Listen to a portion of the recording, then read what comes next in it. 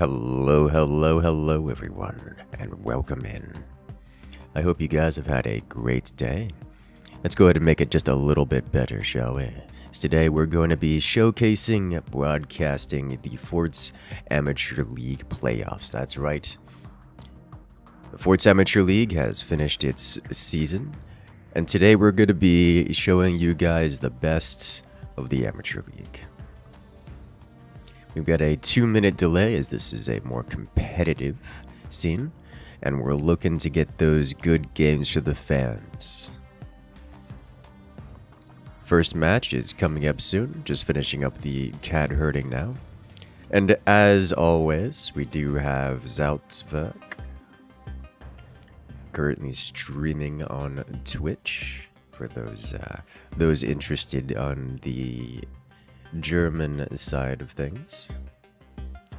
Listen to these very casts in the native German tongue.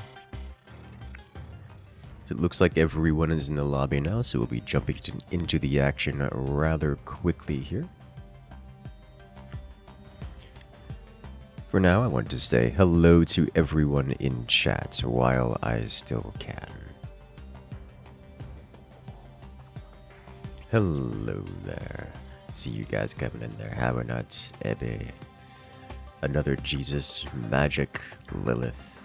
Welcome, welcome. Very lies, epic gamer person. Remember, you guys can always use the bracket commands to get a link to see the bracket for yourselves.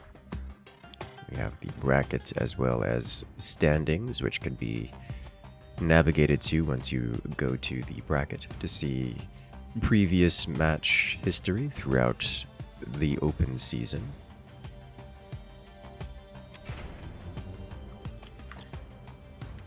We're looking forward to these kinds of things.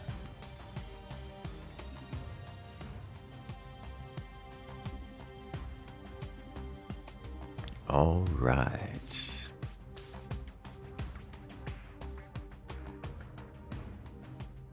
Very close. We just need one more player. And then to finish up the,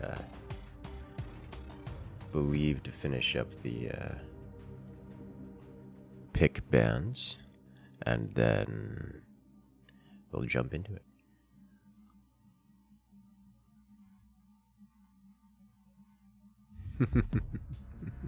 How's it going there, Spy Team?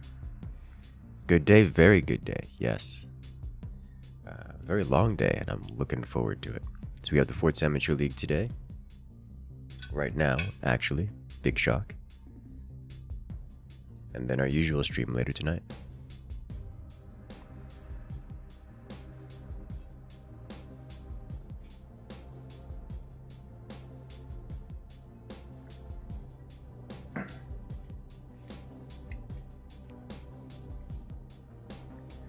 This is going to be epic. Oh, I certainly hope so. We've seen some pretty large skill diversity throughout the playoffs, or not the playoffs, the open season.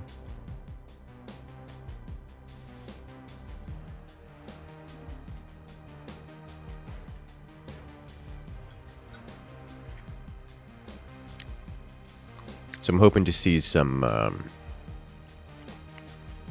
I'm hoping to see some good matches as the teams get funneled to the top.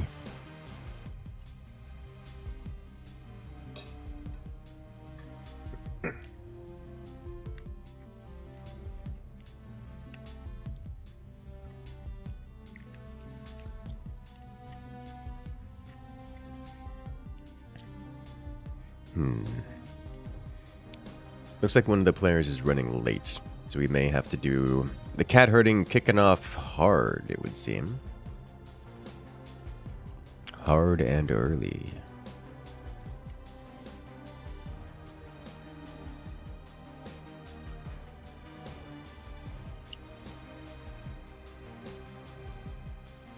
Okay.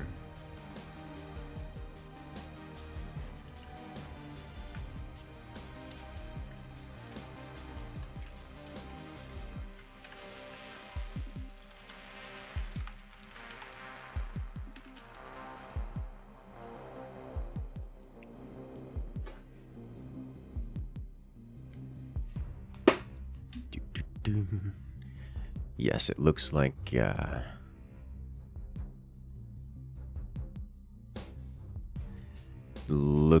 we do have some player management, some cat herding. One of the cats has run off, and we're looking to wrangle them back. No forgetting overlay this time. It only happens rarely. We do have a 2-minute delay though, so good luck letting me know. Because by the time you see it, 2 minutes will have passed.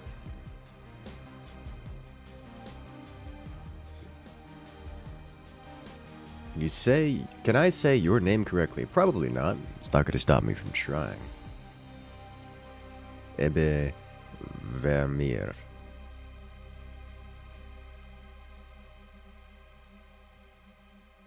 Probably not.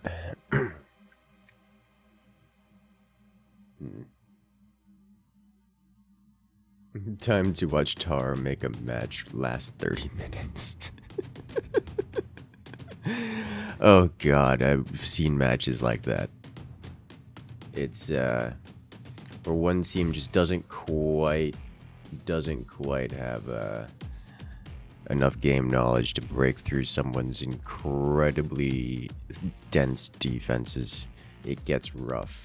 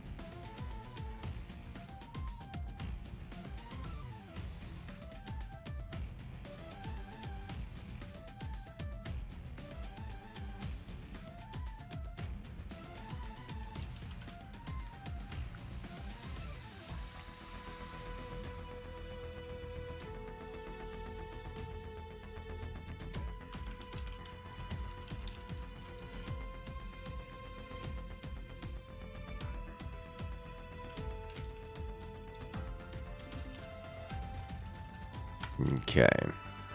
We are potentially looking for a...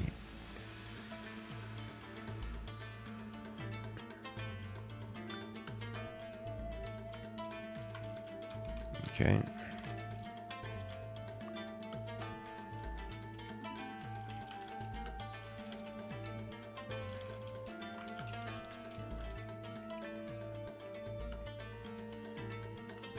Let's see, how many do we have?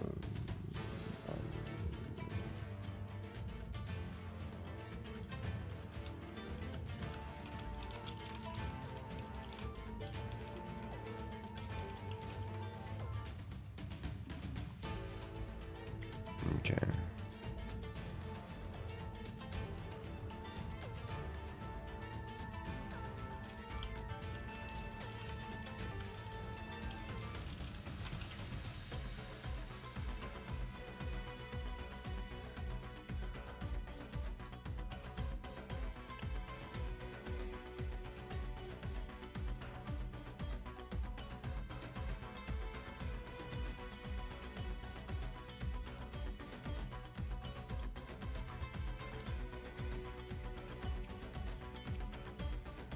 Okay.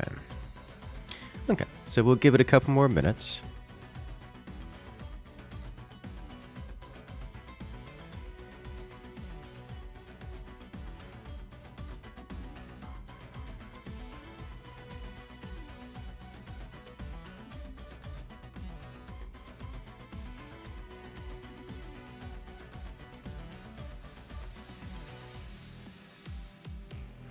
Okay.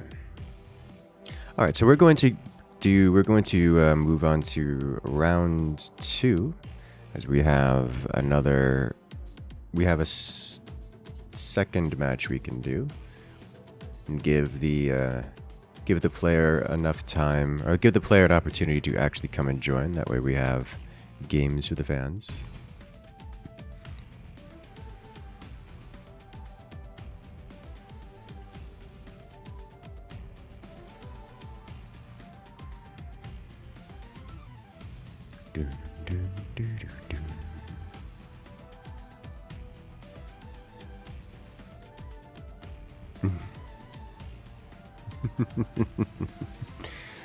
Hello there, Patrick. Welcome in.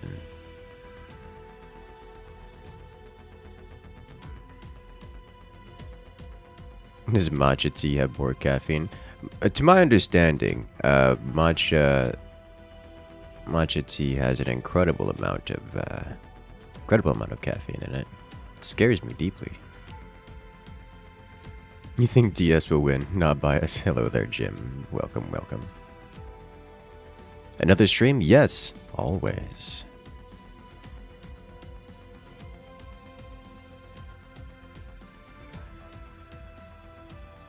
Alright, so we're going to do the second match first.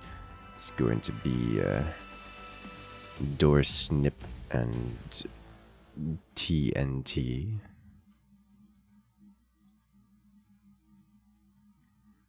All matches played today will be best of 3s, except for the finals, which will be a best of 5. I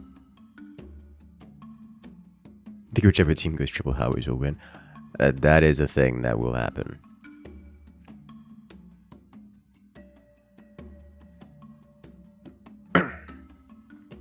At least I'm sure that's a thing that will happen, because that's usually how that works.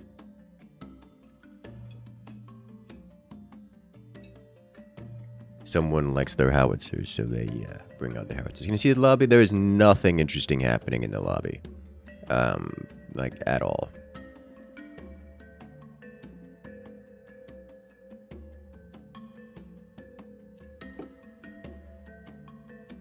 It's 42 barking out orders about game settings. That's the wrong one.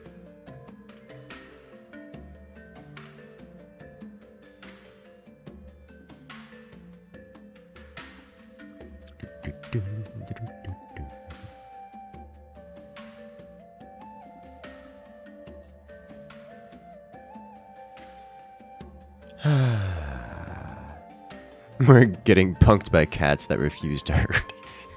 Yes, that happens every so often. That's probably someone who's just still asleep or something like that, pulling an Eaton. Speaking of which, where is Eaton?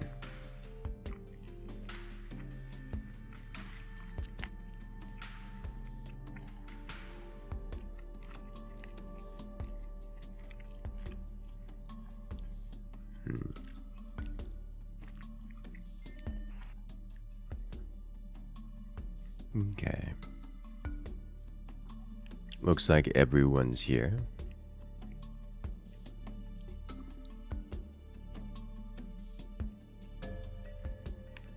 Sending energy from East Germany. Hello there, Klongo. Welcome in.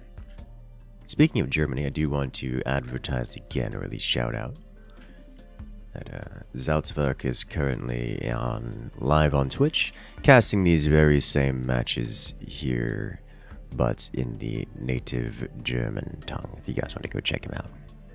I believe Gustigel as well is I see him in the lobby. Let me check, make sure he's actually live. This Gustigel be casting in French. Yes, Gustigel currently casting in French. For those looking to see different languages out in here.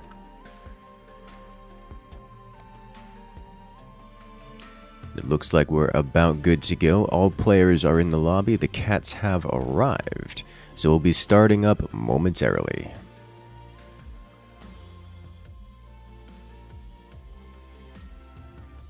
You'll love to see it.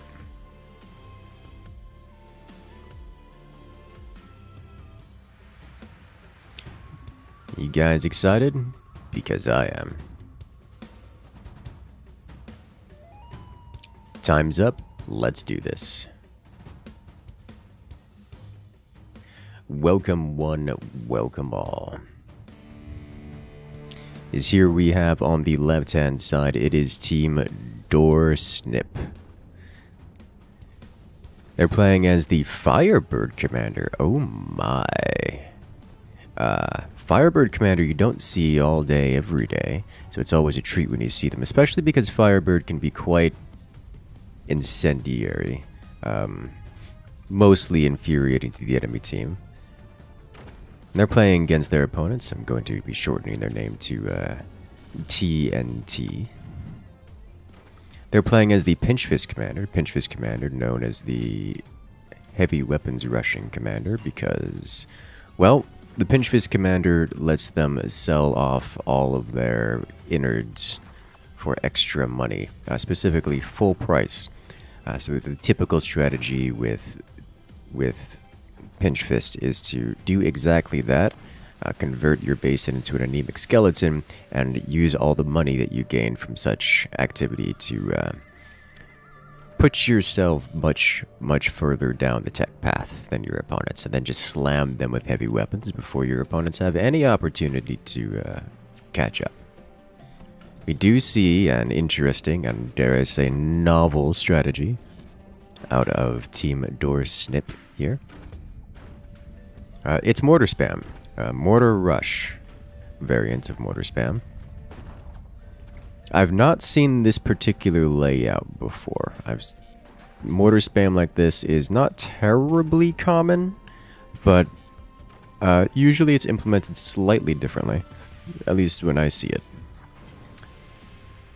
This design looks much faster than other designs, but it also definitely doesn't have the economic and raw power of the other designs that I usually see. The early attack from the mortars is quite effective, it would seem. It's actually done some core damage to TNT's Tiger.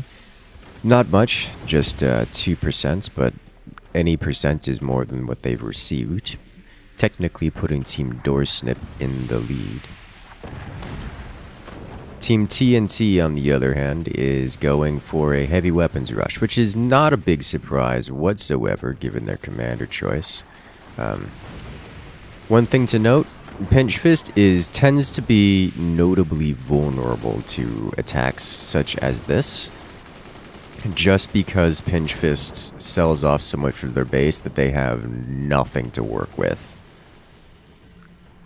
when they start getting hit and pummeled.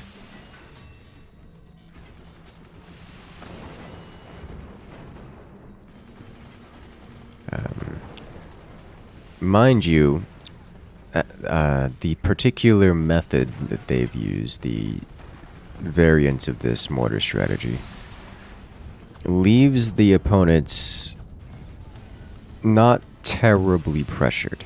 And I say that because, the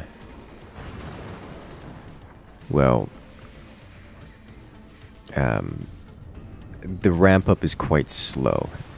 It may look like the opponents are suffering terribly, and they kind of sort of are, but the reality is when you start launching mortars this early, you can't launch them constantly, and you certainly don't have a very high damage hits, like there's no alpha strike that comes with it, which means that if your opponent manages to get anything in front, like even a basic wooden structure, you don't get to break through it.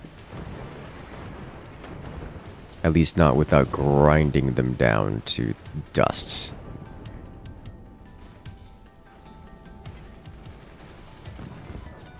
So that's why I say that this is relatively low pressure, because it is relatively simple to get a basic defense in front of it, despite it coming out quickly.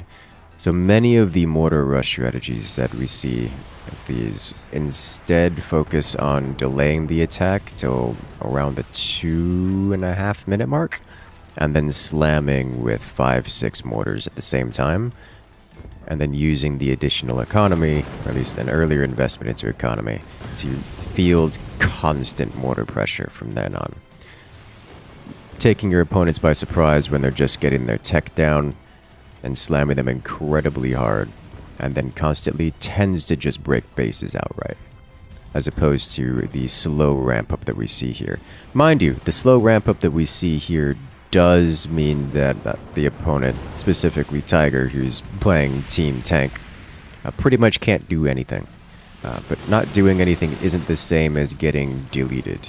And as we see, Tiger here doesn't need to do much because their teammates, Sweep, already has a laser beam placed and 2/3 of the way completed. And well, once the heavy weapons come out, Team Door Snipe gets a little bit in trouble.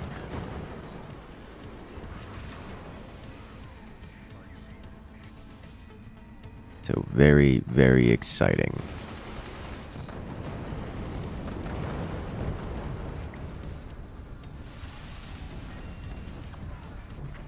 Ooh. This is one of the strengths of Firebird. Just using something like Flak during the commander active ignites pretty much the entirety of the base. And once any amount of machine guns are ignited, they all explode. So, amazing at bringing down anti-air. The laser has been revealed. Unfortunately for Team TNT, the laser full passes through Doorsnip's base without doing any notable damage. Team Doorsnip immediately reacts by reconstructing their base such that it can face tank the lasers.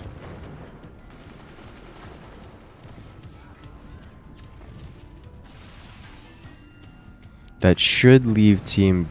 Oh, no. Right before that energy shield comes on, just a second too late, the laser cuts through and wipes out the entire line of turbines and disconnects the flak in the process. That's a devastating hit. That's gonna put Jim here on the back foot for a while. Not because he's in danger of taking damage, just because he has to rebuild his economy before doing anything else, and that's just unfortunate. That means Team TNT is going to have pretty much all the time they want to recover. The plasma beam bringing its fury down from above, wiping out one of the mortar nests. Team Doorsnip needs to change tactics here. They've been completely shut down. If Team 1 figures out where to aim their buzzsaws. Yeah. I think at this point, there's no real good places. Team TNT did place metal around most of their base the moment those buzzsaws came out. So there was like a couple good spots when they were first placed, but that rapidly went away. We saw several times where the buzzsaws were used and just slammed straight into metal, which had been hidden behind wood.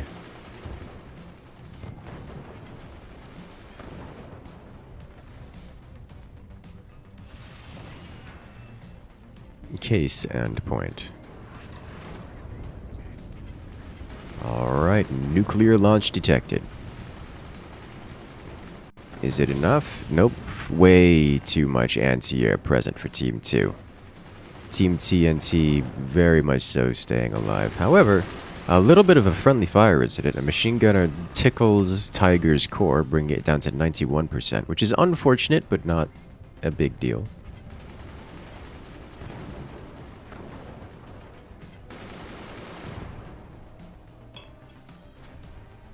The question then is, how do they transition out of here?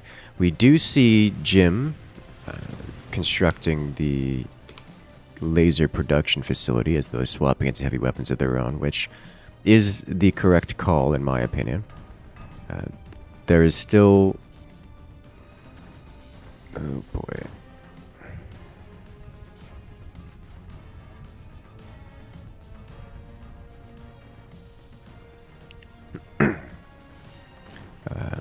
We have Tar here on the other hand, who's kind of still stuck on mortar tech.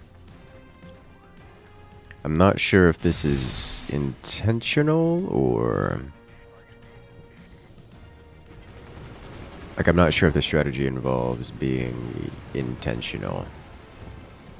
Intentionally applying constant map pressure with the mortars. That was a prime opportunity to use that mortar battery as an anti-howitzer defense.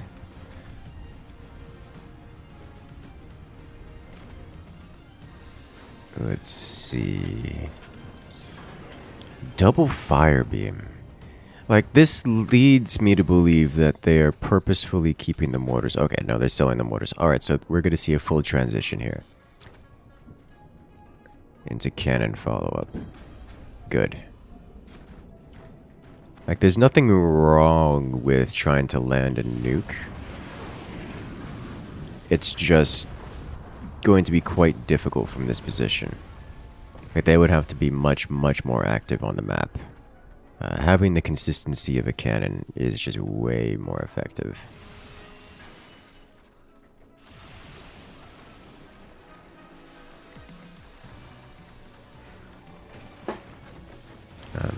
Unfortunately, and unsurprisingly, switching into new tech at this stage of the game really just puts Team 2 at the advantage, which is, of course, the downside of going for an early game play.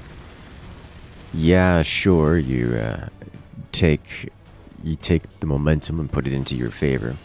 But if it doesn't work out, your opponent just has the same things you do, but more of them, which is generally not a great experience. Oh, that hurts so much. The shotgun getting taken out right as it's being constructed. Look at this. Team TNT even splurging on some minigunners. You love to see it.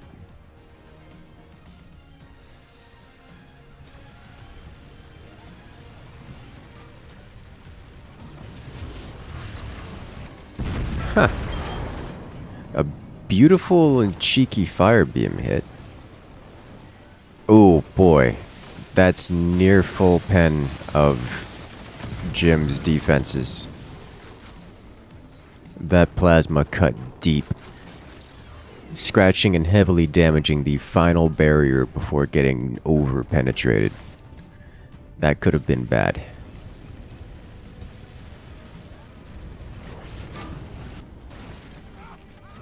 Very close. Firebeam defense is not quite properly set up here for TNT. It keeps their heavy weapons alive, but they will probably want to fix that.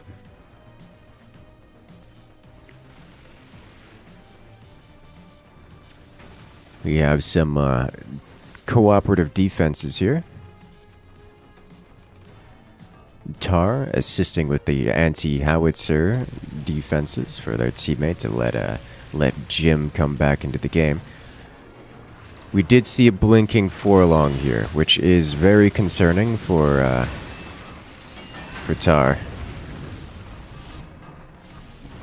If that isn't dealt with carefully, we might have a collapse on our hands.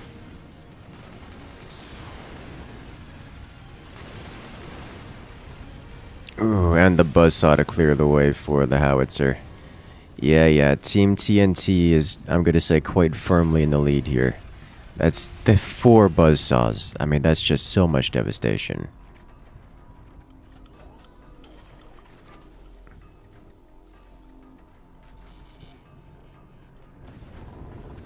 We're coming up on the 15-minute mark, and Tar has yet to place their heavy weapon.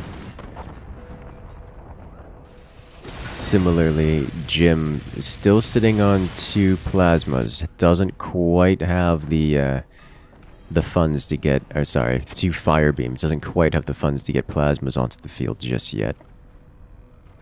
Which is really rather unfortunate, because that just leaves Team Doorsnipe without any meaningful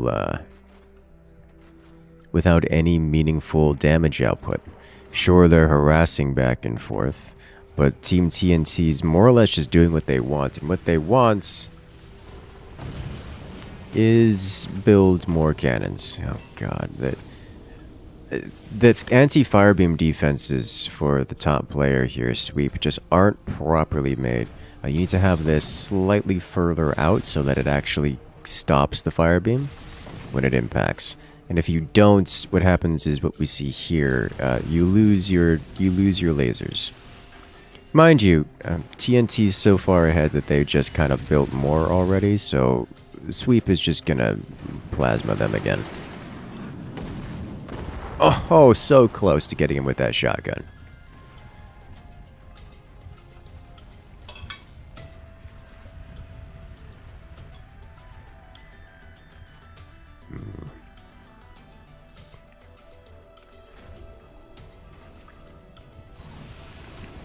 Okay.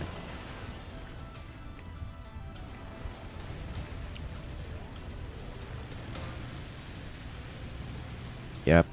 It's fire beams everywhere. Oh! Oh ho ho! Did you see how close that came to pinning? And there's the shotgun taking out the howitzer.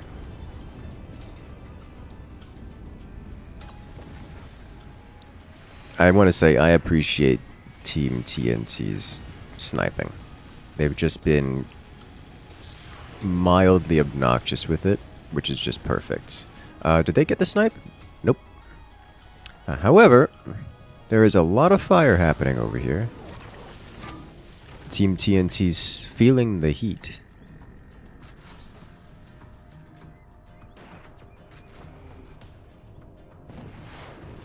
Hey, there's the cannon. Alright. With Tiger having successfully fielded the howitzer cannon combo, we're going to see some massive damage ramping up into Team Doorsnipe. Interestingly enough, Tar here manages to get their cannon up and running before Jim gets their plasma up and running. This is mostly due to Jim being Team Tank for the past short while. While, unfortunately, Tiger seems to have blown his own doors off, which is not usually how you want to treat your doors. But this is the world we live in now. Oh no! The clean pass-through without damaging Tar. Okay. Swing and a miss. Oh, it's a deep Howie hit. Okay.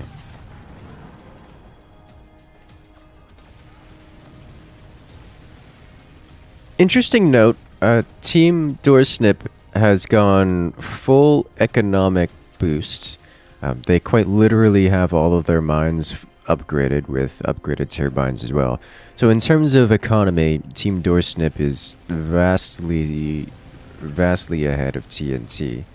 It's just a condition of current status where Team TNT is in the lead.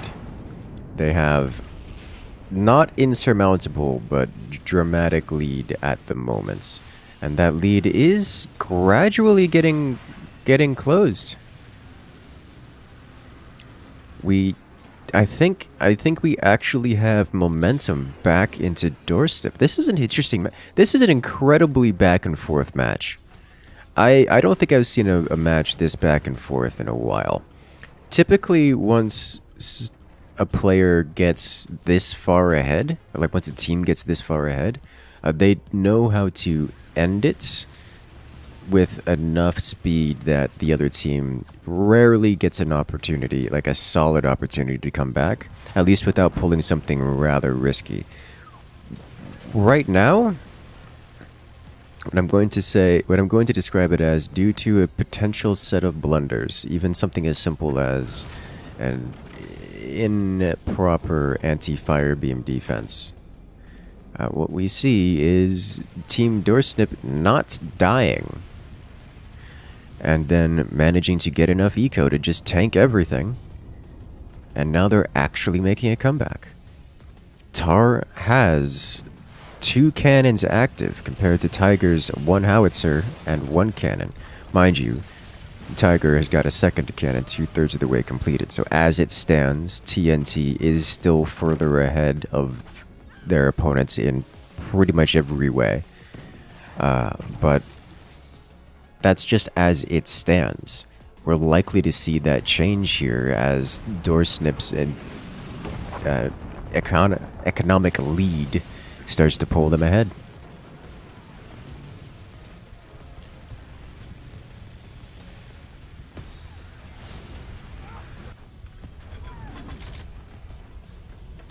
Okay.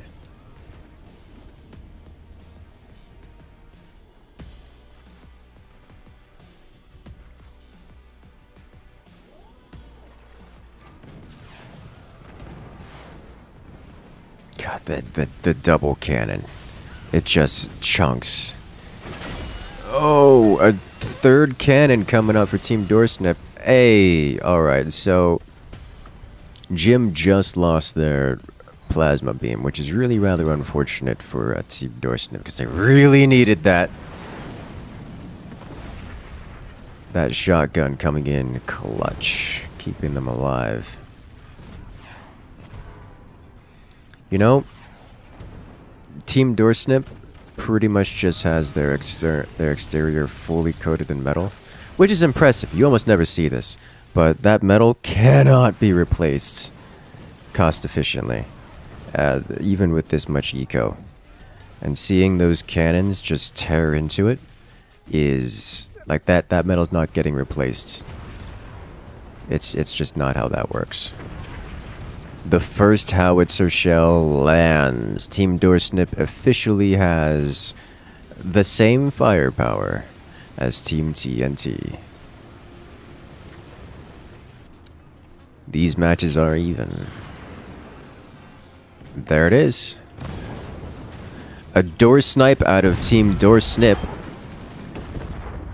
Team Doorsnip officially takes the firepower lead over Team TNT. Mind you, both teams still have incredible amounts of combat power available to them. Oh no, the commander ability running rampant. Everything is on fire. Team TNT's sweep goes up in flames. Secondary explosions, internal combustion everywhere. That's painful. Very painful. Team TNT's sweep top core down to 36%. That's a lot of damage. That's a lot of internal damage. That's going to be a nasty repair bill, and they're going to have to reconstruct all of those turbines, which is not a great experience for them. Okay.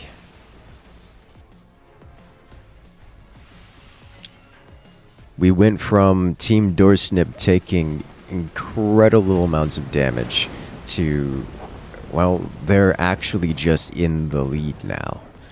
And given that they have a stronger economy, they just are in the better position on all fields across all metrics. And there it is. Collapse. Team Sweep loses their tower, with it a vast majority of their firepower.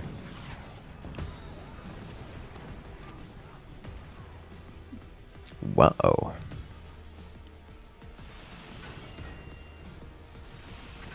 TNT's Tiger, that's TNT's lowermost base, still has a howitzer and 2 cannons.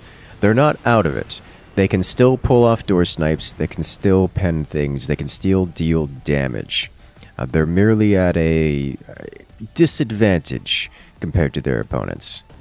As it stands, Team Doorsnip is capable of face-tanking double cannon howitzer combos. So it would require a door snipe if Tiger's going to do anything in a single volley.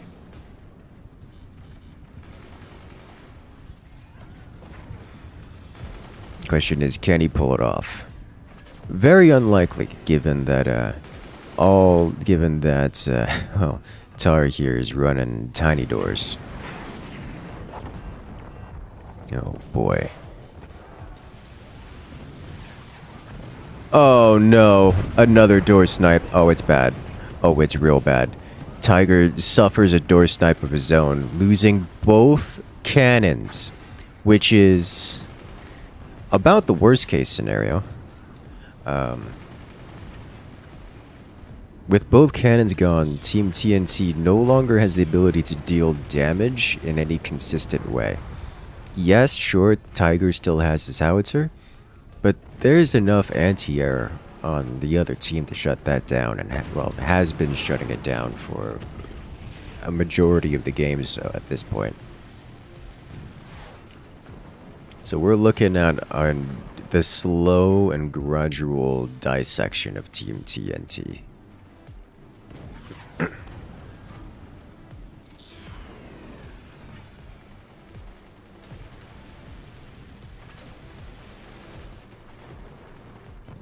Gosh.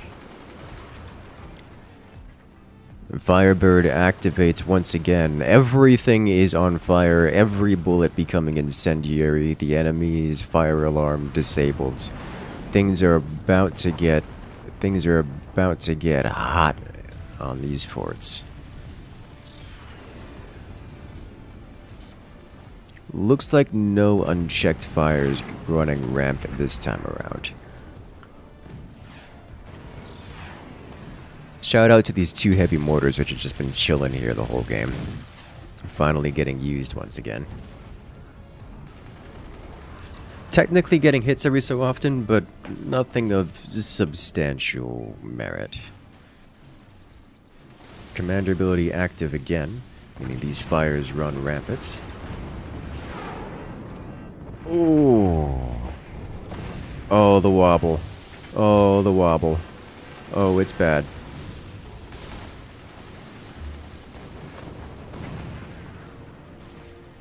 The turbine defense is getting penned once again. Sweep losing most of their turbines as Tiger's taking splash damage after splash damage. His cannon shell after cannon shell being taken apart piecemeal, just grinded down. Oh god, he's even selling his howitzer. Oh, it's a bad time. Oh no. You know it's a bad time when those heavy mortars actually hit the internals. Oh, a direct shot on top of the core. Tiger falls. And with it, Sweep now has to sustain the entire combined firepower of Door Snipe's superior cannonage. 6% core remaining and dropping as fires burn throughout their base. Oh jeez, he's added more mortars. The mortars have returned. Team Doorsnip up to 5 mortars, which are some of the higher DPS weapons in the game. Oh, is that it? Oh, the Firebird just got a little bit too scorchy. And that, ladies and gentlemen, is the end of round 1 in this best of 3. Good job to team. Good job. Team Doorsnip.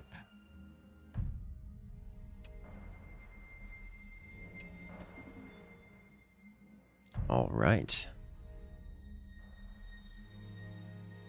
Well, that was exciting. A longer match. I know that we were joking earlier about matches going 30 minutes. I didn't actually expect them to go 30 minutes, but that was quite good.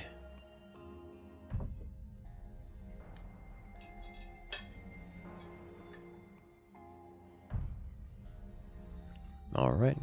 As we adjust the settings for round 2.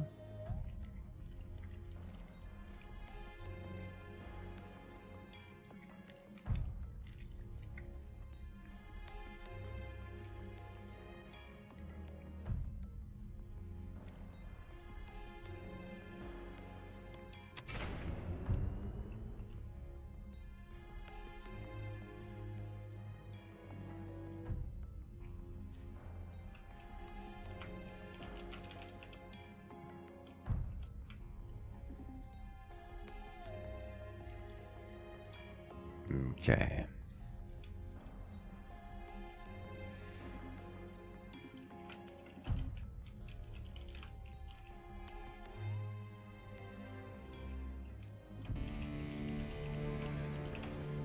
Let's do this. The sides have been swapped, as here we have on the left-hand side Team TNT playing as the Spook Commander. Spook Commander, one of the more powerful commanders of the bunch, grants vision into the opponent's bases, as well as steals some of their hard-earned monies. At this level of forts, the vision into the opponent's bases tends to be less valuable than merely stealing their cash flow. But Team 2 is going to have substantial cash flow because they are because Team Door Snipe here on the right-hand side is playing as the Pinch Fist Commander. Pinch Fist Commander, the same commander their opponents had in the last match. Very well known for its economic restructuring in the early game.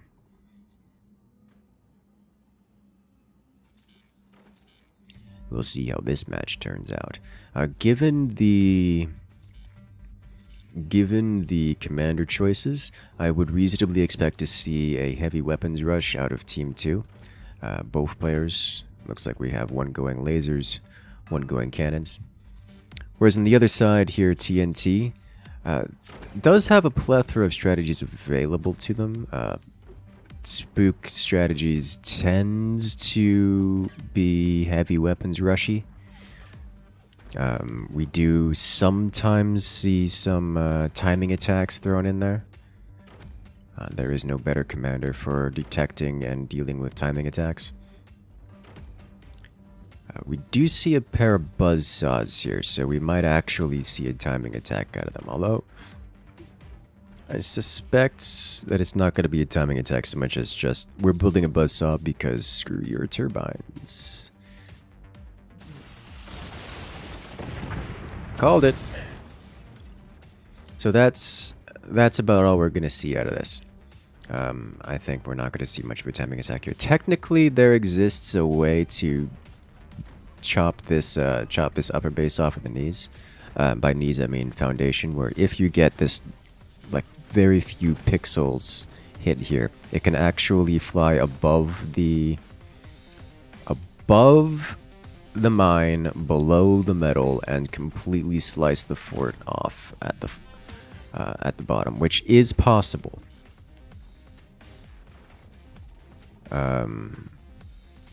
It is possible.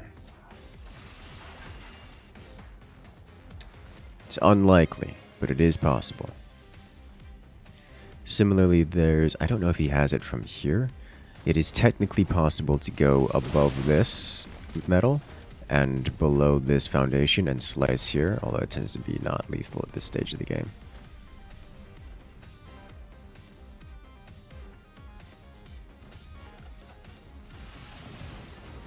Okay. Looks like Buzzsaw is just keeping their opponents, keeping them honest more than anything else. Which is a good thing to do when dealing with Pinch Fist, because Pinch Fist is not honest. Not usually, at least.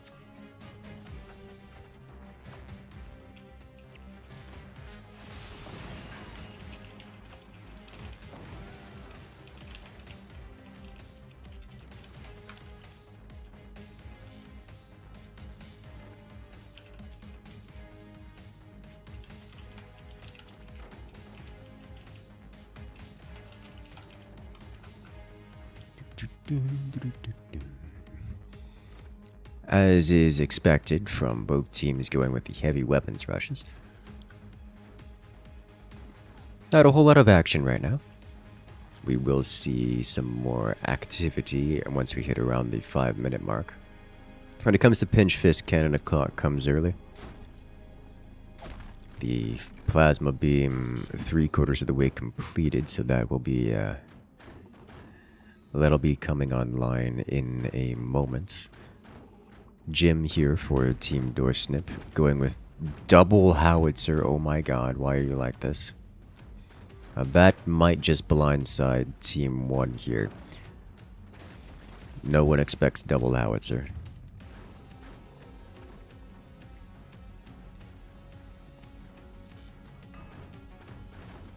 Oh boy.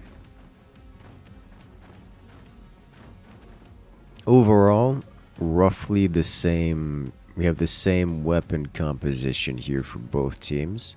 It's just that Team Doorsnip is somewhat ahead of the build order, owing to the pinch fist bonus, compared to Team TNT, which just isn't as far ahead. That's all there is to say about it. Swing and a miss. First fire beam goes wild. Second fire beam slashes straight into an energy shield. The door snipe has begun. Door snip loses their plasma beam to a door snipe, which is not the world you want to live in, especially when your first shot didn't do any real damage. That's going to put Team TNT in a notable advantage here. Losing your weapon this early on just sucks, to put it lightly.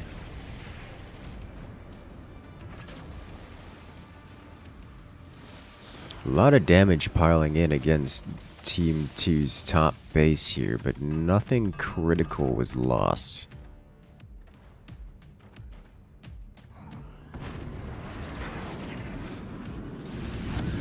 Oh, that's a good combo. And just as importantly, that opens up the base to getting some internal damage in there.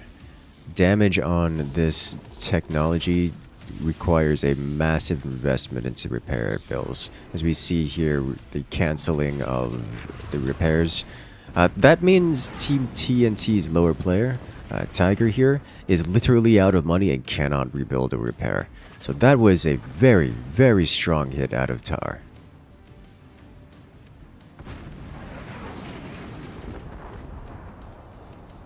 Well, Tar and Jim.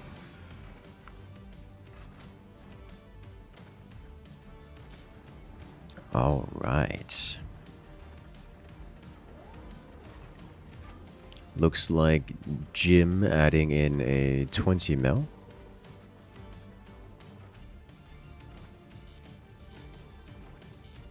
Team Doorsnip really needs to be landing some howitzer shots if they want to keep up in this game, because as is they are on the back foot owing to getting door sniped a few times. Tar, for example, has no active heavy weapons, so they're pretty much just taking hits without even threatening to retaliate. Sneaky cheeky laser from below.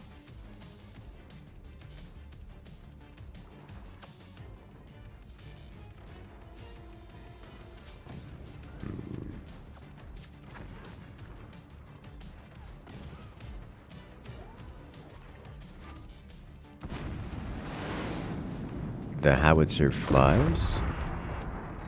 Oh!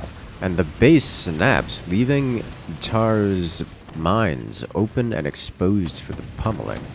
I'm actually kinda surprised we didn't see a quick retarget from Tiger onto the exposed mines, because getting a hit onto those mines and wiping them out would actually just be a win condition for Team TNT here. But not taking advantage of that opportunity will give Doorsnip the chance to recover. Perhaps they'll go for a second time. No, it's not going to. It's not going to work out that way.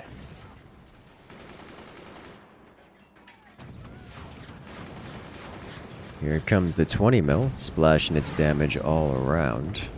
The howitzer shell's still getting taken out, near consistently at this point. Jim's defense is getting penned, taking some damage on his internals, but nothing catastrophic.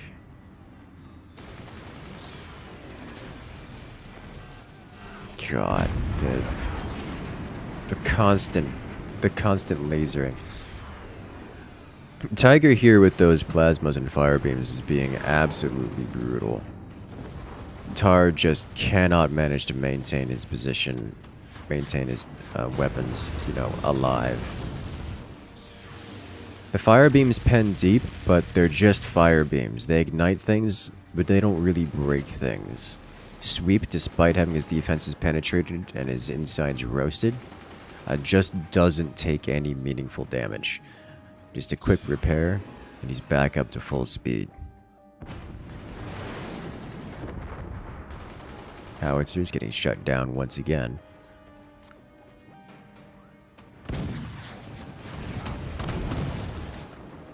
Double cannon out of sweep. Uh-oh. Oh, that's a lot of damage. Is it collapse? It crumbles!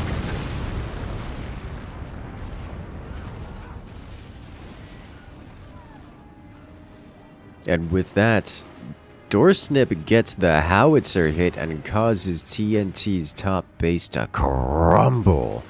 What went from looking like Team TNT had an advantage in this match to just taking massive damage and collapsing under the weight, crumbling like, well, crunchy toast. It just, the whole thing just fell down and well, there's not even a single strut left. That's really unfortunate for Team TNT here.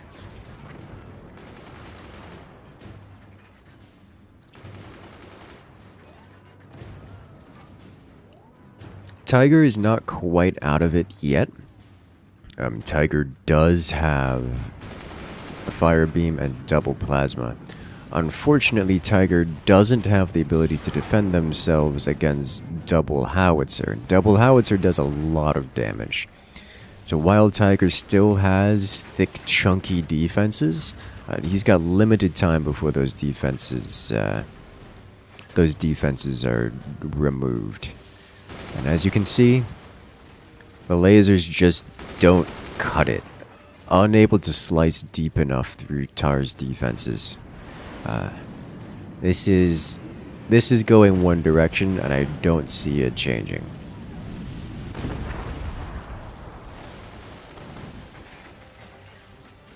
This TNT just sacrifices chunks of their base in exchange for time.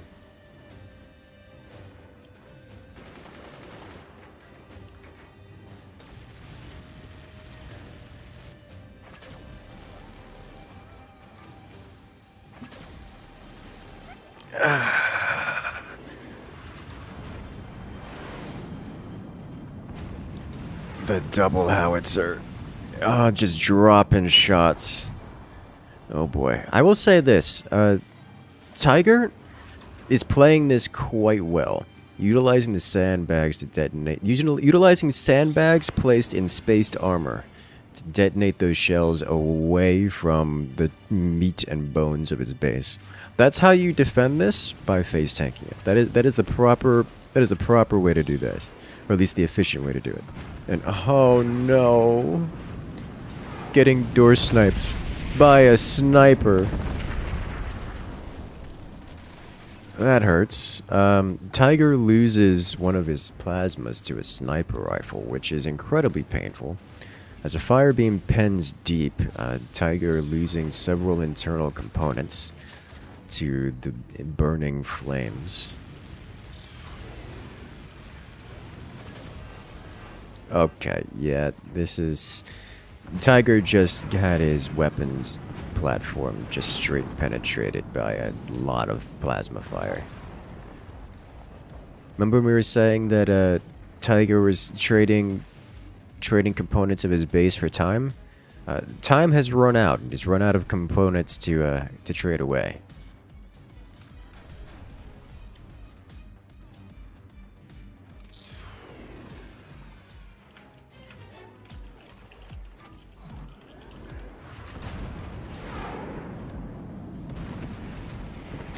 Oh! Self-destruction. Jim eats one of his own howitzer shots, and with it almost takes his entire base with him. That was a lot of recoil. But it looks like Jim has had enough of this whole TNT still having a base thing. He's decided to build 3 exposed rocket launchers. That's a quick way to end it. Howitzers can be kind of sort of mitigated. There's no mitigating rockets. You either shut them down. Or you explode. And it looks like explosion is the outcome here. Well played, well played. Team Doorsnip is winning this best of 3 in a 2-0. I'd say it's a clean sweep, but well, that sweep was anything but clean. That was a great set of matches. You'll love to see it.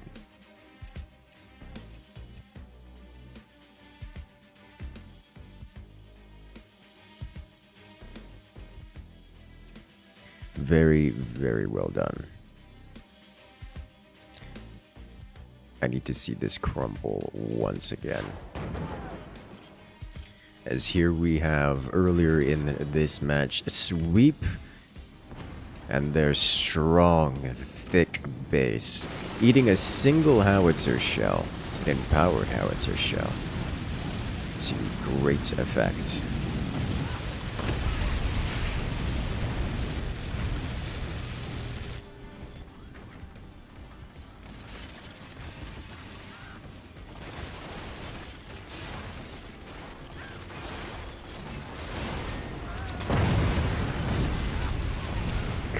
So pretty. The way it just crumbles. This makes me happy. This makes me happy on the inside. Very, very well done, Team Doorsnip.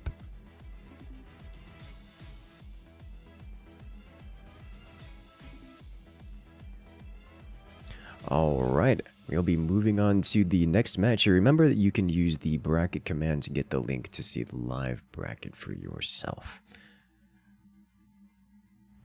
Good job, Team Doorsnip, moving up to the semifinals.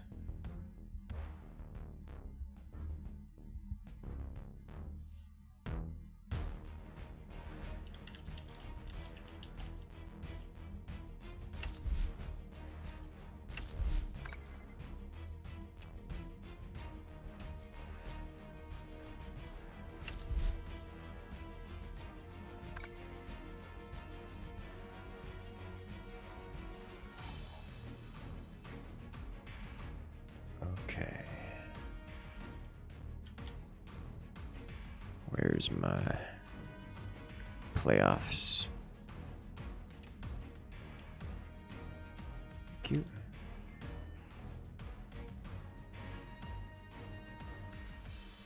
Let's go.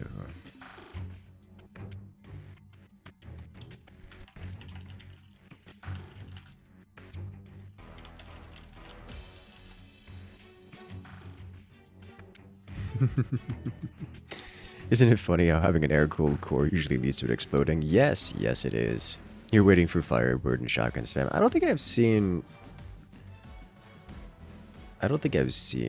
Firebird shotgun spam.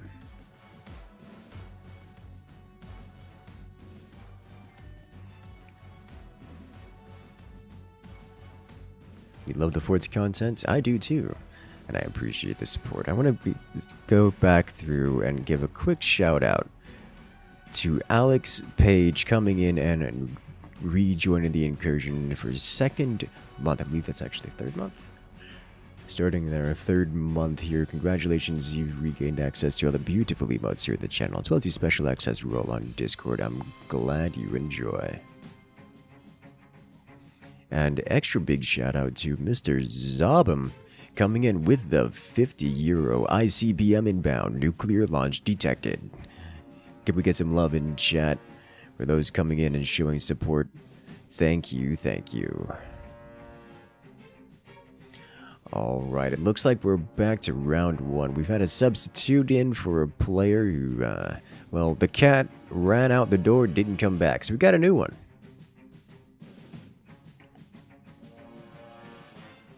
As we'll be starting this next match soon.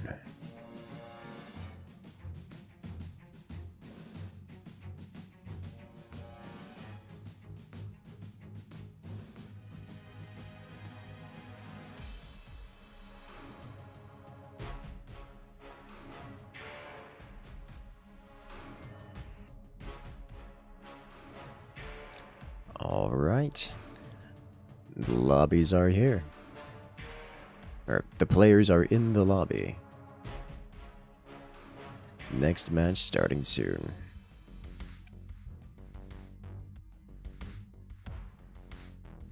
Wait.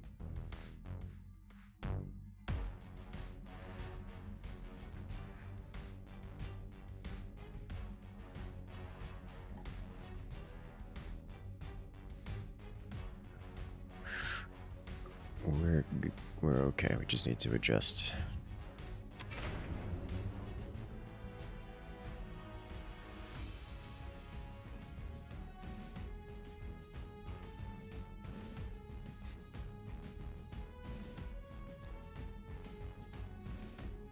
Sweet. All right. So next up, we will be the next match going for this next match upcoming will be Team Banza versus Mephisto.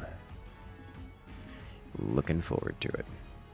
As we are starting right now. Time's up. Let's do this.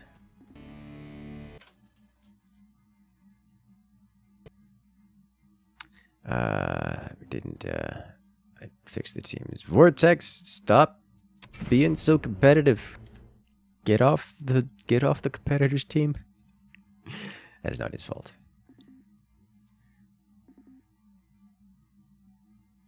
Let's do it.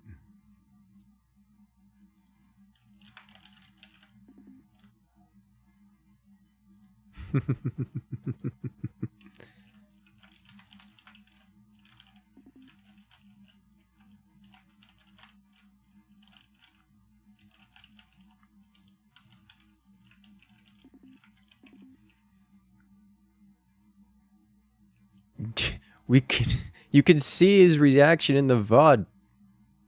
Why are you like this?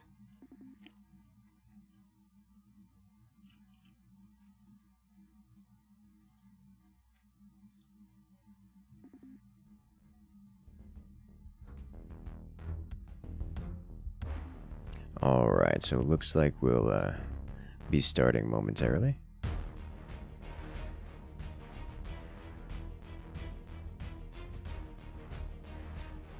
Give us another moment to readjust game settings, and we'll be jumping right back into the action.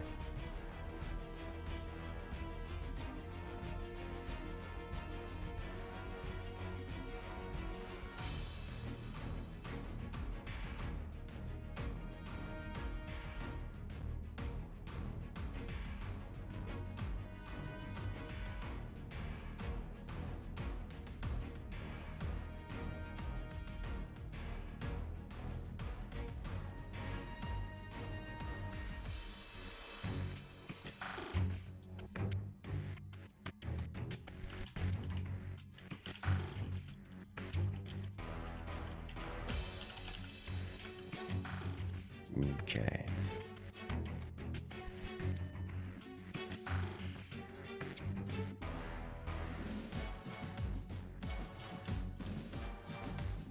Time's up. Let's do this. All players ready, the match is made, and we're jumping right into the action. And we're off. Here we have on the left-hand side is Team Banza. Playing as the Overdrive Commander, they get access to extra fast upgrades and a little bit of eco boost along the way. You'll love to see it. Facing off against their opponent's Team Mephisto. Playing as the Pinchfist Commander. Pinchfist Commander, you know it, you love it. It's the heavy weapons rush commander with anemic bases and good old-fashioned, very fast starts. We're going to see what I can only assume is going to be heavy weapons out of them at the 4.5-minute mark. Team Bands, on the other hand, actually has some more options. Overdrive is a strange commander, and that is kind of bipolar. Because of its economic boosts, they often fit well for later gameplay, but also because of its upgrade boosts, they fit well for early gameplay because upgraded weapons coming out faster with a small eco boost to keep them going makes for quite a devastating early game push. We don't often see this commander at the higher levels just because it's difficult to make it work in a 2v2 scenario outside of doing a nuke rush kind of deal. So we'll see how they actually get this one to work. It's looking like they're going for what I'm just going to describe as a standard heavy weapons play. Likely with high eco option.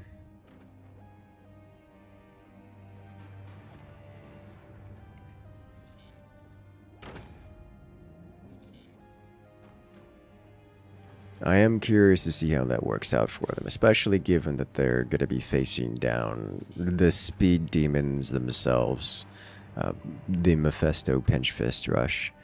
For perspective, we get to see the top base here with their munitions plant, their cannon production facility, 3/4 of the way completed, whereas Banza's heavy weapons facility is only 1/3 completed. So that's definitely advantage in speed to Team 2 here. This man's going crazy with the big and 4 long braces. He's getting that extra stability behind.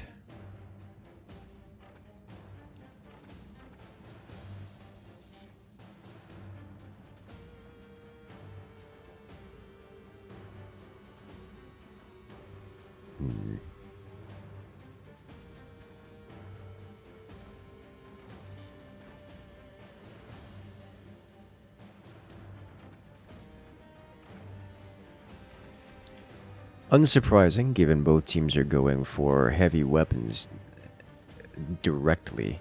We will see another minute and a half or so of very little activity. Unlike some of the AI matches, or should I say all of the AI matches, or even the Forts Pro League, upper tier Forts Pro League matches, we're not seeing a whole lot of harassment.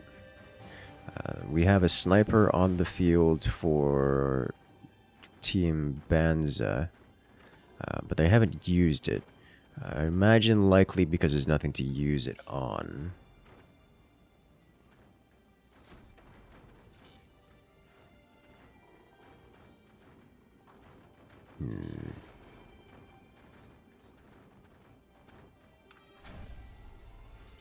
Okay. It looks... this is where the differences in strategies start to appear. So we see here the upgrade center coming out for Team Banza as they're upgrading their mines. They've done this instead of getting heavy weapons on the field. On the other hand, we have Team Banza, which has multiple heavy weapons finishing up right now. So that's gonna put some perspective into it, as Team Banza here has no heavy weapons even under construction, while Team 2 literally has them completed and is firing right now. Question is how much damage they deal, and the answer is nothing. Slamming that cannon directly into a full beachfront worth of sandbags. The plasma beam fire beam combo also similarly does nothing. Hitting and slamming directly into a thick chunk of wood, not penetrating deep enough to do any damage whatsoever. Given that Team 1 has focused entirely on defenses, they're likely going to want to focus their fire here rather than pick away at the exteriors. I say that as if Team 1's top player didn't just lose literally all of their turbines to a single cannon shell. That's generally not how you want your defenses to work, but that's the world which they live in now. Team 1 still hasn't placed weapons of any kind. Instead focusing on just constructing even more defenses. This is the time when Team 2 needs to start questioning what they're doing. Because if Team 1 hasn't expressed any interest in firing back, there's nothing stopping you from ramping up the pressure whatsoever. And you kind of need to ramp up the pressure, because if your opponent is just sitting back, taking hits, and not breaking, you're going to have a problem when they eventually decide to fund some weapons of their own. This also leads to an interesting discussion, because energy weapons are not good at breaking bases in general. They're more of a sniping out individual components kind of deal. And given the sheer girth of the forts here on Team 1, we're not going to see a whole lot of great use out of these plasmas, at least not until Team 1 builds and fields weapons of their own, leading to an opportunity to door snipe. So I am curious to see how Team 2 reacts to this, because they desperately need to ramp up the firepower. Like, get a howitzer in there, get additional cannons in there. The lower player probably needs to swap to something like a nuke. I think they agree. However, due to their selling off of everything, they have to restart their tech tree, which they've already started doing. They've already placed and just about finished their tier 1 tech once again.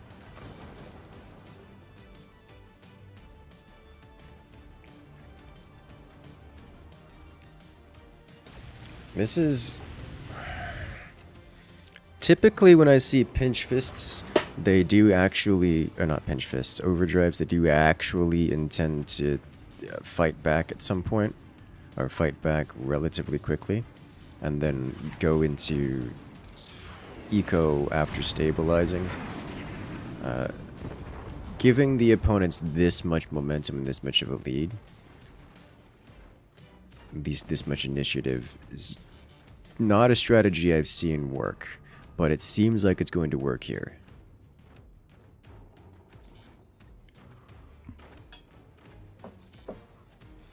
Because, well, Team 2 just doesn't have the firepower to come close to cracking Team 1.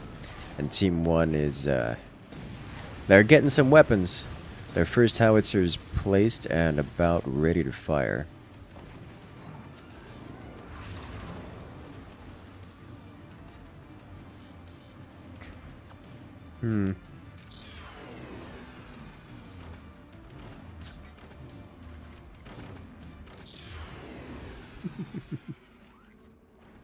Shout out to the turbine defense.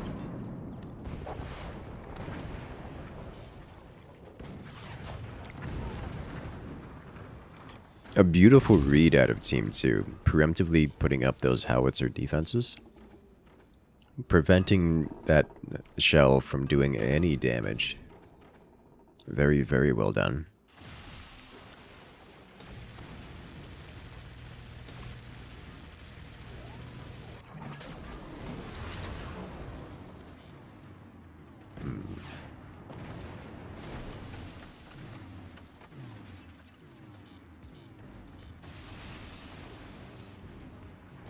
Here comes another round. Howitzer defense getting used once again. The ablative style howitzer defense is very effective, but only works to a certain degree. It's entirely mitigated by a buzzsaw or a second howitzer shell. It's time to start pounding, it seems.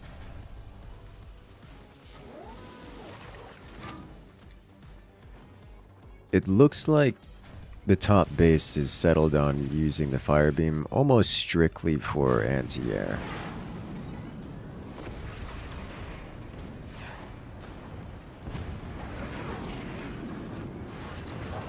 Oh no, yep. Well, the second howitzer went clean through because that's how the second howitzer do. Straight up wiped out every single laser weapon and Mephisto's lower base, which is just really rather unfortunate. Here we see Tony, Mephisto's top player, with 2 cannons, about to finish up a howitzer as well.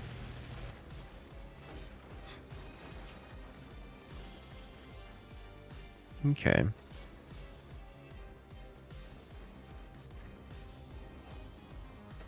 Once that howitzer comes online, they may actually have the firepower necessary to just break down Banza's defenses.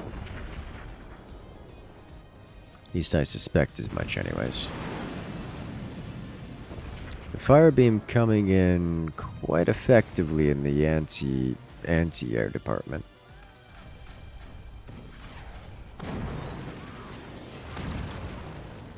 God, the exposed laser here just hanging out. All techie and out there. And not dying is anxiety inducing.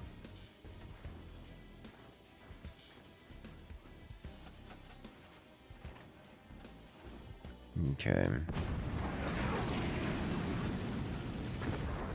Oh, it landed. Oh, it's bad. Oh boy. The howitzers coming out from Team Banza are making it across the field and doing incredible damage.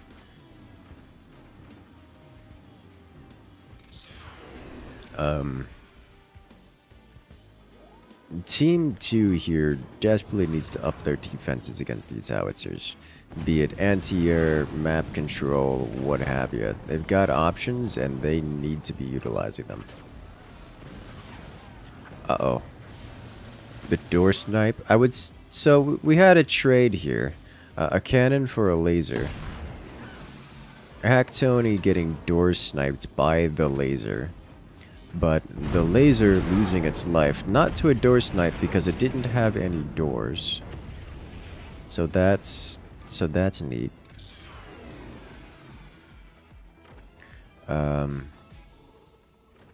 Could have seen that one coming a mile away. Alright, so they need to deal with that shotgun. You've got a sniper. You need to prod at it. You've got a buzzsaw that would be useful. I understand full well that Team Mephisto doesn't have information as to what that tower looks like. But they need to be prodding with it. They need to be prodding it up.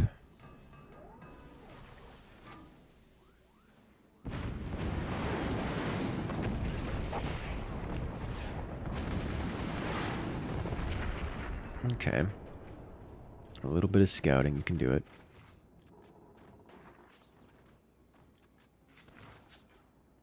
The turbine defenses. Why are you like this? Alright, hit it with your cannon or something. Just blow it all up. Interesting note. Tony up here has replaced his once lost cannon with a howitzer. Ooh. Yeah, okay, so he took out the the plasma beam there. Again, it had no doors, which is kind of went away real quick.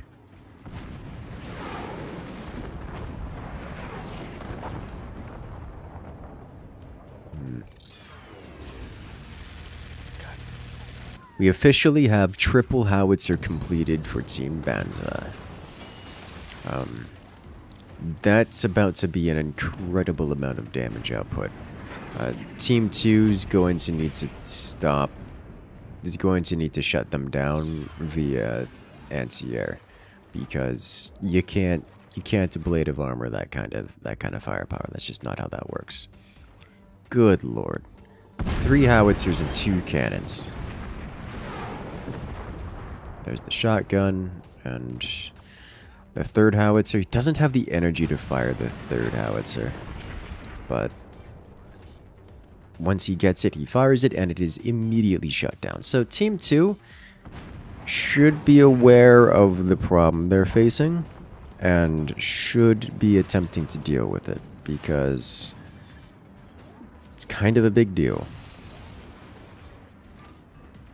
Kind of a very big deal.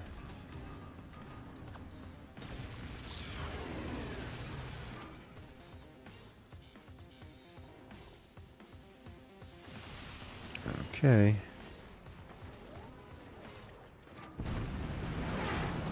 And howitzer down. Howitzer 2 down. Howitzer 3 down. Perfect. Perfect defense out of Team 2.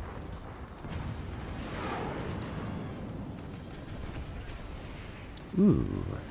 Nice hit taking out their tower once more. Team 1, their top base has again been stripped of all things weapon-shaped. So while they're quite thick, they're quite thick, got more eco than the opponent. They've got nothing to show for, at least nothing which can deal damage, at least. The big concern is that the lower base here, now rocking out at 3 howitzers and 3 cannons, which is... You can't be taking those kind of hits from that kind of stuff. Mind you, Mephisto has had enough of Team 1 being defensive and decided to build 3 rockets that is just going to end the game. That's all there is to it. 2 volleys later, Team 1 has lost a howitzer and 3 cannons, and is shaping up to lose more.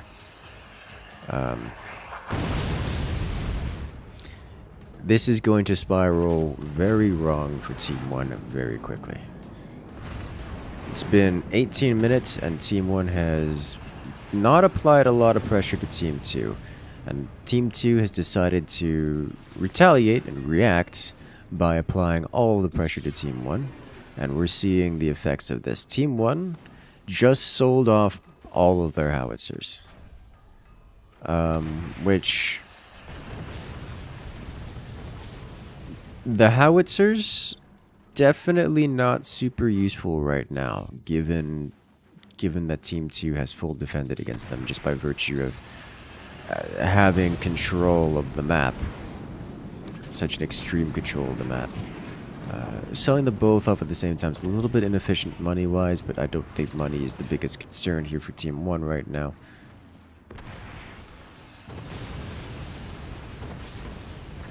There they go. Looks like Team 1's investing into some machine gunners to stop those rockets from coming through, but Team 2 kind of sort of just owns the map control. So those rockets are still landing, and the machine gunners in Team 1 are getting slaughtered.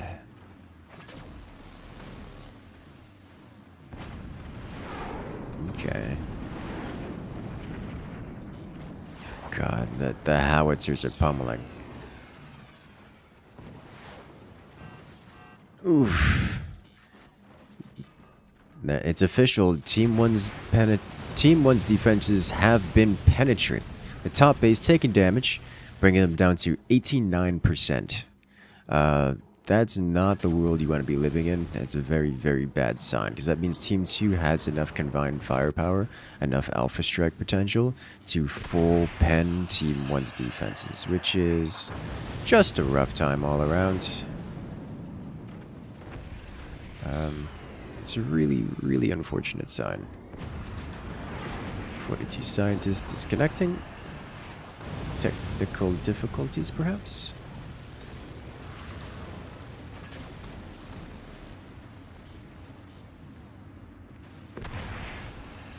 Ooh, the desperation dangle as the rockets fly home once more. Ooh, a door snipe. Nice.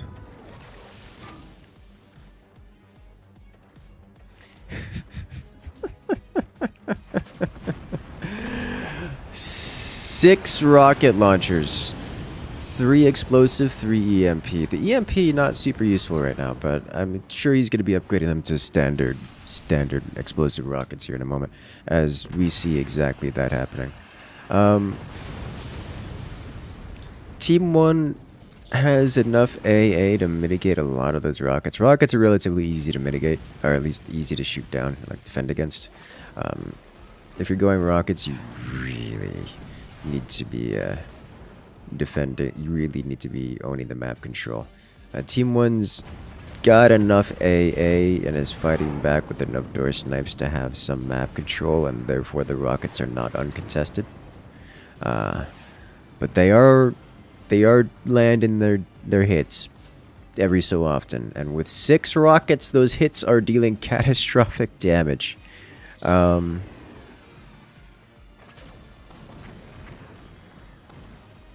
Let's see if they can keep it up. Oh, God. Team 1's cannons, he's got 2 active cannons, has 2 more under construction. If Team 1 manages to get those cannons actually operational, they could bring themselves back into the lead here.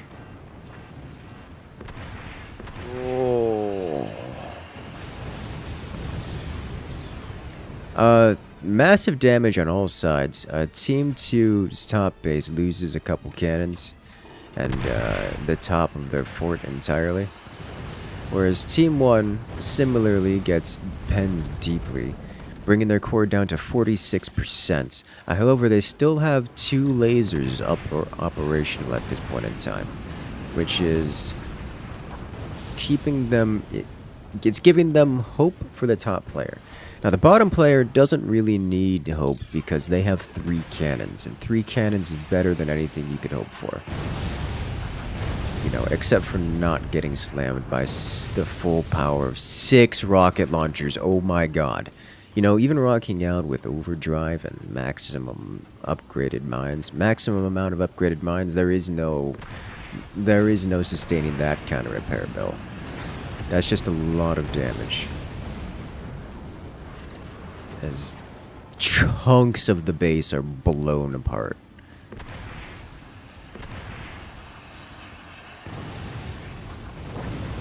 And there it is. Banza loses their lower player to the combined firepower of 6 rockets. Oof.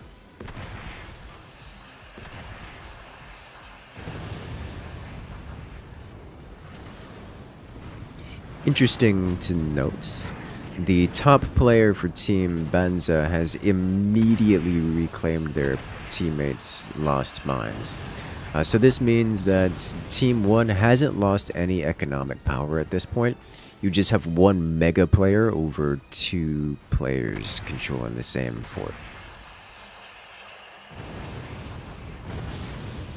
Unfortunately, at least unfortunately for Team 1, owning the entire world with of economy doesn't save you against 6 rocket launchers and two howitzers.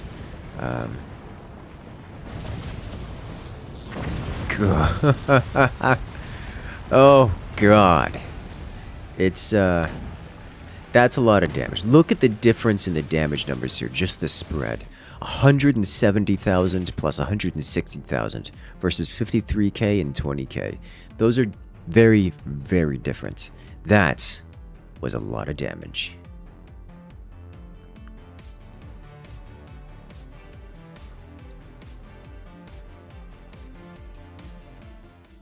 Well, that was a nice match. Talk about a punching bag. Very good punching bag at that.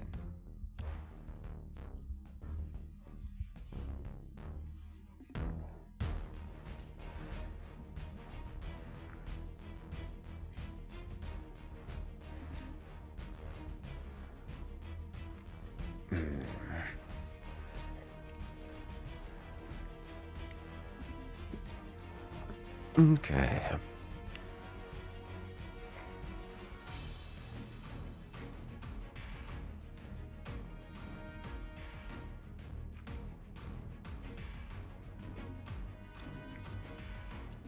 It'll be a minute here before we move on to round 2, as we have to readjust the settings here.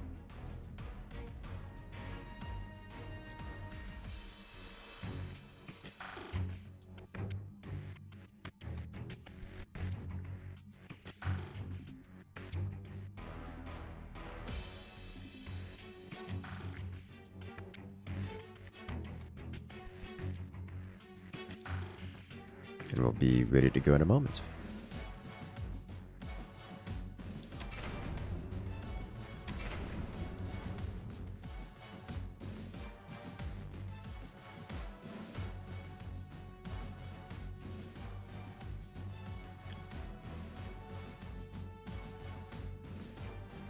God, there were so many rocket. I don't think I've ever seen 6 rocket launchers in a Forts Pro match, or like any of these league matches. That's just, no one lets that happen, and also no one survives long enough to let that happen. Like, you never need 6 rocket launchers for anything. Like, there's just, your opponents never get the opportunity to survive 3 for long enough to bring 6 out onto the field. I'm pretty certain that's just not happened before. And I'd love to see it.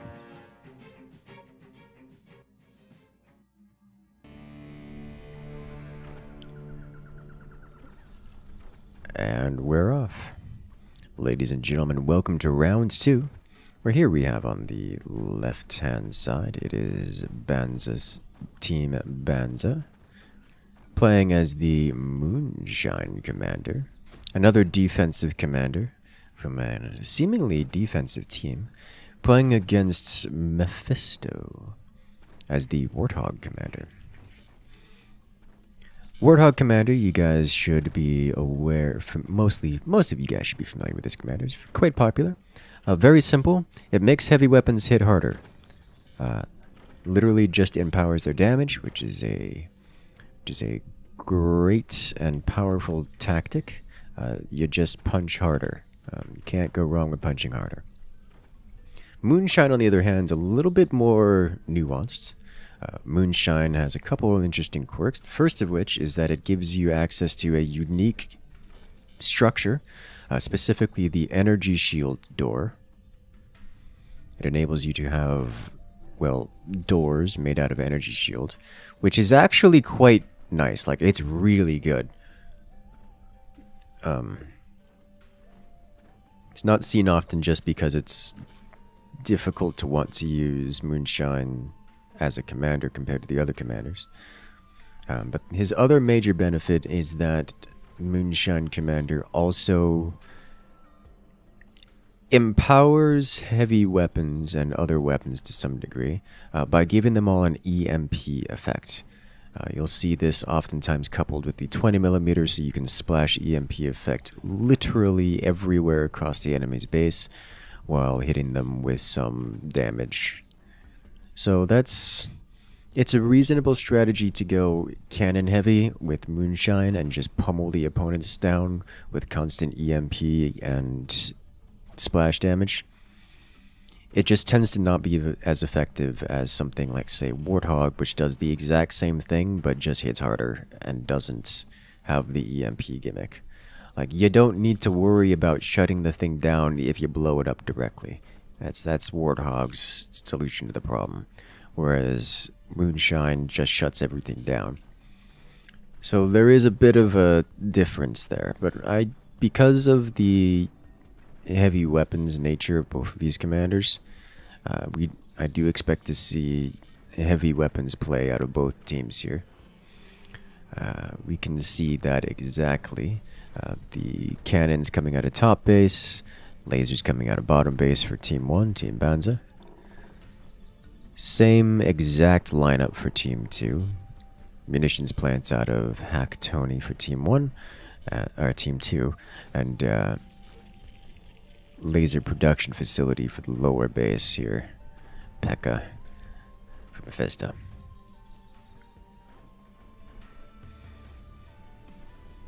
Looks like both teams, both players, or should I say all players involved, are roughly on the same pace as well. But wait, we actually see a divergence in strategy. Team 2's laser player is going for Fire Beam, Plasma Beam, whereas Team 1 is going for Fire Beam and... is that going to be double shotgun? Oh no, double EMP. Oh god. Why are you like this? That's a decision. There's also a divergence here for the top base, delaying their cannon by like something like 40, 50 seconds.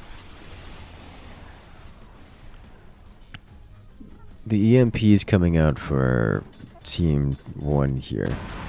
We'll successfully hit and delay the opponent's, all of the opponent's things actually.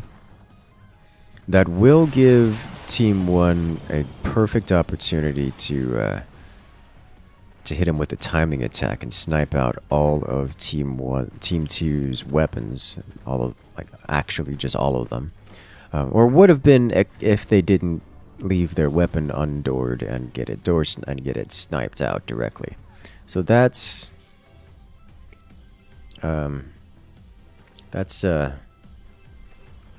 not great, as it seems Team 1's just lost half their strategy here, or at least half their opening play. Whereas Team 2's weapons are about to come online, about to get real punchy.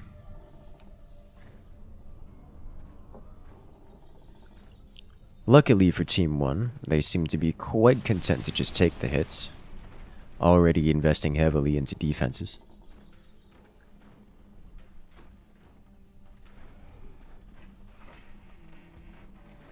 Last time they were able to take the hits just fine.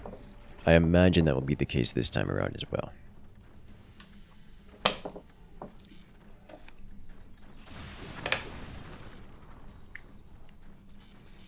It does make me wonder if Team 2 is going to get aggressive even faster, because it seems that Team 1 looks to be very defensive once again.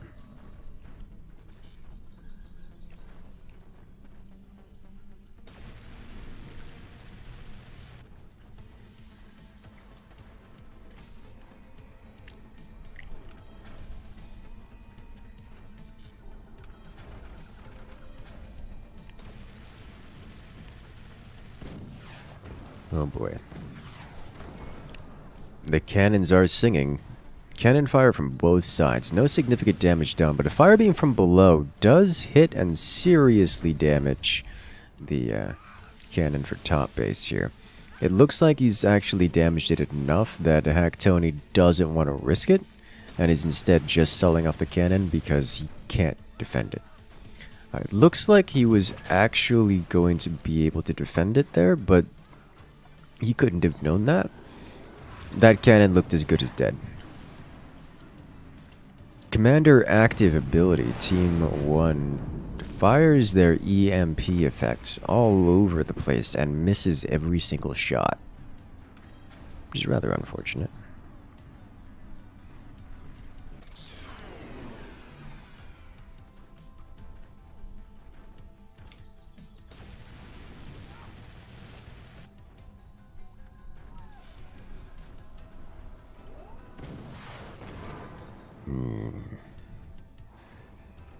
Cannon fire exchange. A quick shout out to guest appearance from Energy Shield Door. That is in fact a full-fledged energy shield, which is also a door. We'll get to see it in action here in a moment, I suspect. Oh ho ho! Empowered plasma. That's what empowered plasma does. You don't need to EMP your opponents if you just blow them all the way up. That's the Warthog motto.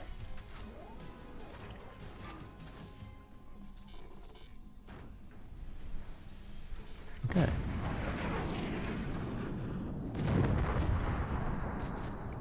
There you can see the energy shield door doing energy shield door things, actually coming in quite effective there.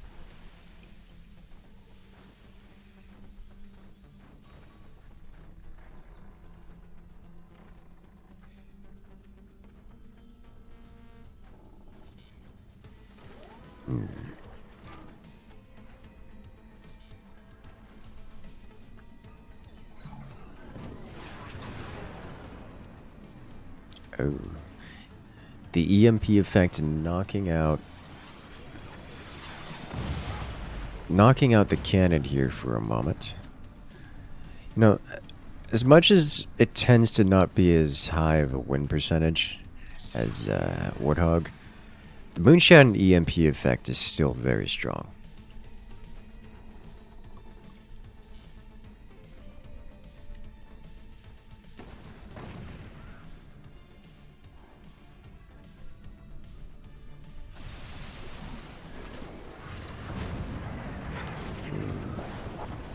Oh, and that's it.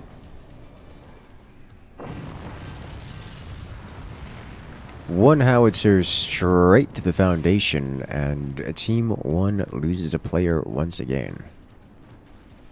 Okay.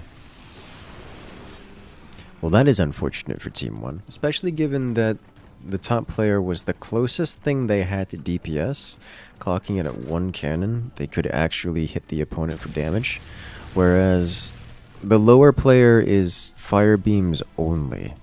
Fire beams, as good as they are for suppressing the opponent, really have a hard time breaking bases.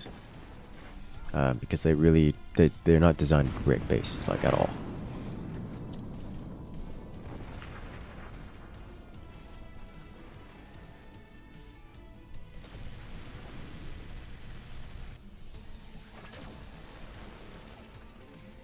All right.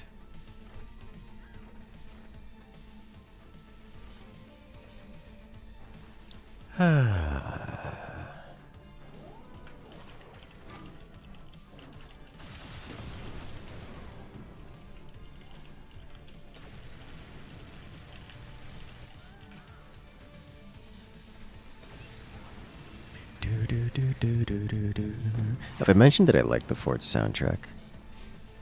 It's very good. Talking about the soundtrack here because Team 2 hasn't yet finished ramping up their firepower, and Team 1... You know, I'll give credit where credit is due.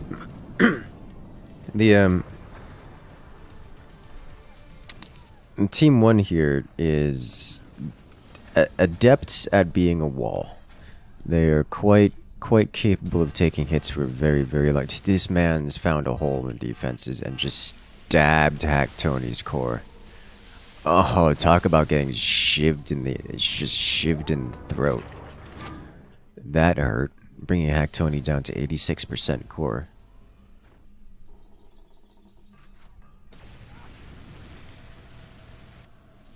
Alright.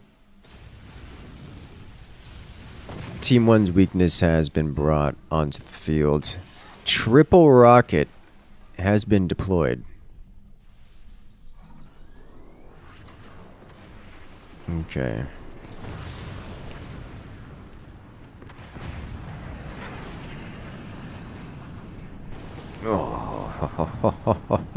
Oh. Immediately, the lower base loses every single weapon and has their defenses just sundered.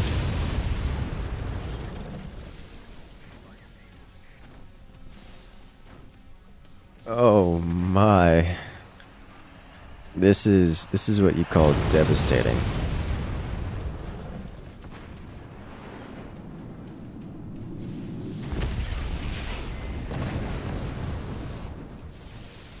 Oh no.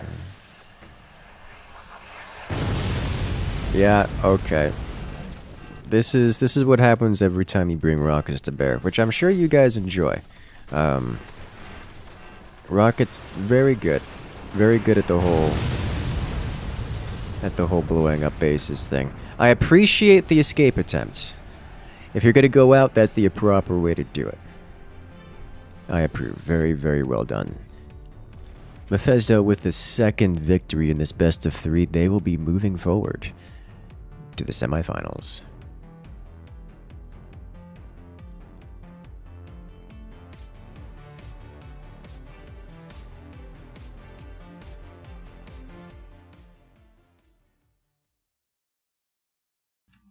MVP match for this wing. Yes, I love it. I always appreciate a good core swing. Makes things so much more exciting.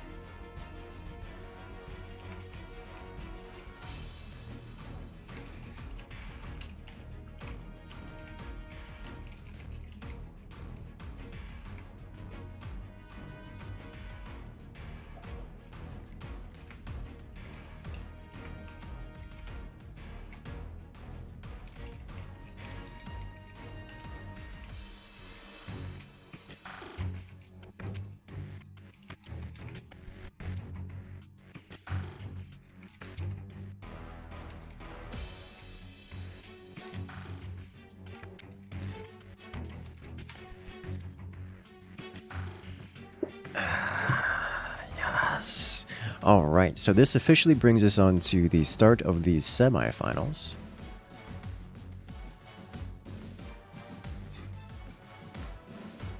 Next match up is looking to be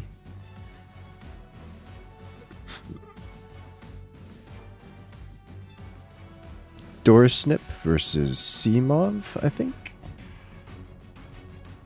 Is the next one we're doing?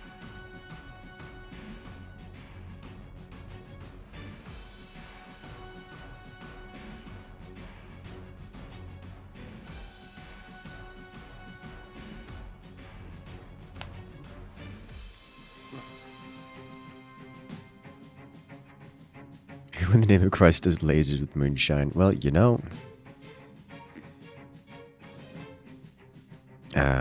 we see the results of that.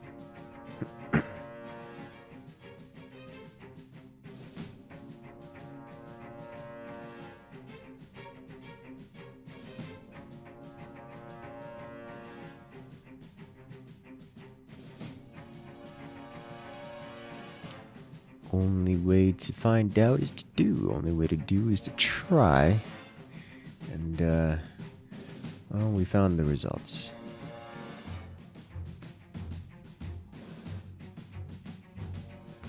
It happens sometimes, you know?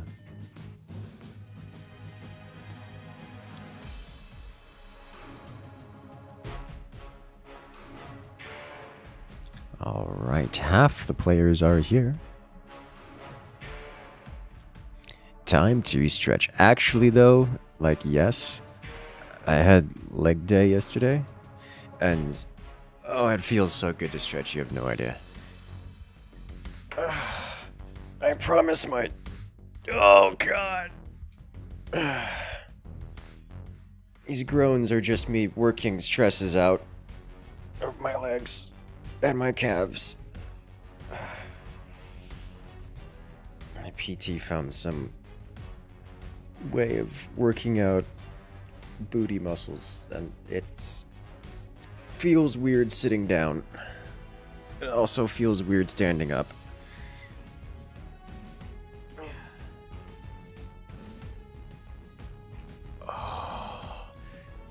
You know, deep lunges great for stretching, and also painful, because deep lunges are also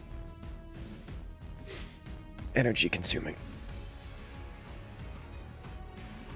Hey, Halrassi's here. I like Halrassi. He's fun.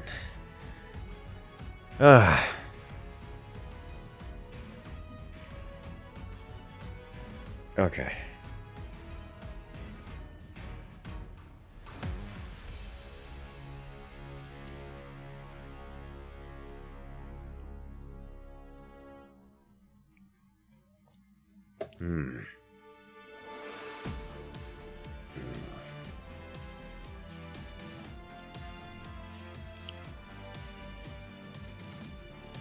Okay, everyone is here. The match is made, the map is set. We'll be jumping into the action momentarily.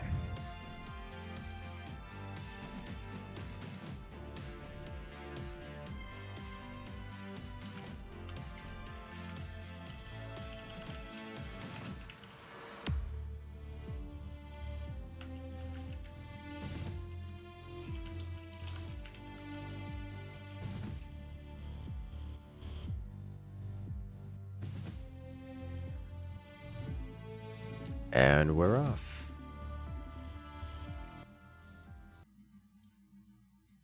Once more into the fray.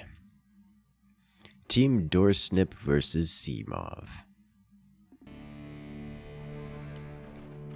Here we have on the left-hand side, victors of the quarterfinals going undefeated.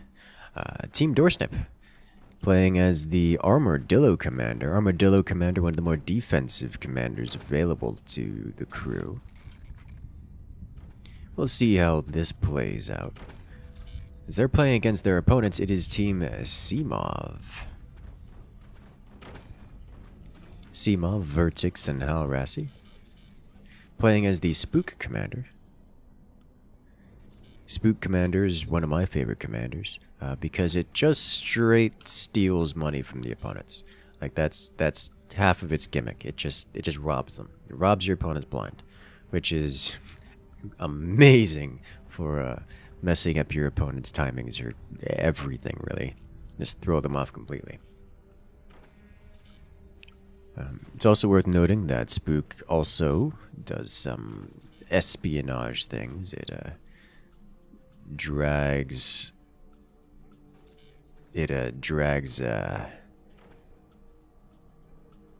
what's a good way to, just trying to think of a good metaphor for it. It shows you what the opponent's most recent build thing is, as well as gives you straight line of sight into the opponent's base, which is just, it's good. It's less useful, it's less valuable in higher tier skilled matches like this one, because the players involved just know how to do scouting regularly and don't need to see everything. If they can just see half of the things, they can extrapolate the rest.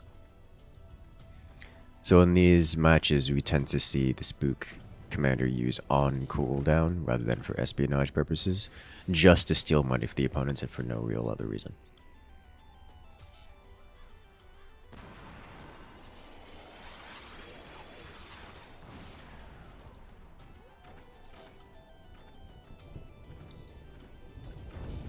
We do see the token EMP launcher. First time we've seen it so far in the playoffs. The token EMP launcher is quite popular because when played right, it's not risky. So the team can, the player can just launch EMP at the opponents, shut down their core, maybe their tech, generally delay the opponents by, a few seconds, and then sell off the EMP before it risks taking damage, get their money back, and they've gained some advantage over the opponent, even if just a few seconds of difference.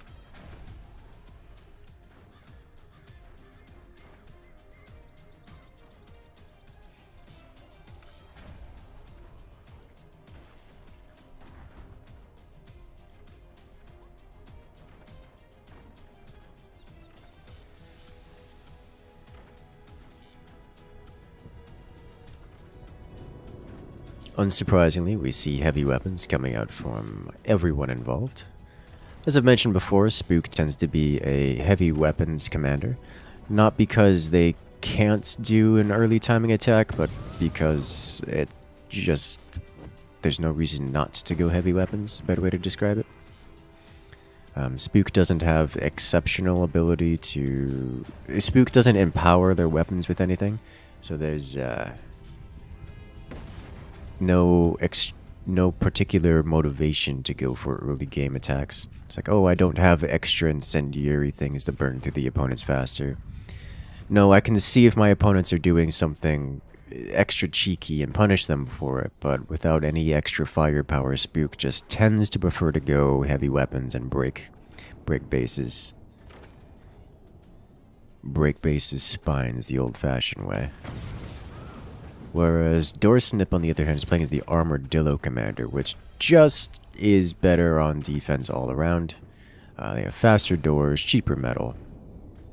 And the whole gimmick is that they defend things quite well, like very, very well. So it is no surprise to see them using any strategy that involves making the game go longer and thus utilize heavy weapons.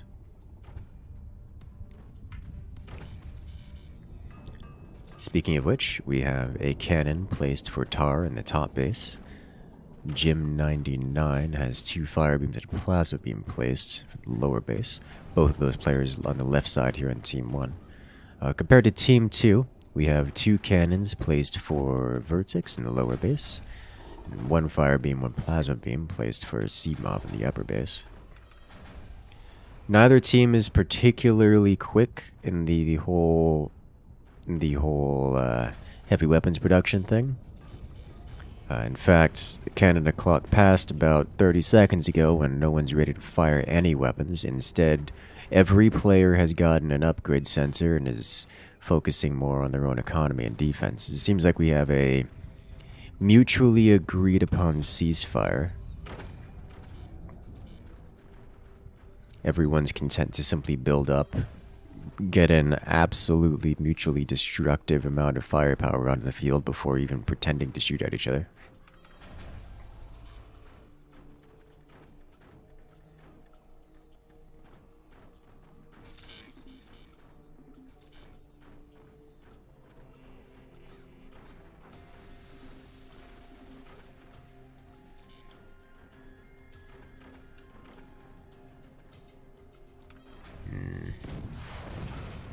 The first shot has been fired, Vertex sending a cannon round straight through the head of an innocent machine gunner.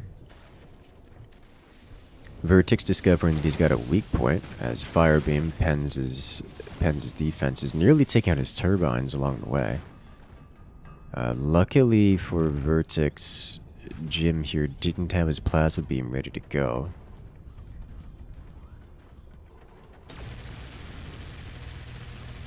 Okay.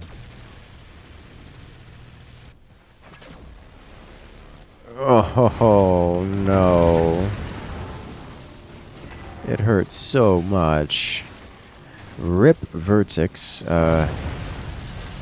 Just straight up losing his entire forts to a double fire beam plasma beam and getting executed by the cannon shell. That's well, that happens sometimes.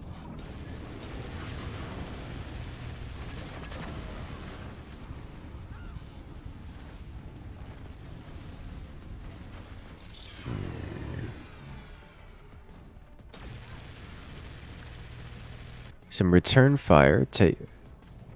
Jim loses one of his fire beams. But now it's honestly without the cannons.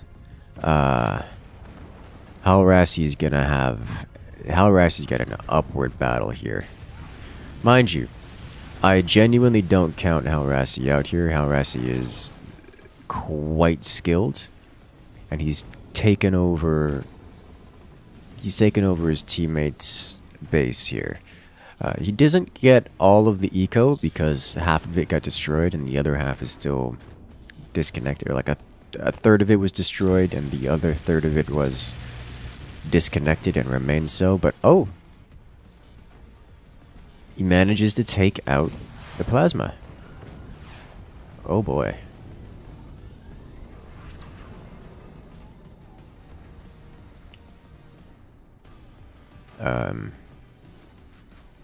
That's I didn't expect him to defang his opponents that quickly.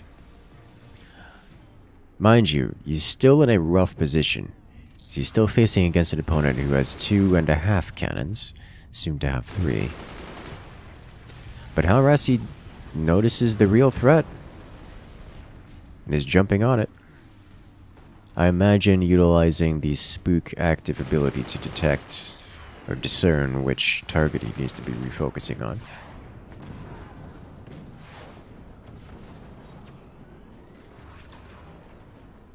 Halrassi loses a technology but reconstructs it immediately.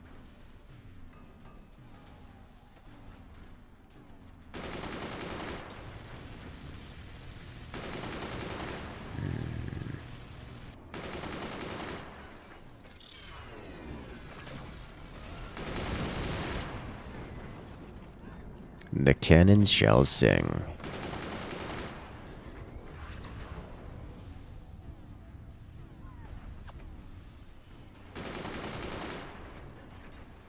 Alright, Halrasi, you could do it.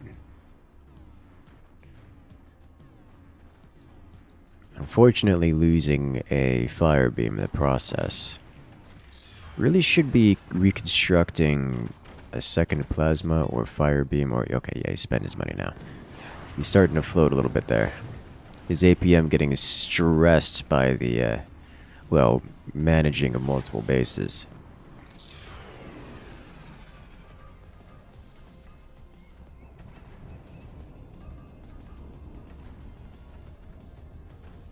Wow.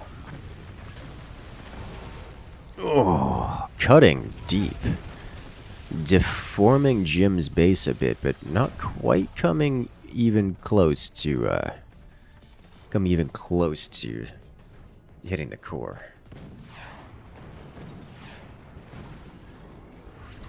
And third cannon follow-up from Tar. Doesn't have the energy production to keep the cannons firing. Okay. Tar sitting on 3 cannons without the energy to fire them. Understandable.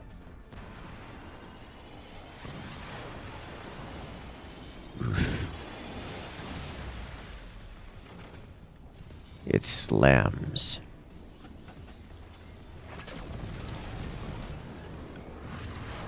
Yeah, that's painful.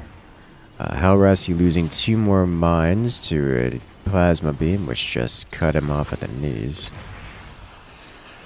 However, Halrasi managing to field triple rocket before Team 1 manages to field triple rocket. Just sends those shots straight to the front of Jim's base, dealing massive damage. Team 1 immediately reacting by getting anti-air, and also retargeting all of their weapons to take out said rockets, which they do successfully.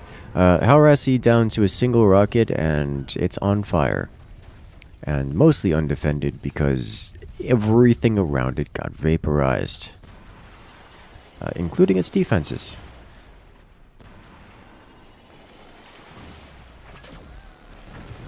And it's gone. Halrasi did get the triple rocket onto the field. Used it to great effect. And Team 1 decided they didn't want to deal with it anymore. And so they made it go away.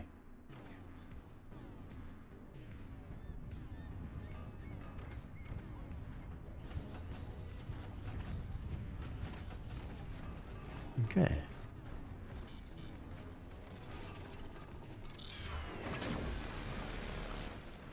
That plasma beam having such a perfect angle on Halrasi's defenses here.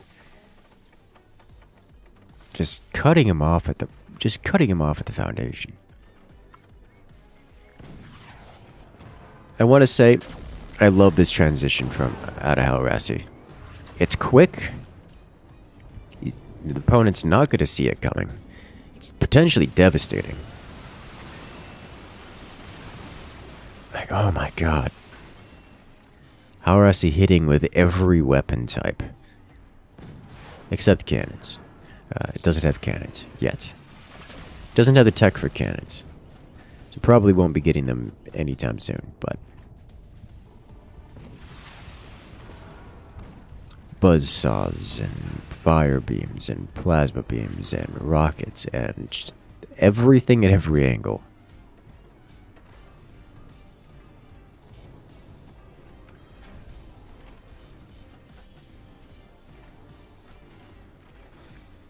This is the part where Halrasi's looking at the opponent's base, trying to figure out what on earth he targets, because not a whole lot of good places to fire. Like, at all. Halrasi fires, but that's about all he can do. I'm actually kind of surprised Halrasi isn't going for a double nuke here. As much as it's nice to have a swarm missile to cover, with double nuke you can just blindside.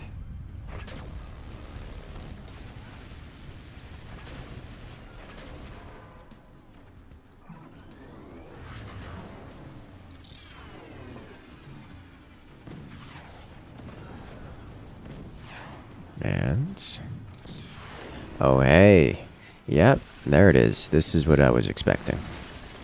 And he is, in fact, going for it.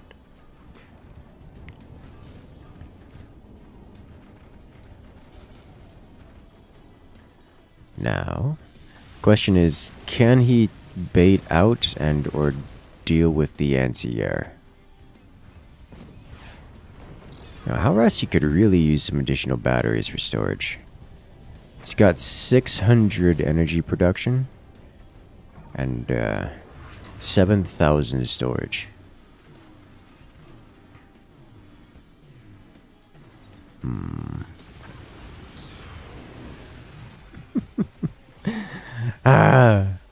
Halrasi just picking apart the enemy team. One shot at a time. Like, Team 1 isn't dying. They're not being dissected. It's just every time they try to do something, Halrasi trims them a little bit. So their growth is very, very small. But they are still growing. Especially now that they brought the howitzer online. Halrasi's actually going to have a really bad day here. He does have some machine gunners, but that's not going to be enough.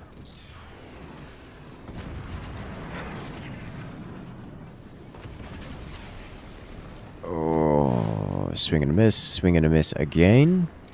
That's actually a big deal. The double whiff with the cannon follow-up means that Halrasi gets to keep his weapons, which is something he wouldn't be able to do if Team 1 just didn't miss. A beautiful hit. One of the nukes getting taken down, but with the fire beam defense, the nuke lands and is ignited along the way, leaving Jim here feeling the pain. Trimming a little off the top in the process. Oof, door snip again. Those cannons just straight passing through Halrasi's base without dealing any damage.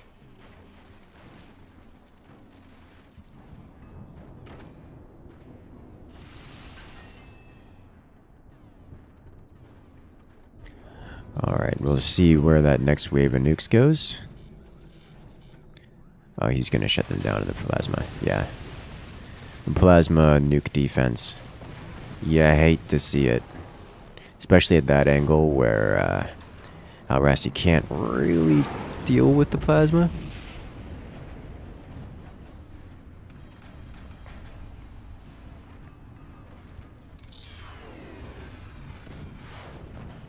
That's unfortunate.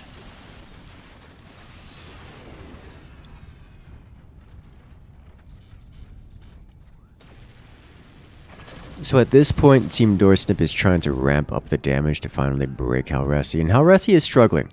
Make no mistake, Halrasi is struggling pretty hard here.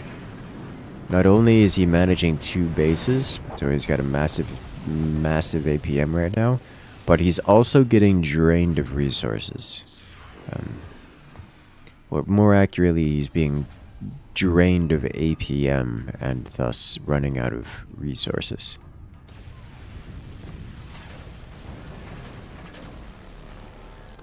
Well, there's a penetration. Halrasi breaks through Tar's defenses, overpinning the base, taking out everything along the way, including a pair of turbines.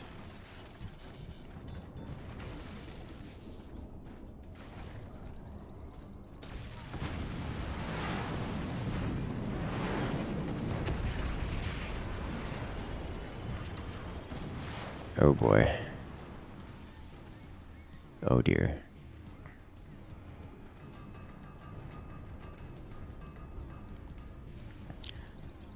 Okay, it should be time for Halrasi to unleash pain. The plasma has just fired, meaning that it will be on cooldown and therefore safe to launch. Fire beam is available. You could do it, Halrasi. There's one. There's two. Fire beam active.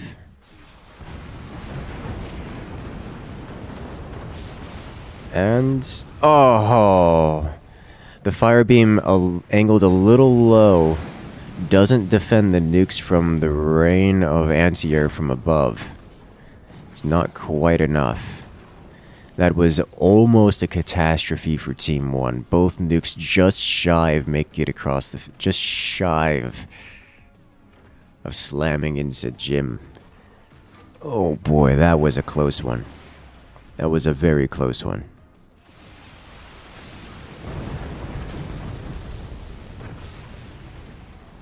The firebeam defends again. The nuke taken out by a single one of the plasmas. Alrasi defending the howitzers, but still taking heavy damage splashing across his weapons platforms. The fire running rampant still, dealing more and more damage to his base. He does put it out at the last second, it looks like. Taking heavy damage to his weapons.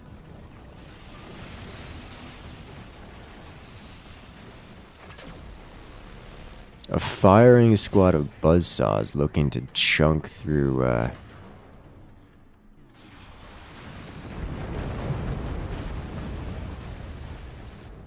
Oh! Oh ho ho ho! The drunk nuke. Almost enough to break through. Could be a hefty repair bill, but the joy of Armadillo is they can just repair it. Oh boy. That's a lot of buzzsaw, and that's a lot of damage. Alrasi loses connection to the lower platform, and with it, temporarily loses access to the mines, all of the eco from the energy, and the missile launchers.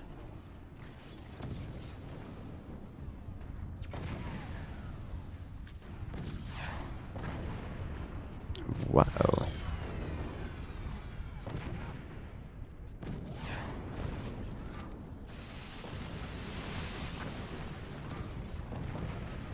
Yeah, that's a bad condition to be in. Oh, it's getting worse.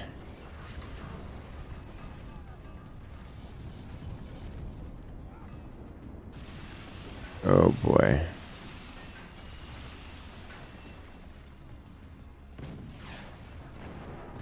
Ooh, almost door sniped.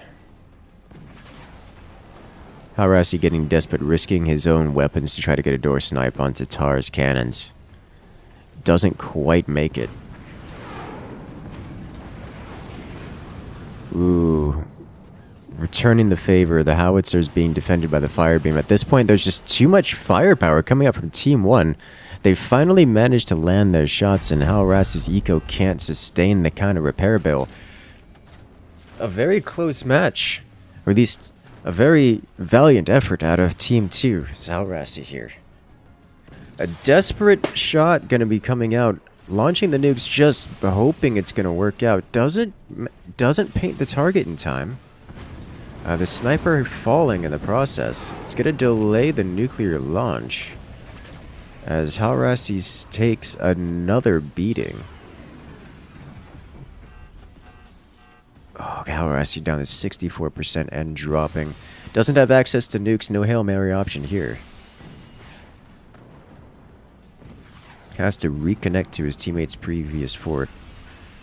If that falls, and it does, Alrasi has nothing left. This is the end. Oh, there it goes.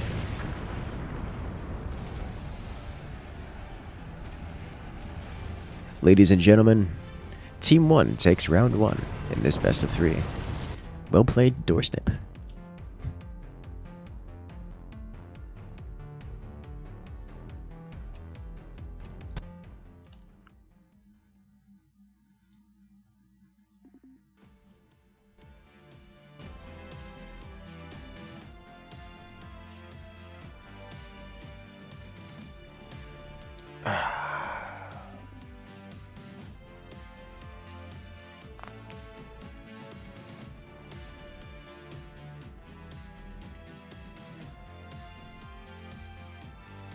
Let us go.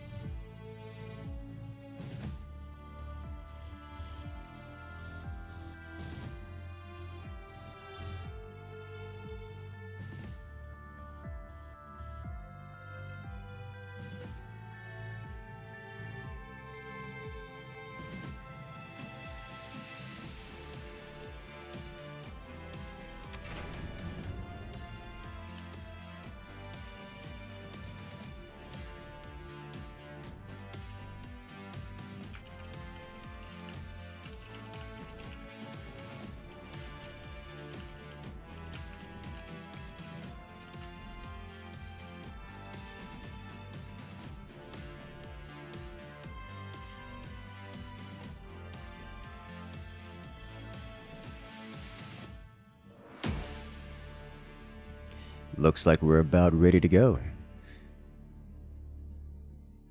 Time's up. Let's do this.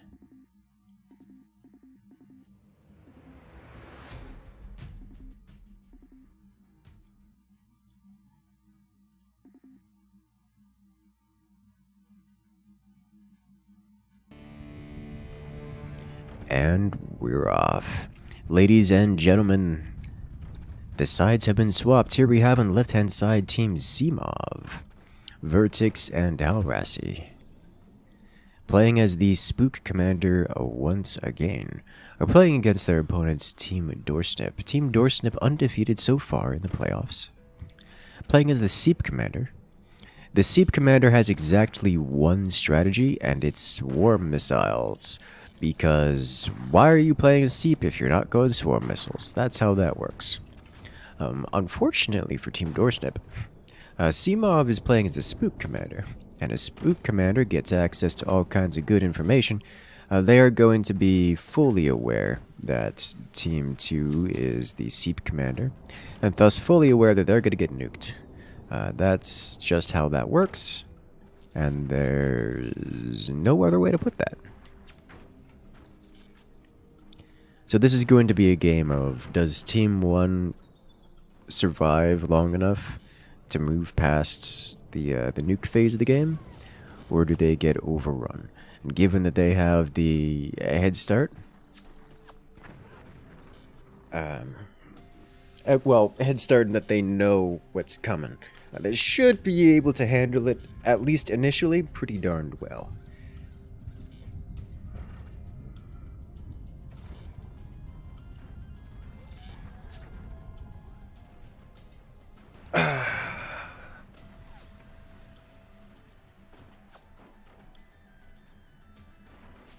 Yeah. True to form, Doorsnip is not even hiding the fact that they're going Swarm Missiles. They're aware that their opponents are going to know about it, and they're just going to be in their face about it, which is pretty common for Seep. At this level, it's very difficult to hide Swarm Missiles because of how, well, exposed they are. How obvious they are when you try to work with them. So you usually just don't try to hide them at all. Instead, you just build Swarm Missiles out in the open and slam them down your opponent's throat. Either they live or they don't live. That's your strategy. It's like playing some cheesy rush in your favorite strategy game, except your opponent knows it's coming and just has to deal with it. Half the time, they don't deal with it, which makes it a good strategy. Or, you know, more than half the time, they don't deal with it. I remember that one tournament was like an 80% win rate.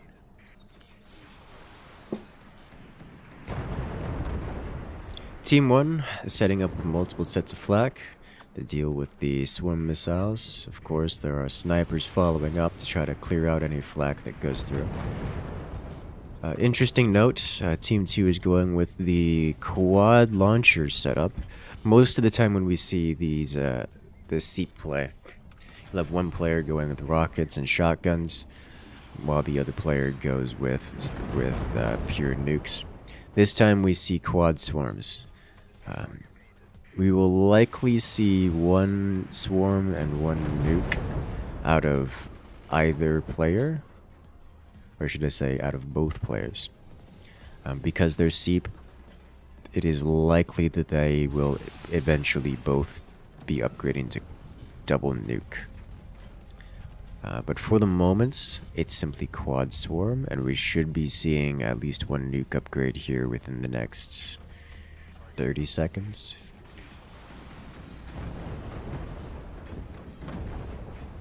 Oh, Jim going straight to double nuke.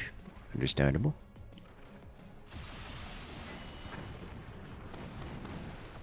Go Seamov. Yeah. I not saying I have a bias here, but I really want to see Seamov move forward here. Like, Halrasi is such an entertaining player.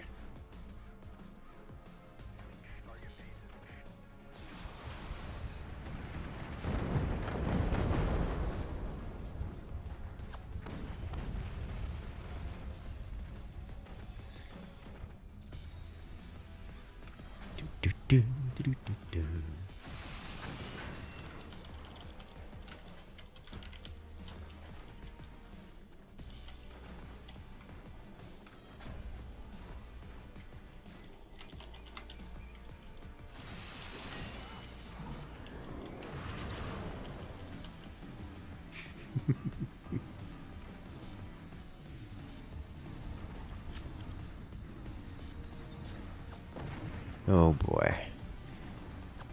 I appreciate this sniping.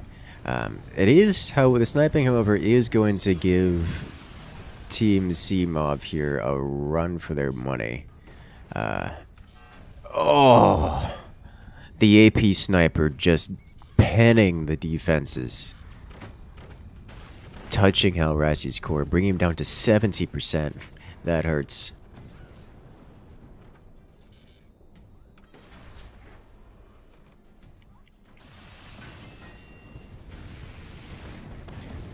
For those who are unfamiliar with this particular dynamic, Team 1 here isn't looking to wipe out Team 2, at least not for some time.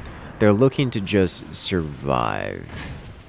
Team 1's goal is to survive long enough to get heavy weapons onto the field and start returning fire. So for right now, Team 1's objective is first, construct your heavy weapons facility, which they have already done. And then step 2, defend efficiently enough to save up sufficient cash to place a heavy weapon. Generally a plasma. It's gonna be for either of these players. It'll be a plasma because, well, they've gone with the energy weapons production facility. Then once said weapon is placed, their objective becomes defend the weapon at all costs because the nukes are gonna come for it.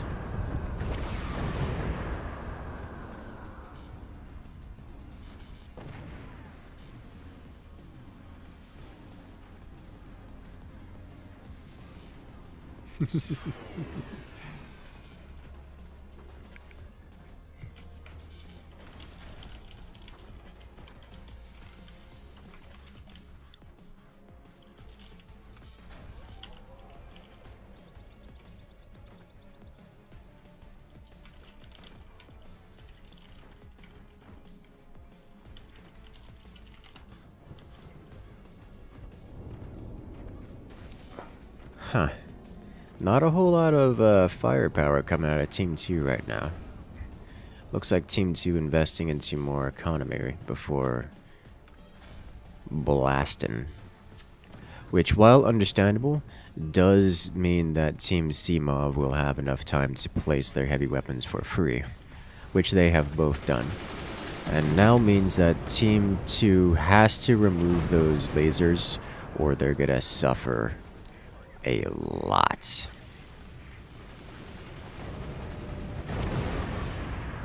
Here's the thing about nukes. They're rather inconsistent, to say the least. So when it comes to the consistency of the laser beams versus the inconsistent sucker punching of nukes and swarms, at least drunk nuke. Oh god. When it comes to the consistency of plasmas and cannons versus the inconsistent, massive firepower of nukes, the heavy weapons just lead out like the lasers. They just win eventually. They have eventuality on their side. So it is Team Doorsnip's best interest to never let that happen.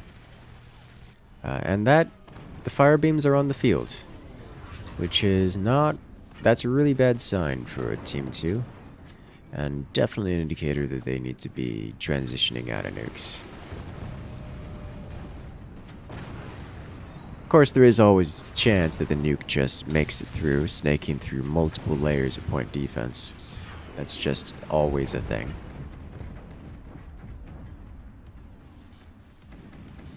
And nukes, when they land, are some of the highest damage weapons in the game. Just, they take a hit, they land a hit, and things go away. That's how that works.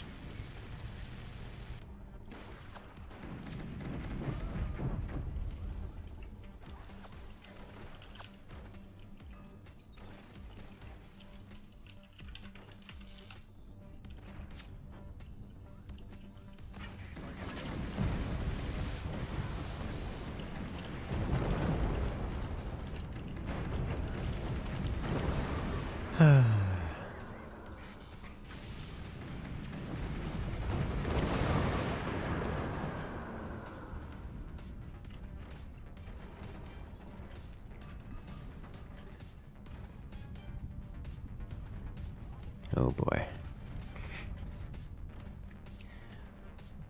Vertex fielding 2 plasmas.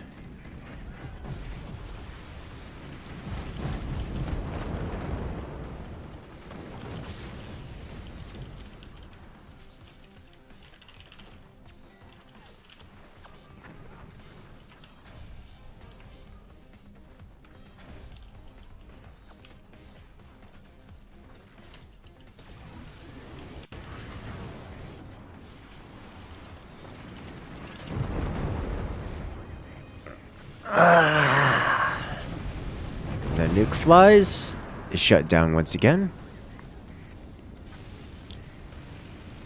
As we see the plasma. Oh no! Not like this.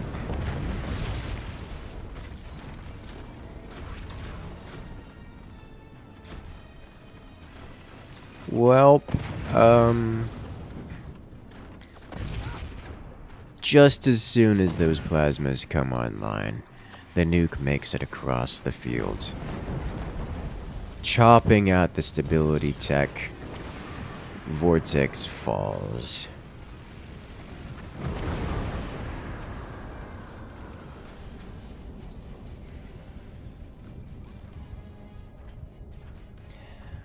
Unfortunately, Vortex's base was basically leveled to the ground, leaving nothing left. Hellrassi doesn't have much benefit constructing things down there right now, just because there's nothing down there to take advantage of.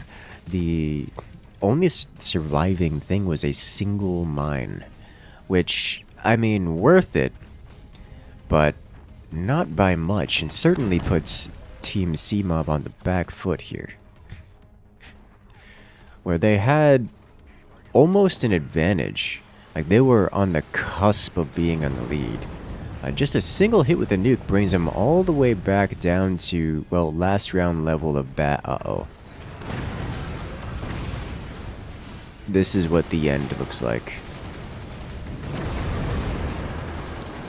Death and nuclear firepower.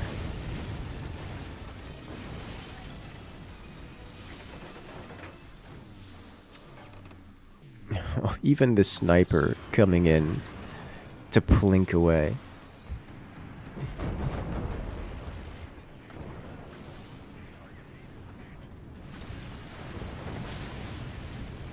Wow. Oh, it just keeps going worse and worse.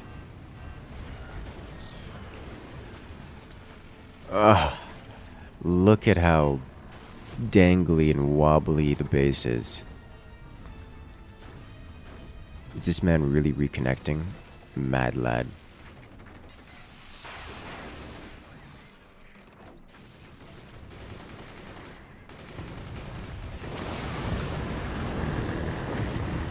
There it is. Death by nuke. Seep claims another victory.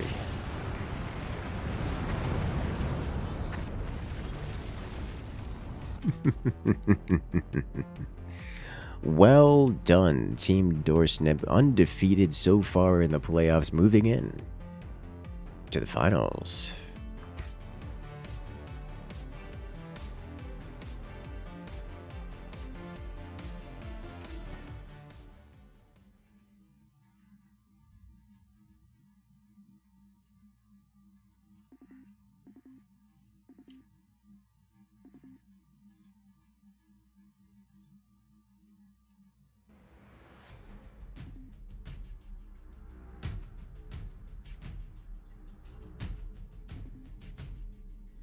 Alright, looks like we have a moment before we jump into the next match. And get to catch up with chat. How you guys doing?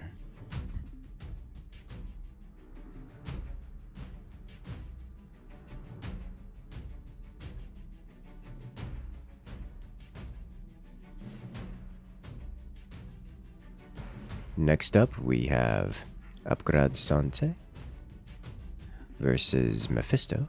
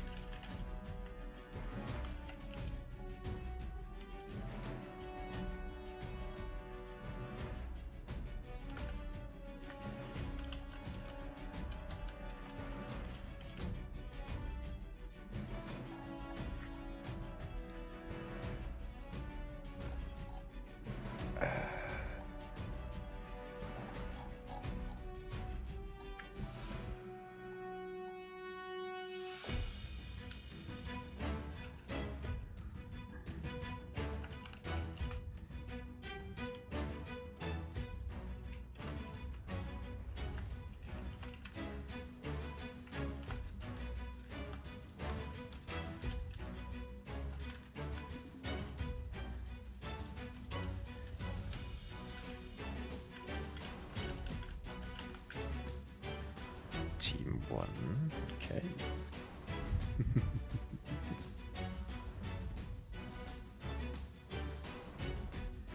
It was at 0% for a moment before going down.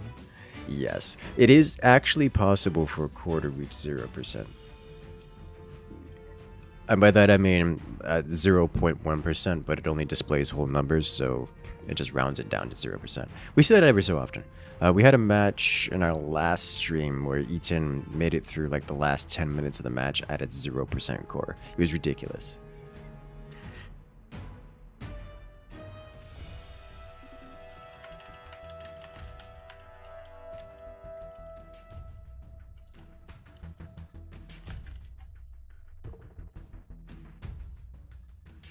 Pile roulé.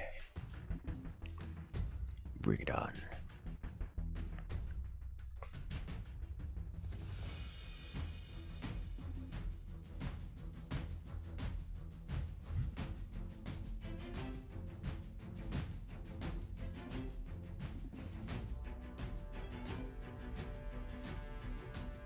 Every time Incursus says that nukes are less reliable than other weapons, there's always a base collapsing from nukes. I mean, it's less reliable, but you know, think of it like rolling a d20.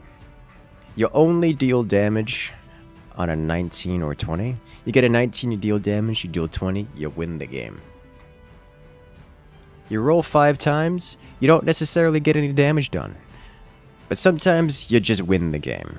And that's kind of the idea behind nukes. You just roll enough dice that eventually you get it.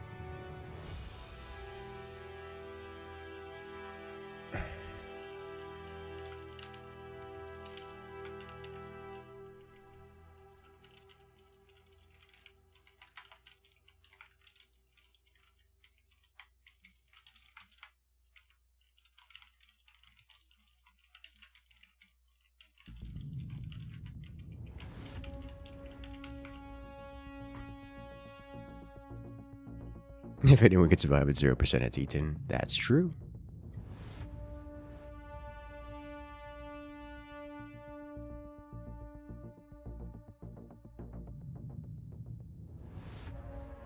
You went with the core that just said 0%. It happens. It does happen. It is not.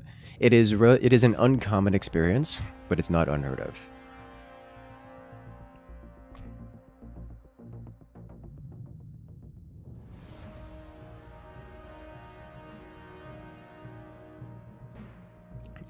It does, because the threshold for it to be displayed as a 0% core is 0.5%, which is a small percent, but not that much.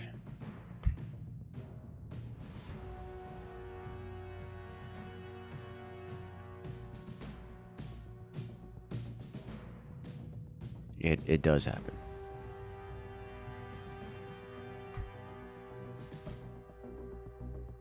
Observation. Curses has an extreme tendency to jinx things. That's what we call the caster's curse.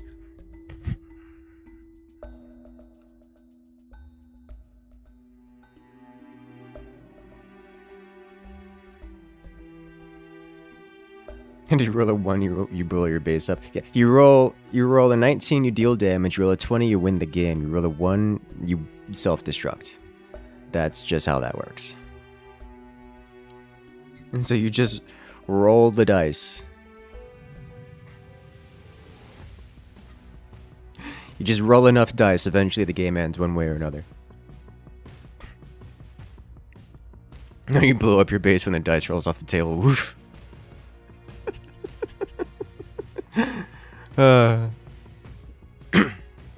Yeah, that happens.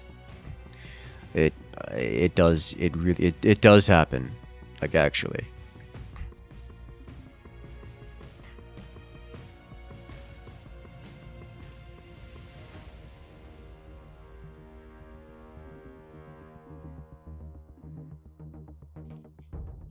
All right.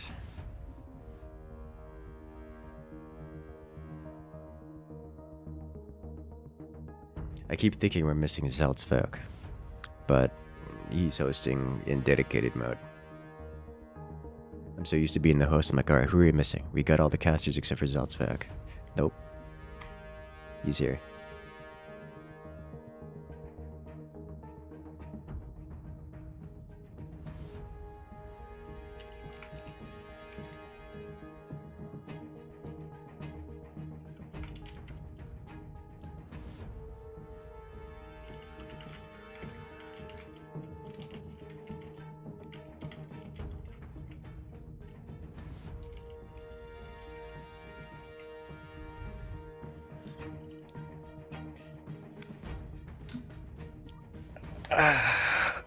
God, legs, why are you constantly screaming at me to stretch?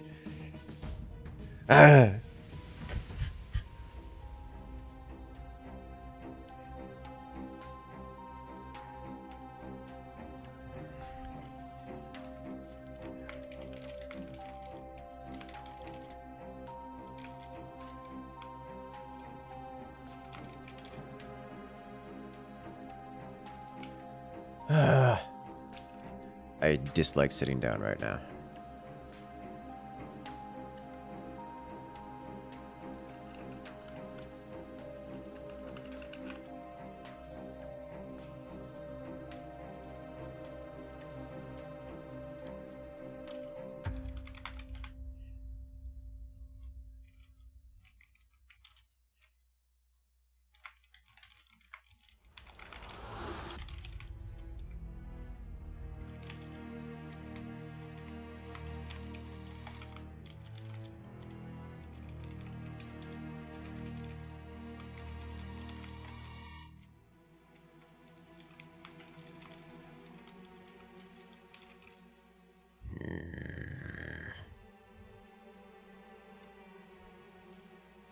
One nuke, 2 friendly kills. It happens sometimes. I've seen it before. Like, it's... Especially when nukes get drunk, they get wild. Like, wilder than a sorority party night.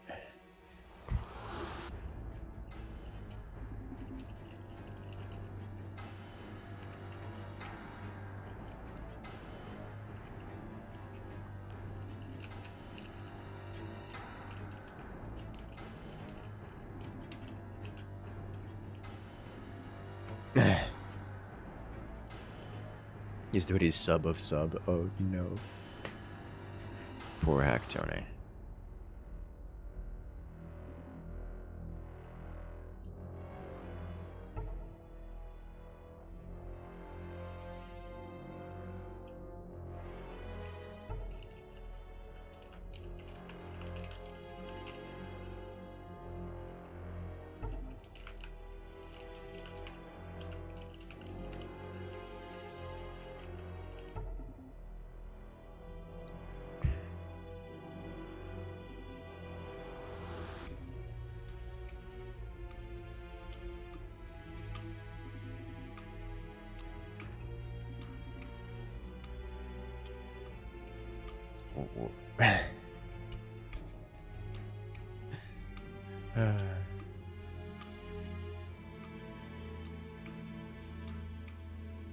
Oh, jeez.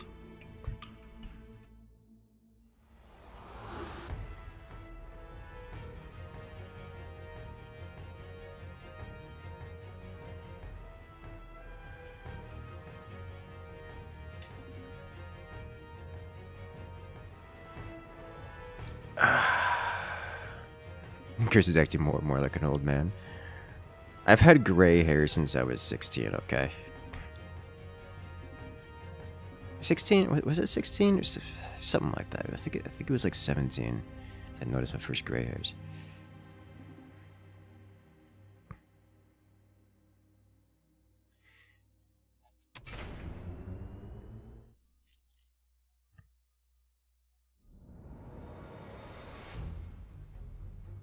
I certainly have gray in my beard. And red.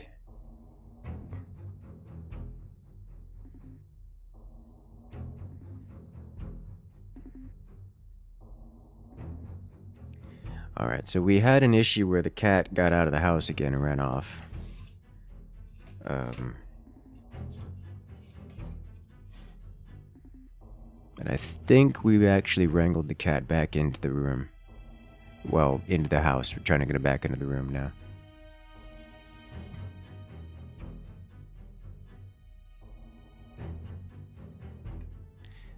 Remember the last tournament VOD we did where it was all AI and we had almost no cat herding whatsoever? Because the AI are very obedient little creatures that just always around all the time. Ghost Eagle is advertising in game chat. Speaking of which, make sure to check out Zaltzwerk. Currently live on Twitch, casting these very same matches, but in the native German tongue. Similarly, Ghost Eagle, also live on Twitch, casting these very same matches, but in the native French tongue. If you guys are looking to see these matches in your native language, make sure to check them out live on Twitch right now. Ghost Eagle live in Communauté Forts FR. Good luck with that.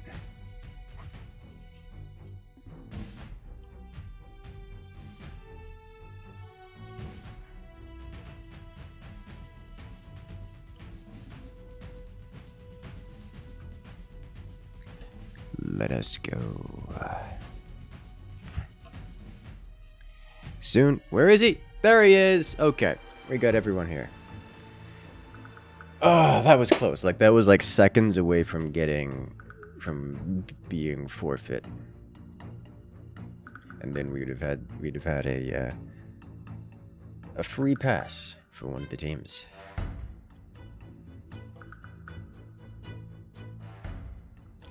All right. We'll be readying up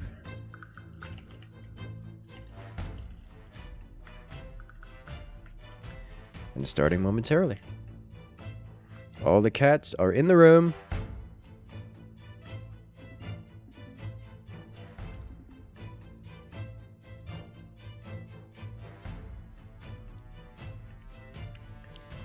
And they're just about readied up.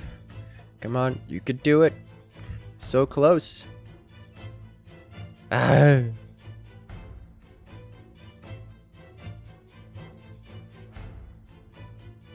You too, it was a bad day when you discovered you had a gray chest hair at around 16. A touch of gray looks nice in my opinion.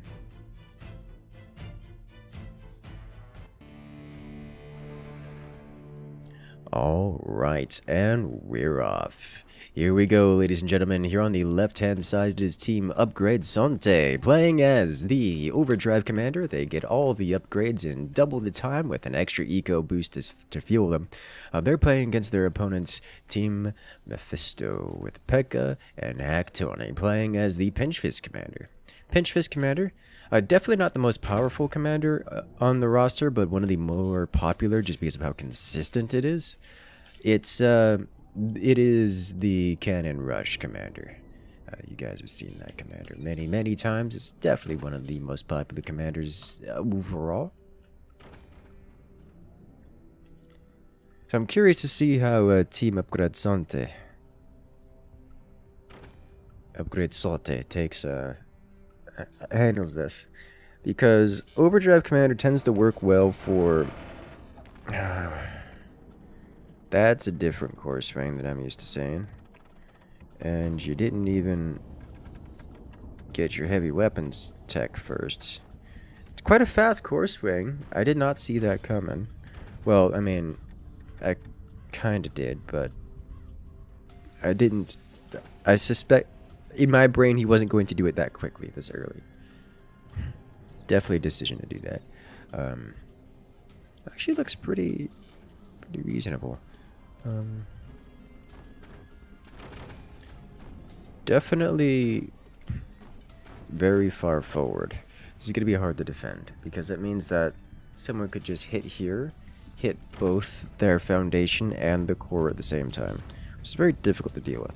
But I digress. I am curious to see what kind of strategy they go with here, as Overdrive either tends to do well as a timing attack with early game weapons that have been upgraded, or as a later game heavy weapons play with upgraded eco. That's usually how that works. Whereas on the other side, they're just gonna build cannons and slap the ever-living daylights out of upgrade Salte.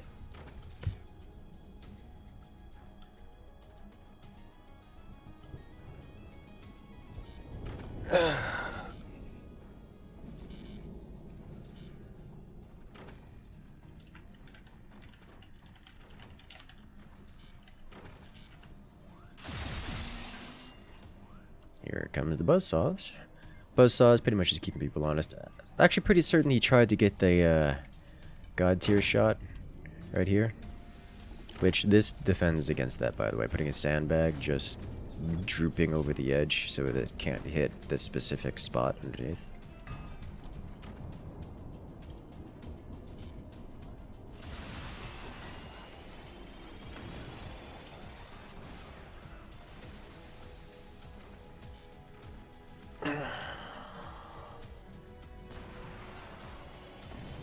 What's the name of the French for it streamer? I will paste it in chat for you.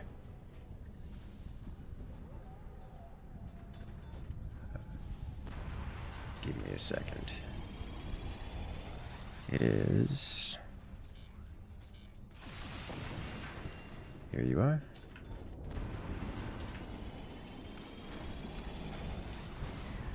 There you go.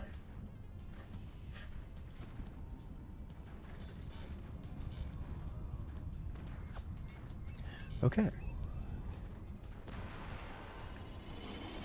This is an interesting... So this reeks of practiced layout. And I don't... This has got to be howitzer, right? Like, you don't put a regular cannon here.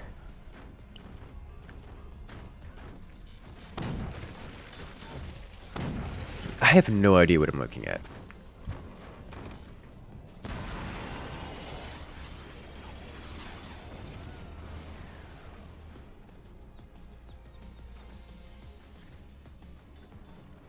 I definitely don't like this core swing as much as the pen swing.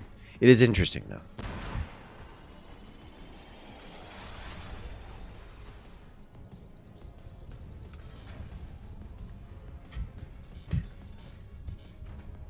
I guess the worse than just keeping it swing.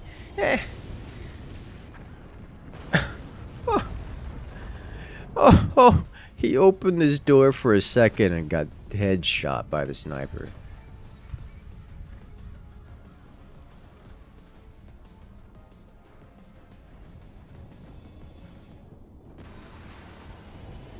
Oh boy. Oh dear. It's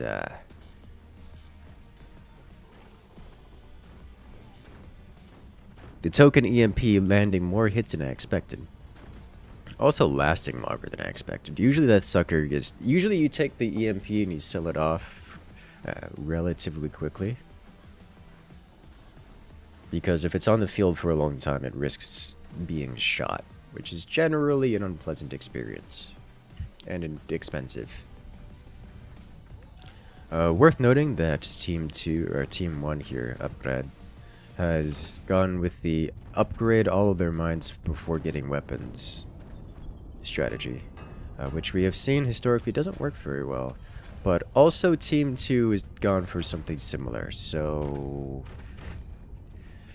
everyone just agreed not to shoot each other much.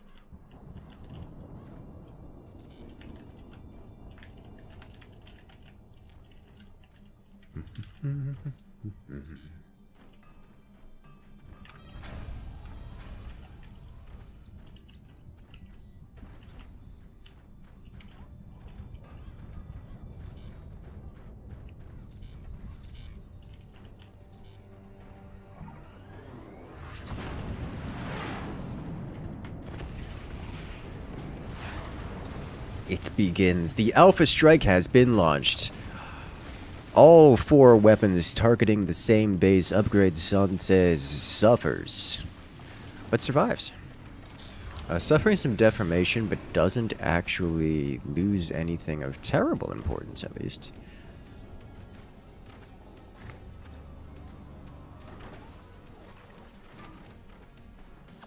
Okay.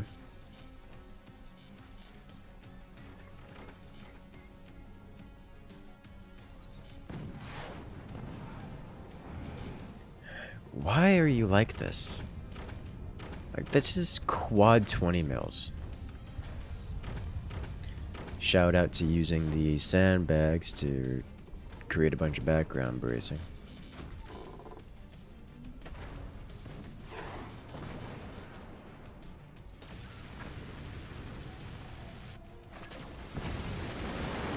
Cuts deep, not deep enough. And the cannon follow-up? Maybe? No. No cannon follow-up. Oh, doesn't have the energy production for it.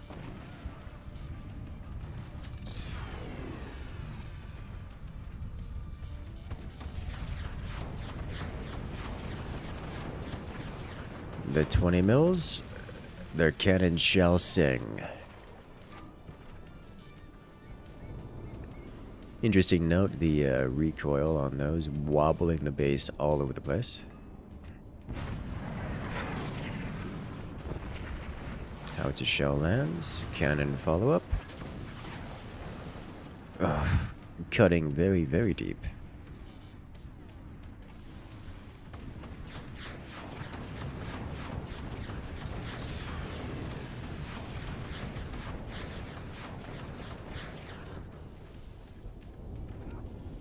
You tried.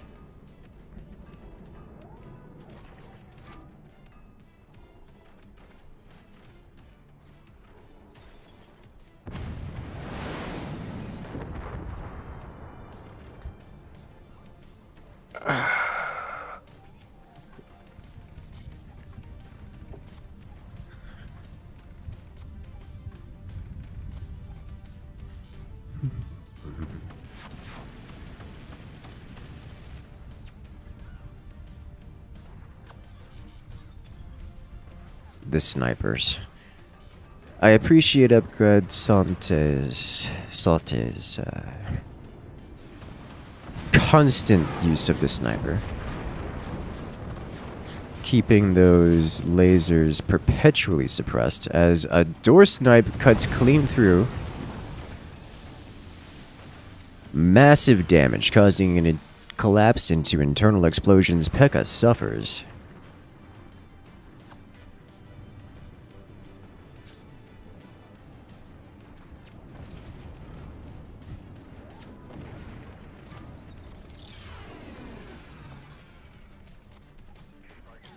Swarms launch again, but without P.E.K.K.A's double cannon, there's going to be far less firepower flying through this follow-up.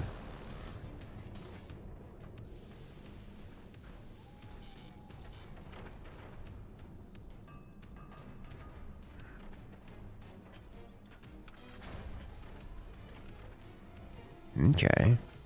The 20 mils go crazy. They certainly get excitable.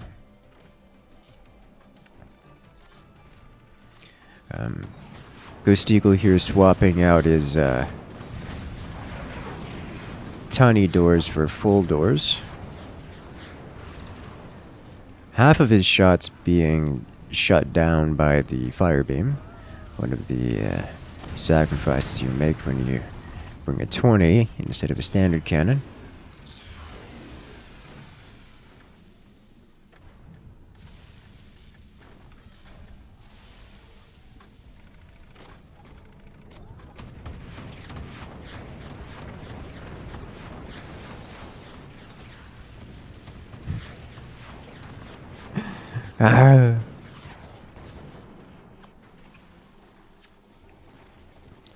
Alright, I believe P.E.K.K.A's about ready to start getting their cannon back into place, into position.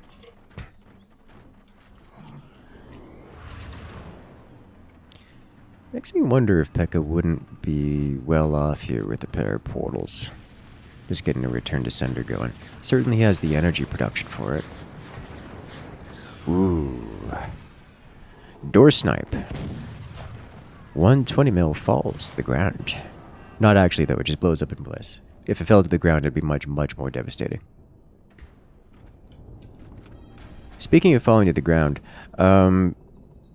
Pile's cannons here are not immune to the whole collapsing problem. If this cannon gets door sniped, the cannon above it is 100% falling directly onto the core. Which is a risk. A big risk, in fact. This man's going 20mm crazy.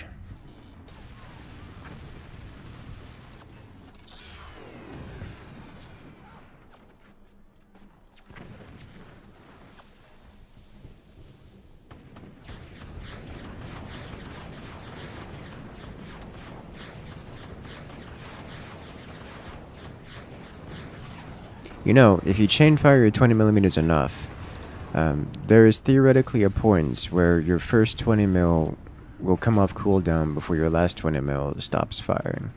And you can just always be firing.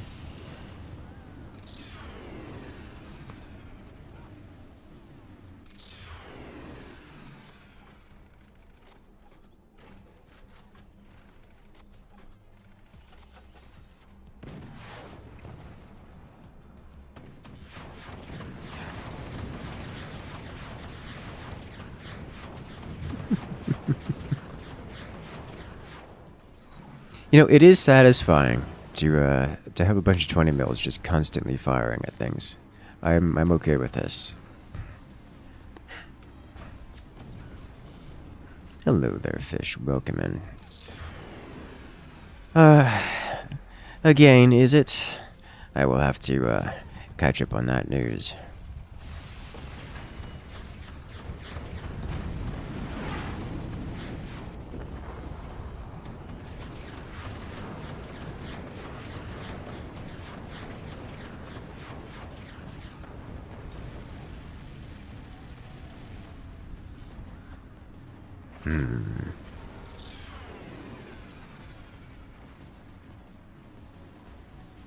You know, there's a world in which this gets tall enough that when it falls, it just always hits something or everything.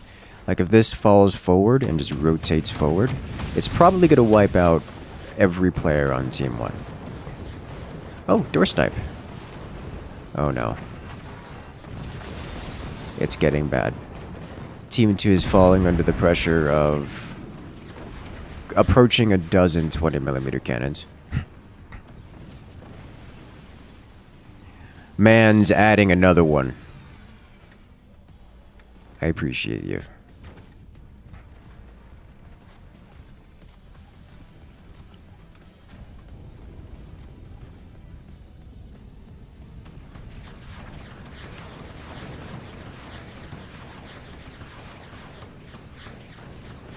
I'm gonna be honest, 20 mils make for my favorite replays.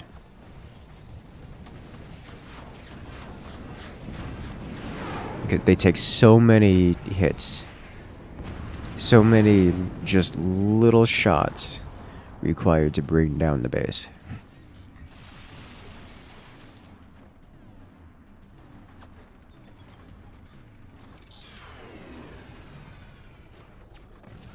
Well, I have a few big bows, but you can have a heck of a lot of big, small ones because I like things big.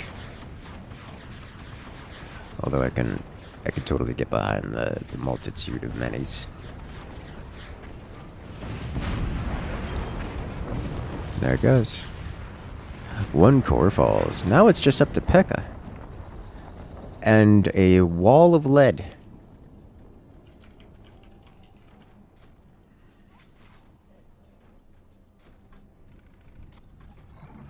An unyielding wall of lead.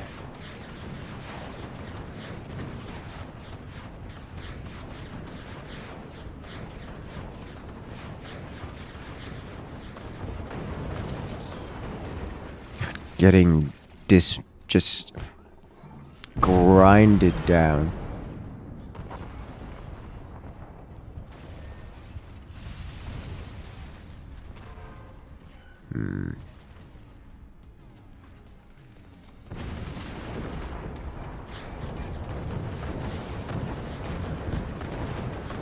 That one energy shield taking so many hits.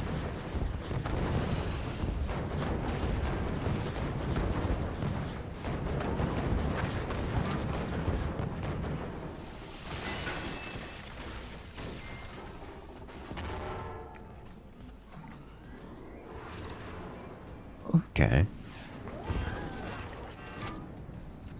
Still in the howitzer. But too late. Okay.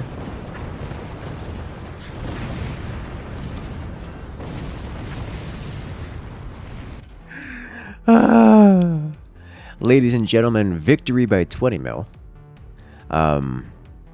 Upgrade Santa goes 1-0 in this best of 3.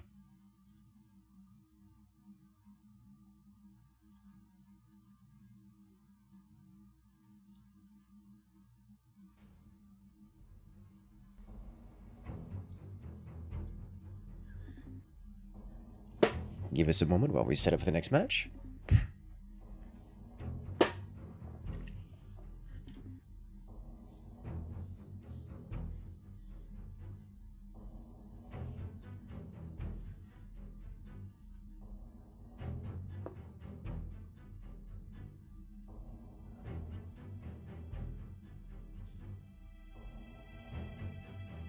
Excellent.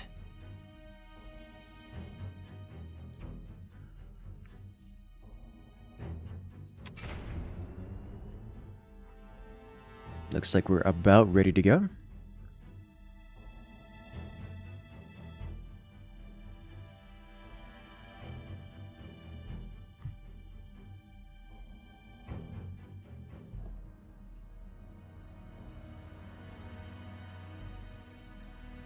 And players are ready, so we'll be starting momentarily.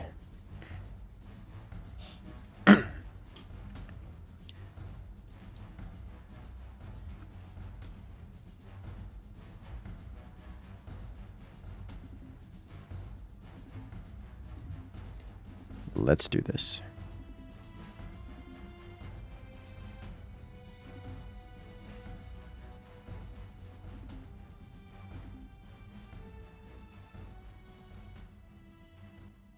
Seeing that many 20s is glorious. Yeah.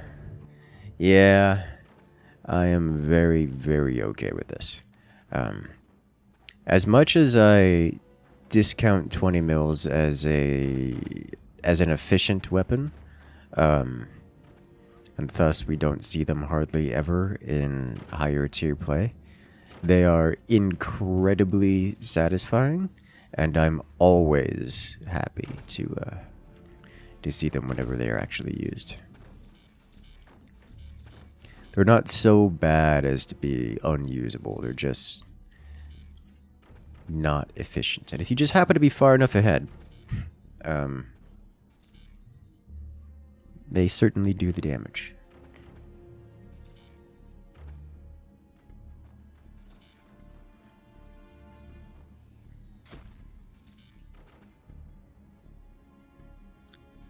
But that was last round. This round, we've got Upgrade Sonte here on the left-hand side, playing as the Phantom Commander. Phantom Commander, one of the cheesiest commanders possible, because their whole gimmick is that they have a couple gimmicks here, some of which are on display. One, they can move their items around. Any device, any weapon can just be clicked and dragged anywhere. So things can be built inside the base, moved to the outside of the base, things can be built anywhere, and just adjusted, repositioned as they see fit. Also, they can construct fake devices. See all these blue things? We had some earlier here, down here. These show as regular looking devices to the opponents, and they're great for misinformation campaigns because it shows to your opponents the wrong thing.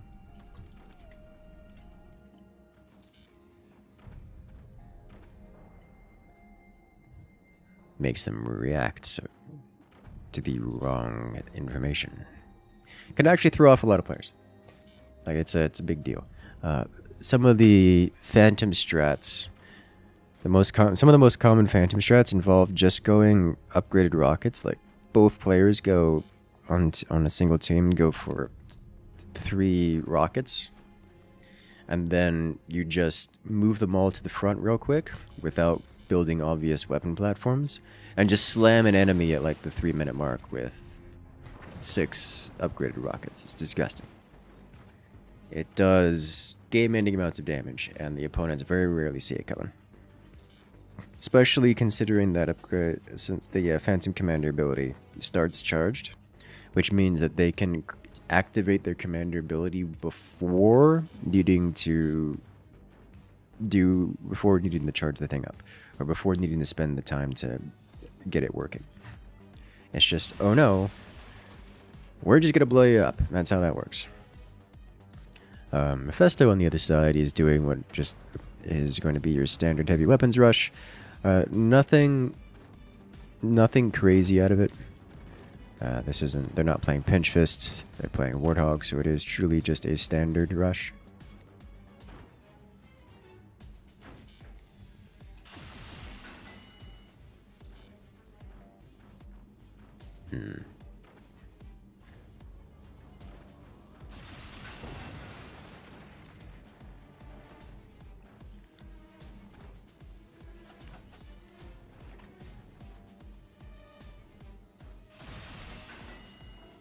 Oh, you tried. Oh, you tried again. Both shots a little high.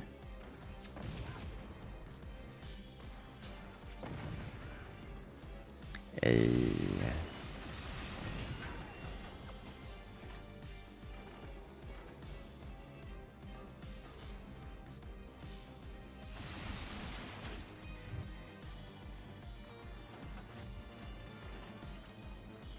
Okay. So this is where things are about to get exciting. Oh, well. Oh, he's got the sniper. You could do it. Hey, nope, he saves it with the turbine. Alright. That got exciting in a way that I didn't expect, but I approve of Upgrad here actually pulling that off, or at least threatening to pull it off, making the opponents react to it. What I was gonna say is, it's cannon o'clock and the cannon's ready to go, so we're about to see some firepower coming out from Team 2. Their ultimate is available, although I suspect they won't be using it for the opening volley because they just don't have their weapons available, like fully online yet. Opening volley will probably just be one cannon to get the opponents treading water over here.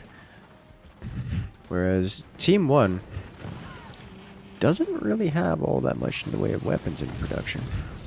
They do have one cannon from the lower base, 3/4 of the way completed. Top base has the technology for lasers, and has one plasma that's 2/3 of the way completed. Notably behind everything on Team 2.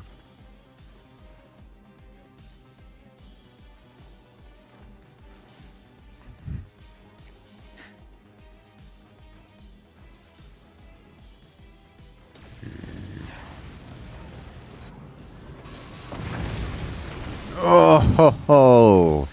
Wrath of the Empowered Laser Beam. The entirety of Ghost Eagle's base deforms as it has its feet just... its ankles got nibbled on. That's unfortunate.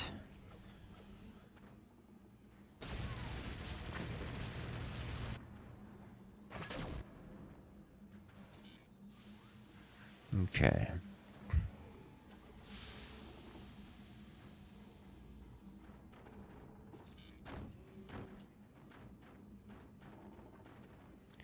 So at this point, Team Upgrad Solte is both on the back foot and not being aggressive. This is leaving Team Mephisto to be as aggressive as they want within reason. And Team 1 can't, like, they really can't do much about it. Mind you, they do have one laser and one cannon respectively. Respectively, right? And it looks like they're going to be using them right now. So they just activated the Commander ultimate, which allows them to... it turns their entire forts invisible. So right now, Team 2 can't see anything that Team 1 is doing. So this gives Team 1 the opportunity to move their cannon out to an exposed position. And die horribly. Okay. So that happened.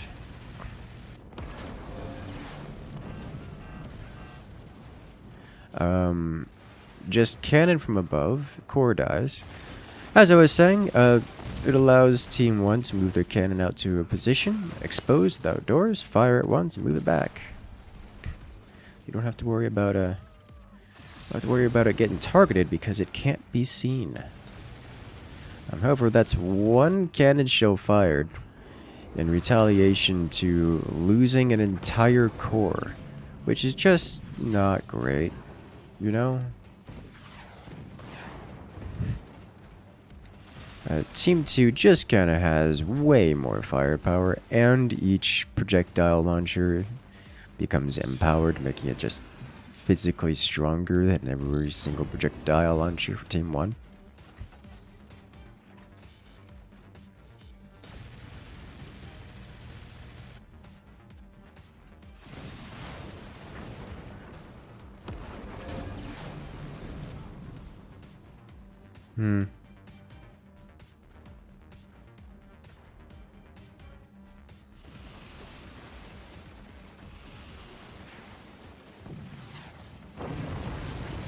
Oh, wow. I did not see that coming. Straight to the front, just penning the defenses just enough. The team, it's now even. Actually, I think that puts Pile here in Team 1 in the lead. Because Team 1 has access to both expansions, or both positions, including the expansion.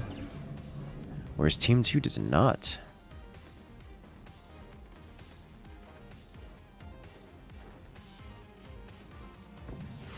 That's, oh, well, that's it. That's your win condition. The cannon from above just wipes out 4 mines for Team 2. There's really no way to recover from that. Sure, he's rebuilt those 2 mines, but unless he can keep them alive, which very unlikely is even against a single cannon to do that, then there's no way to regain money. Like, this is his only mining. If those 2 mines go down, there's nothing left. Upgrad should understand that is like the easiest win condition for him right now. And he's not firing his cannon. Which is, you know, fine, I suppose. Do it. Yes. Team Mephisto trying to remove the cannon with the laser. And manages to do so via removing the entire segment of the base. Oh god, this is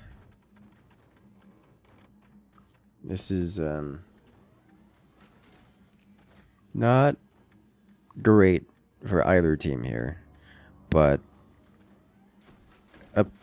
Pile here for Team 1 still has his economy, so he can just kind of do whatever he wants. Team 2 here literally sitting on a single mine and has just shy of no way of solving that problem.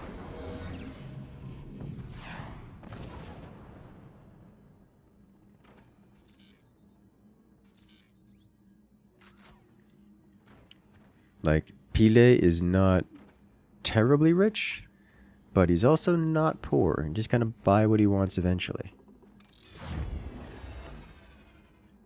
Oh boy.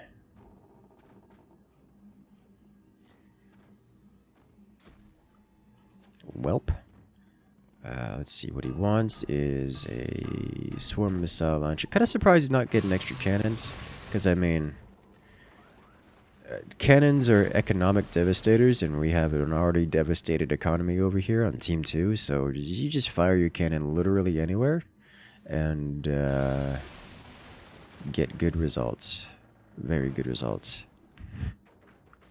Uh-oh. Hack-Tony losing the base node, which means massive repair costs. Repair costs they most certainly can't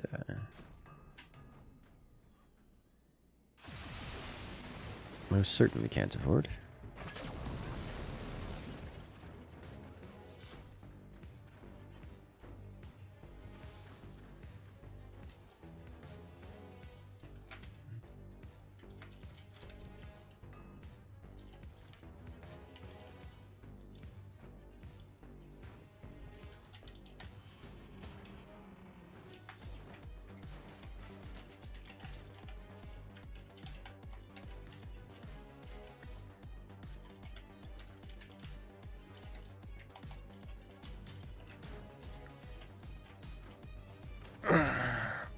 Legs, why are you like this?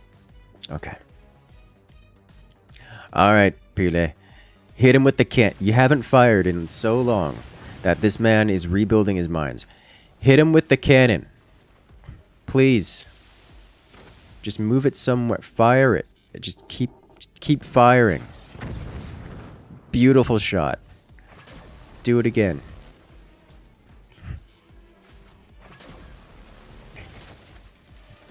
That's so infuriating. Every time he fires the cannon, these 2 lasers just fire it at its position, and it's not there by the time it aims. Like, that's every time.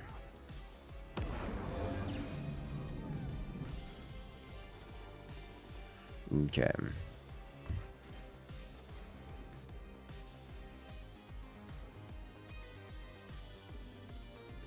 Energy shields online, protecting everything up here. Excellent.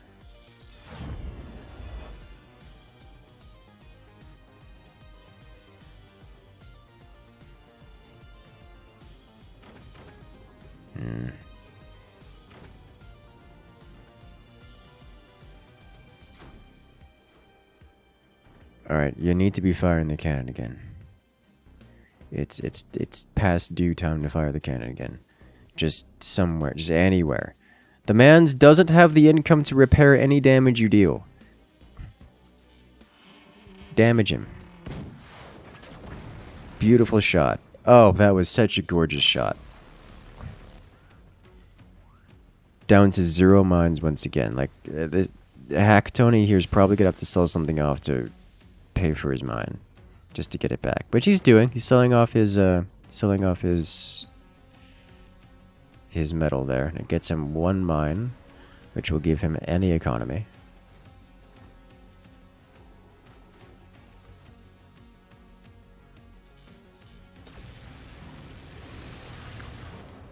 Buzzsaw getting stopped by a sandbag.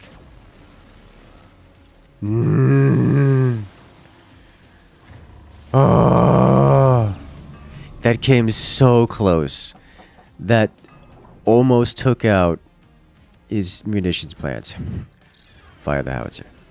Fire the howitzer. You have the energy for it. Fire the howitzer. Do it. You don't even need to move it. Okay. Doesn't matter. Howitzer fired. Damage dealt. Cannon follow-up. Massive repair bill, but he's not going to repair that, so it's going to have... Oh! Oh, no!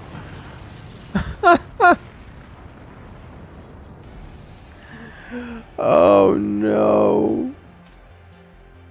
Oh, yes! Okay, we're going to have to watch that in the replay so you guys see what happened there.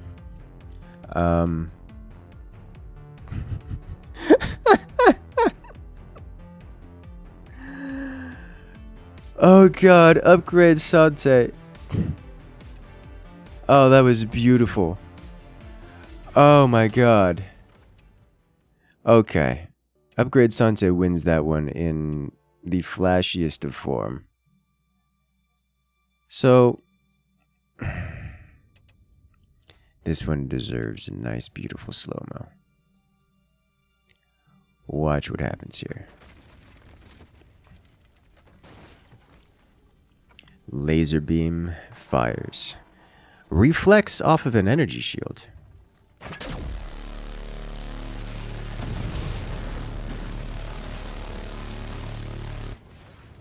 And disconnects his own fort. You don't see that one every day. That's, oh god. Oh dear. Good lord. Okay. I'm okay with this. Have I mentioned that I like the Forts Amateur League? Because I like the Forts Amateur League. It's a good time all around.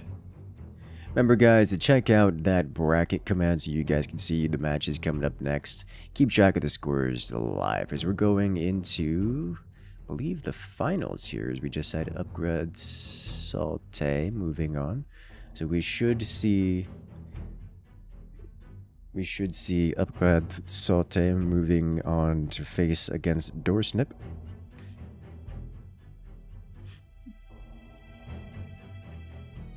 Excellent.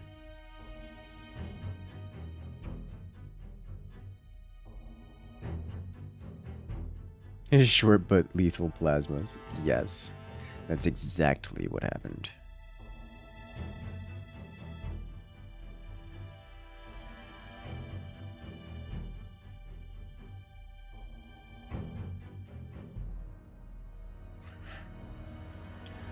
All right. The plan is to deflect the laser all along. Yes. That was a excellent time. All right, we'll be getting the next set of players in here in a moment.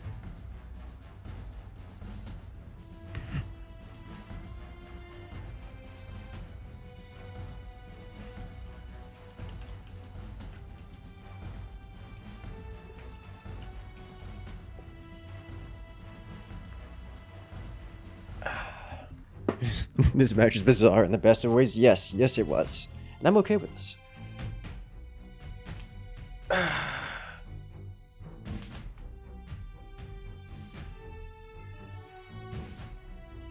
Alright then. The players are here.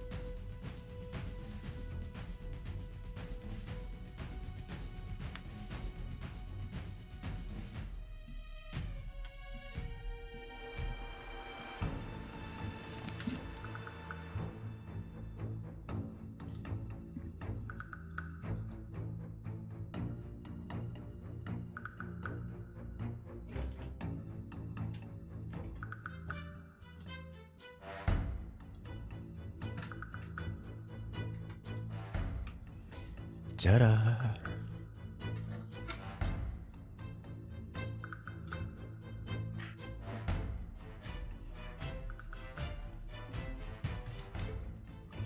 Remember guys, this next one will be a best of 5, so we're going to see some extra matches here, which I'm into that.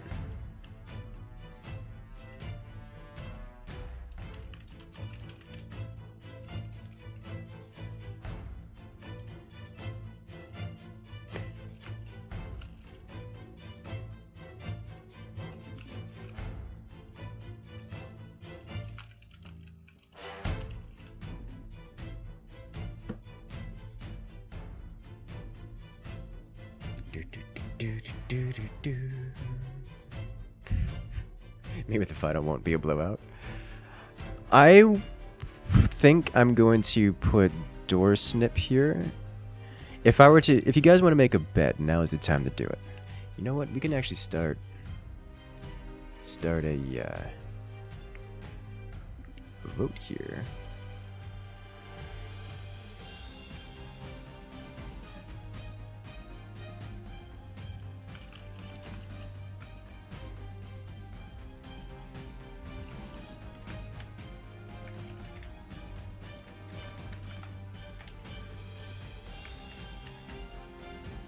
See, which do you guys think which team do you think will win? Which team do you want to win? Let me know and vote in the poll.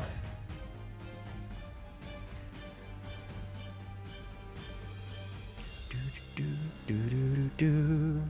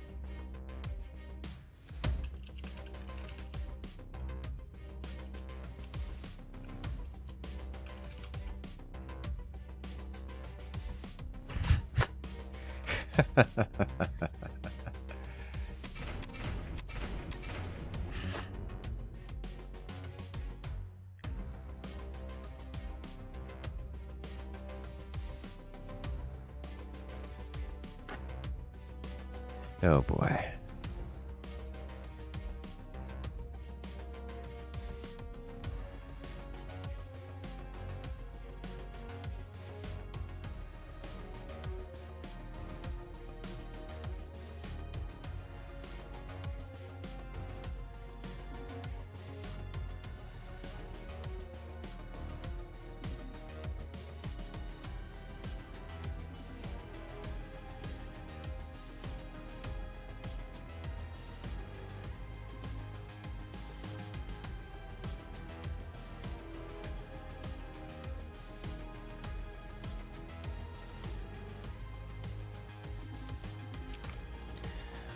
Almost good to go.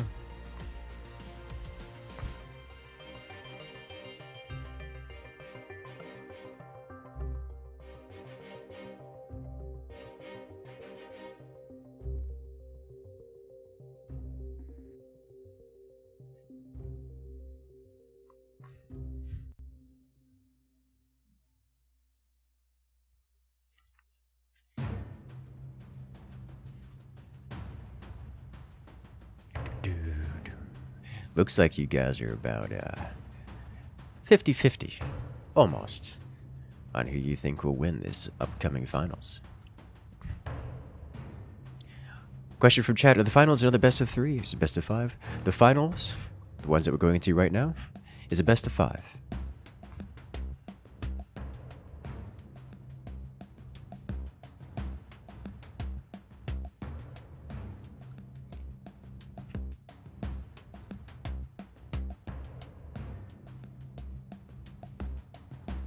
Which means potentially 2 more matches.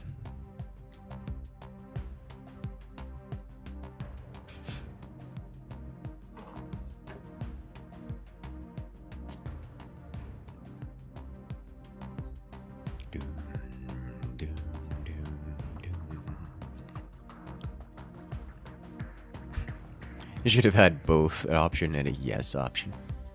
Hey, the fans always win.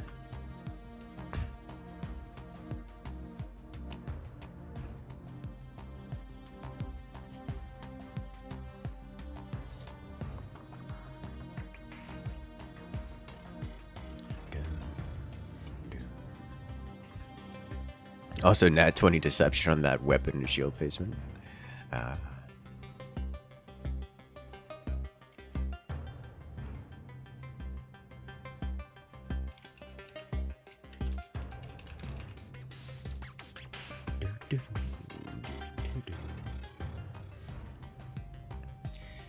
The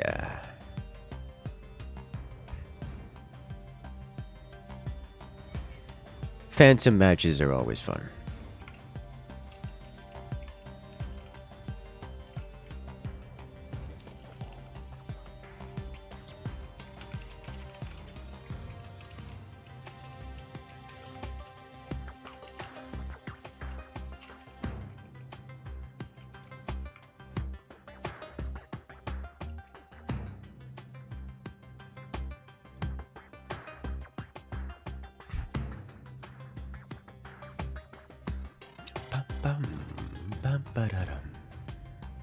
Hello there, hello.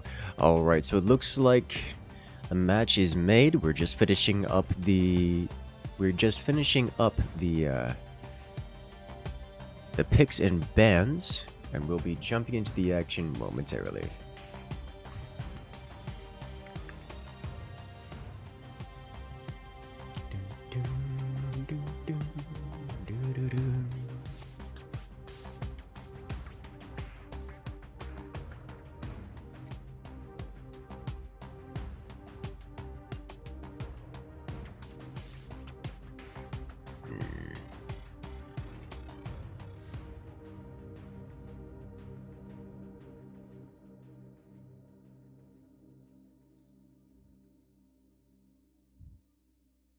They banned Firebird. They did actually ban Firebird, yes.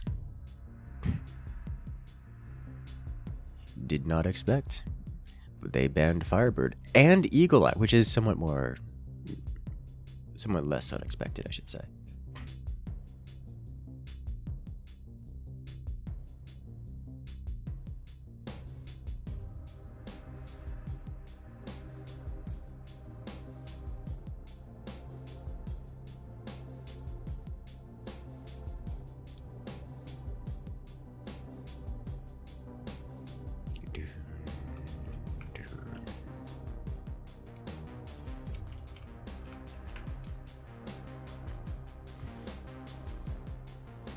For those who wish to see a quick peek into the background,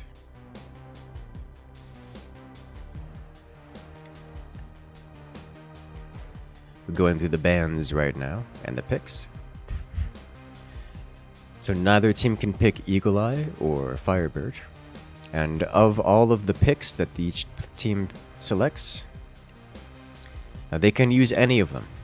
These are not round specific. It doesn't have to be Armadillo versus Architect. These are simply the commanders that they have available to them to use.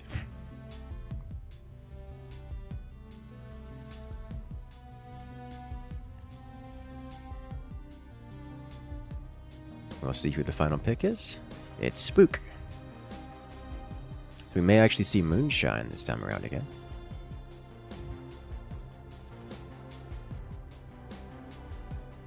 And there we have our picks and bans completed. So we'll be starting the match momentarily.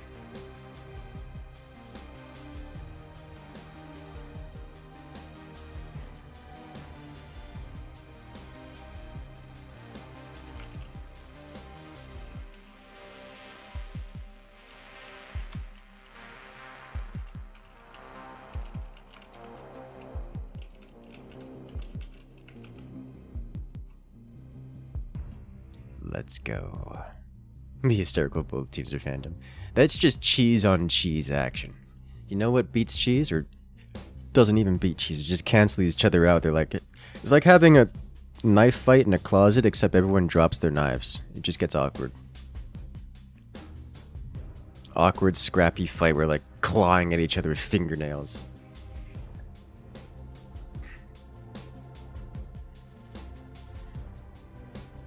What are the band commanders? Because so it makes things more interesting. There's no reason why we have to ban commanders or anything of the sort. It's just more interesting that way. Because if you don't ban commanders, then you end up having like the same 3 commanders played every single time. But if you ban commanders, now you have people that it forces a variety into the cycle.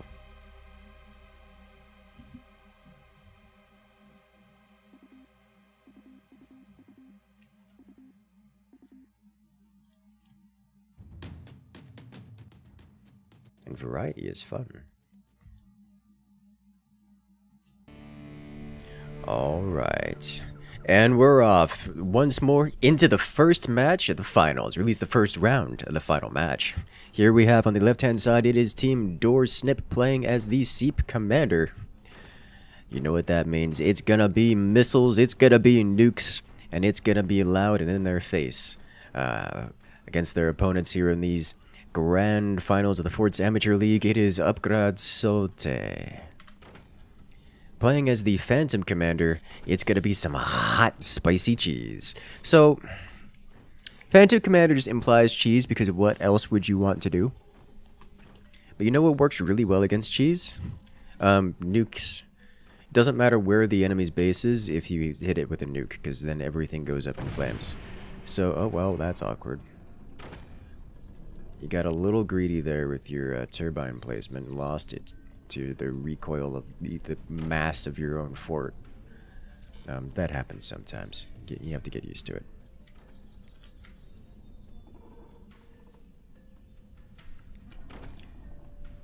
Let's see. Oh, not going double swarm this time.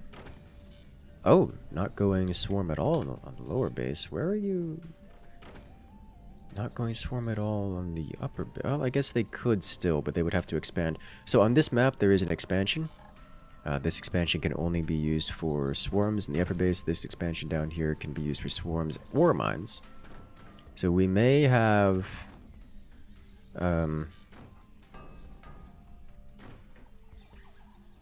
We're definitely going to see some expansions here. Definitely going to see some expansions here. That is interesting. The question... Nope.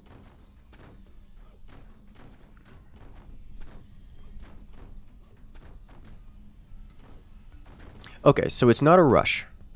This is different, to say the least. I think we're about to see an expansion up here, but there's no way this guy's going for swarms, so he's not going to expand up here for the purposes of building swarm missiles. This, on the other hand, you have to expand down here where there's no purpose of choosing the commander that you've selected. So I assume he's going to expand down here. The question is when and how long does it take? The answer is he's probably doing it now-ish. Yes, he's doing it now-ish, and he's getting an upgrade center here. He needs to have these swarms placed immediately if he wants to have them ready to upgrade before the upgrade center completes. Okay.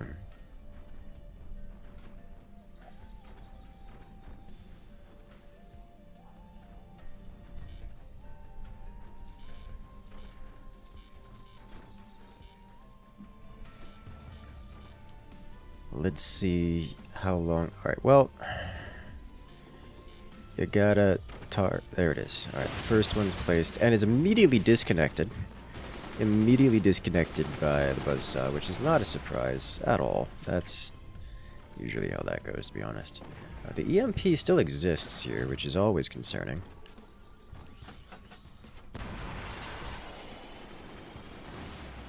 Looks like Pile on the right-hand side going for maximum mines. Going up to 7, and we'll be able to get 8 here.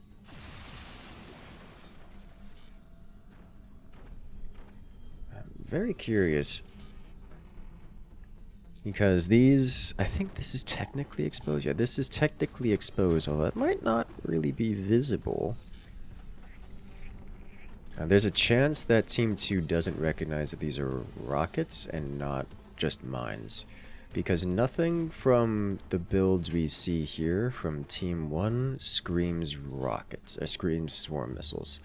And the defenses being built by the players here on Team 2 look like standard heavy weapon defenses and not nuke defenses. So we may get a situation here where we have nukes coming out beyond cannon o'clock and just blindside Team 2. Which, usually not the most effective way to go about it, but it does work sometimes.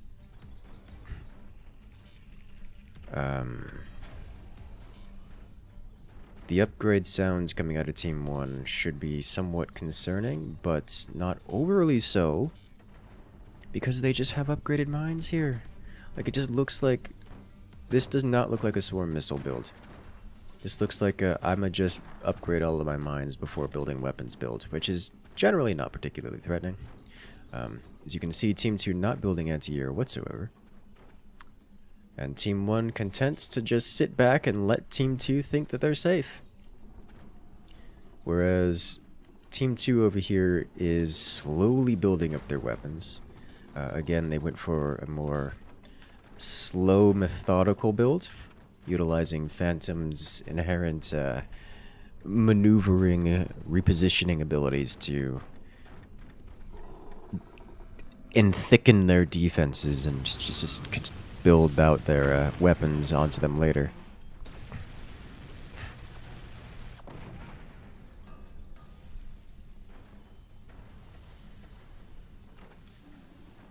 Oh boy.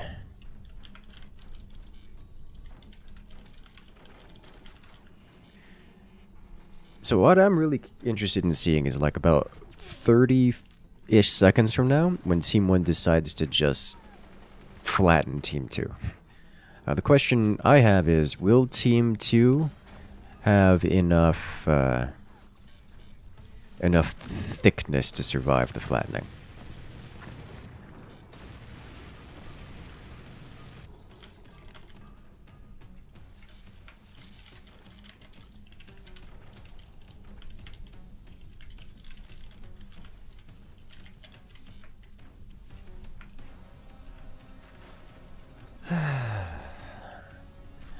Alright, Team 2's weapons are ready to go.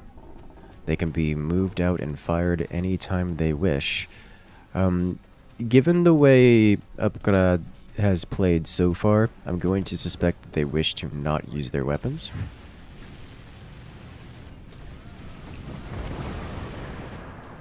Some safe anti-air, keeping the nuke at bay. But the nuke has been revealed. Team 2 investing into some more anti-air and such to assist with the defense.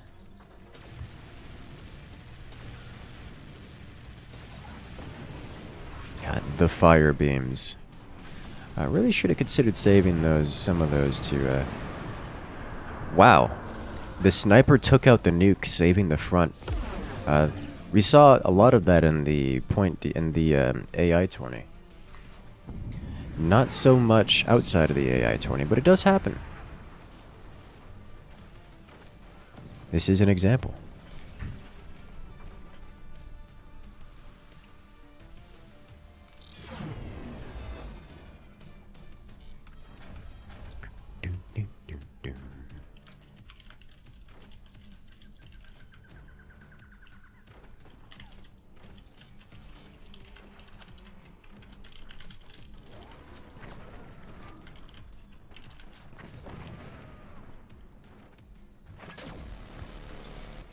Oh, close. That was one strut away from tapping the core. Doorsnip's gonna need to work on their defenses a little, or they're gonna get blindsided. Alright, looks like they're actually using the fire beams as proper anti-air now. Tar here really needs to work on his energy production. Or at least storing up enough to launch both nukes. Because he's yet to use both weapons simultaneously.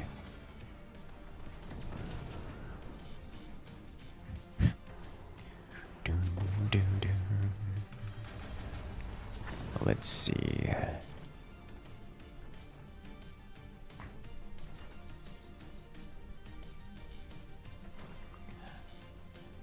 So remember when I said he needs to upgrade his energy production?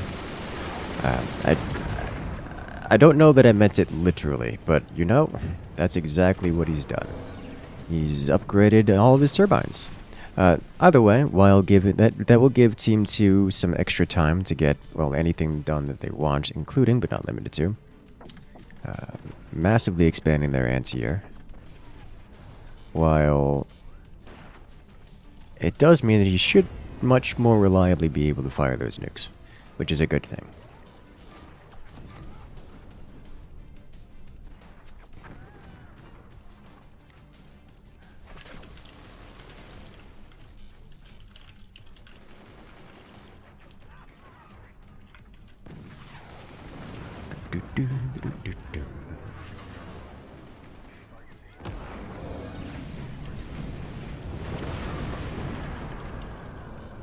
And new clans. Heavy damage, or at least heavy splash. Big repair bill. Nothing critical lost. The sniping from both teams has been on point. Especially from Gustigl up there.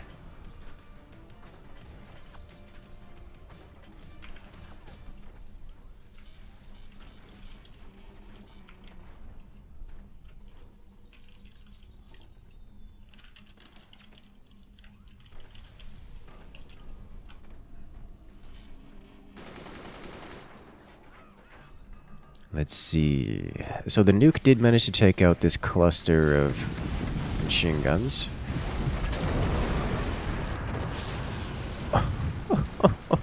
Talk about danger close. The first nuke not colliding directly, but being taken out mid-air. Still close enough that its splash damage damaged the wall. It was damaged its intended target anyways.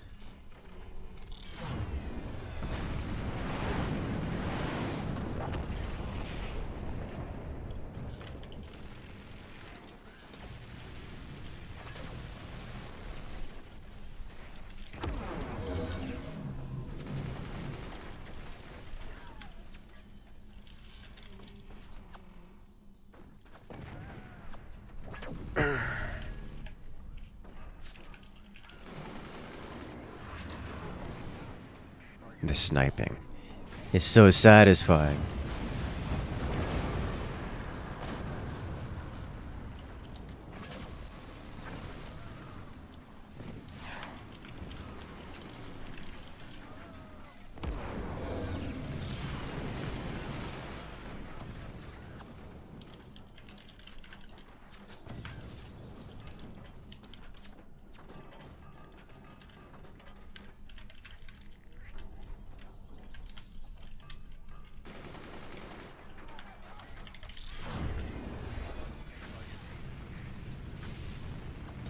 The nukes. Oh. Oh, the anti-air insufficient from Team 2. The combined firepower of, well, the nukes splashing everywhere and the constant sniping from Team 1 has managed to completely shut down Team 2's anti-air. And with it, the nukes fly and land uncontested.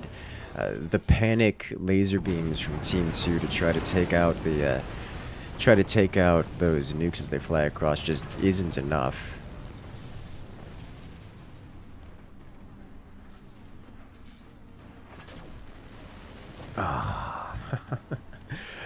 Honestly, the pummeling's going both ways, but Team 2's definitely getting the worst end of the stick here.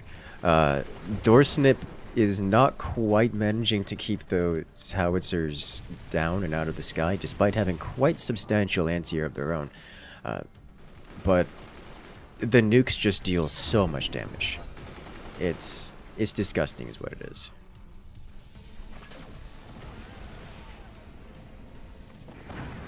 Oh, no!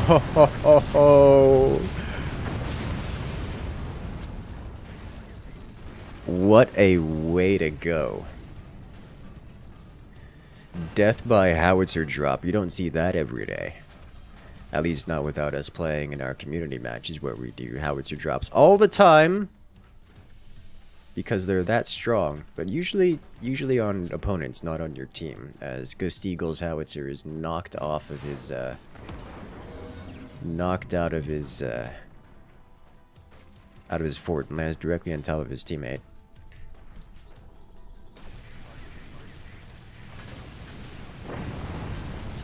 And that's it. Death by devastation. The nukes smash everything. As Team Doorsnip takes round 1 in this best of 5.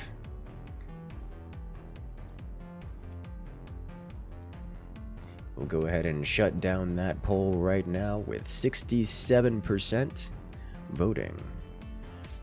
For Team, 62% voting for Team Doorsnip and 37 voting Upgrade Sorte.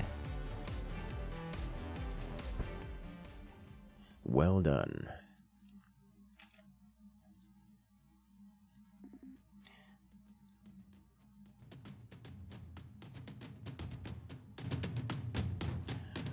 Alright, we'll be setting up the next round here.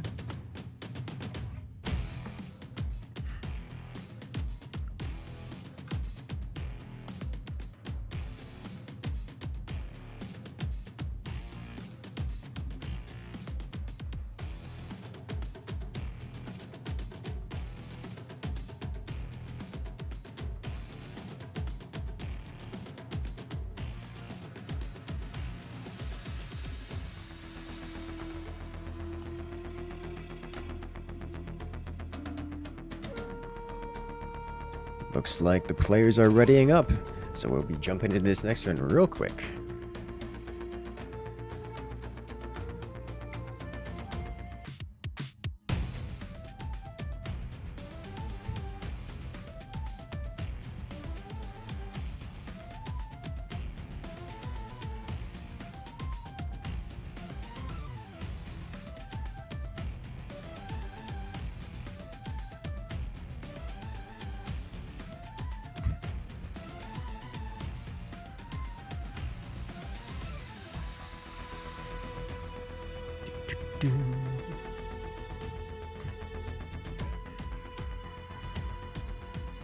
Soon.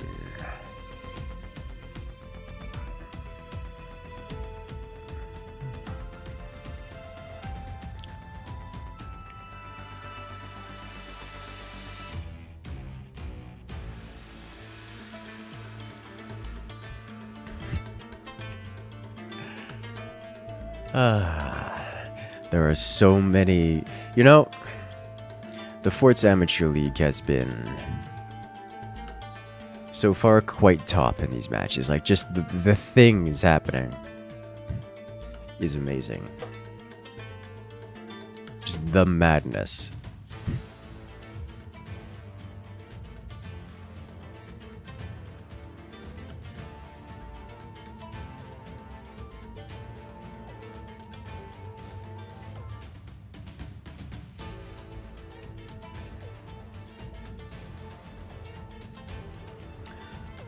Alright.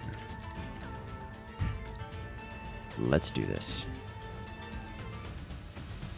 The players are ready, the match is made, the countdown has started. Let's do this.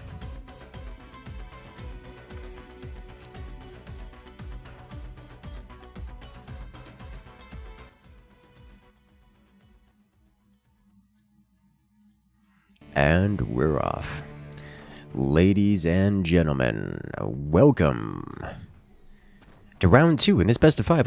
We have on the left-hand side is Team Upgrade Saute, playing as the Hurricane Commander. Hurricane Commander, I'm going to describe it as fairly generic.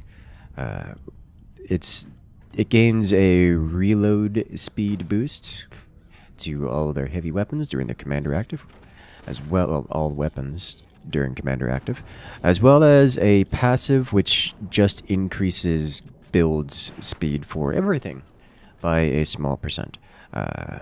Generally speaking, it doesn't have any specific effects which makes it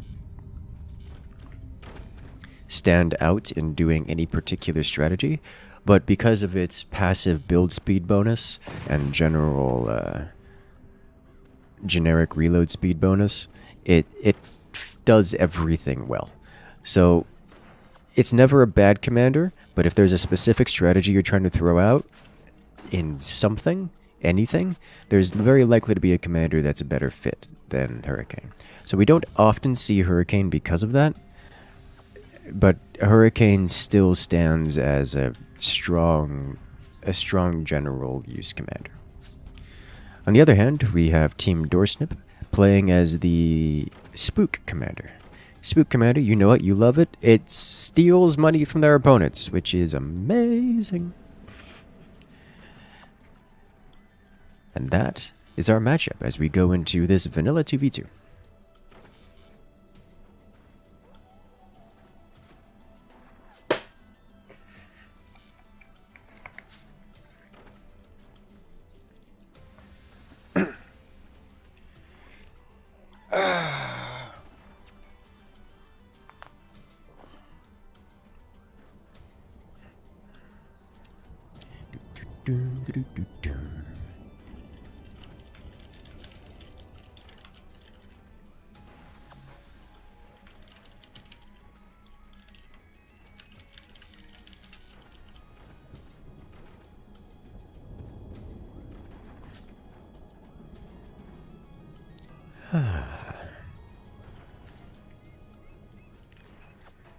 This sniping.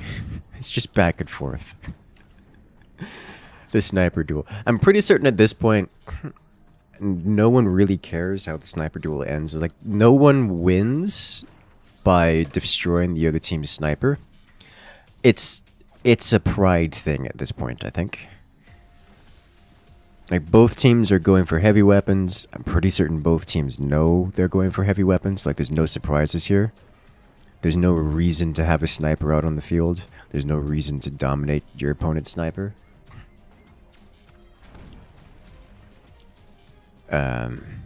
It's just, your opponent built a sniper, you built a sniper. Town ain't big enough for the two of us. And that's just how that goes.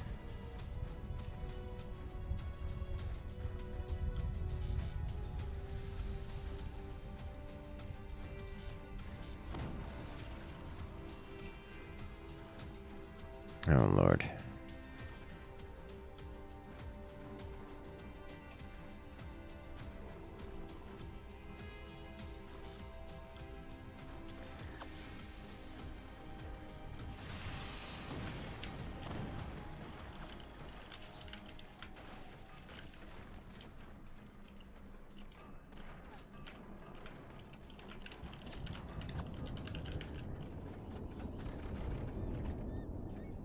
Oh boy. Interesting decision here. We do have both players on Team 1. Yes, they went heavy weapons tech, but they've stuck with the hybrid weapons, utilizing a combination of fire beams and 20 mils. I suspect this may be another round where Pile attempts to go up to like 10, 20 mils. Because I don't see another good option here. Alright, no. Ghost Eagle's going Fire Beam, Plasma Beam here. Just out of order. Okay. Understandable.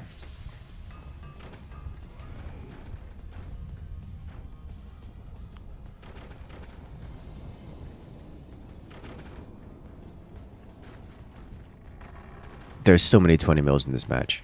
Why are you like this?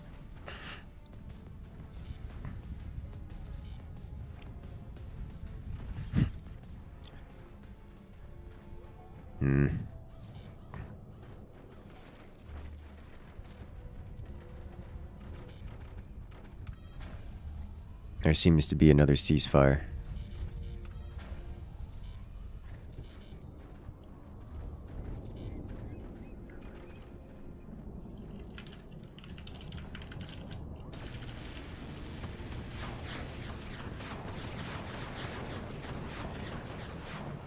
The ceasefire has been broken. 2 volleys of 20 mil fly across the screen, pummeling Pile a little bit.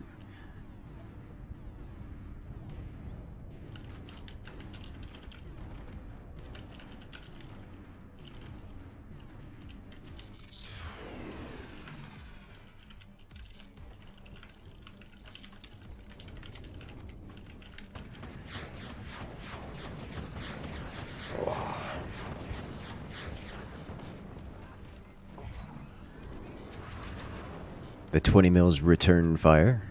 You might see a tower of 20s again. I think so too. Potentially from both sides, actually, which is unexpected. Wonder if there's some agreement. They said, we're going to go 20s this turn, so you do the same, just because they can. You know, that happens sometimes, because at the end of the day, as much as this is... Oh, Jesus Christ.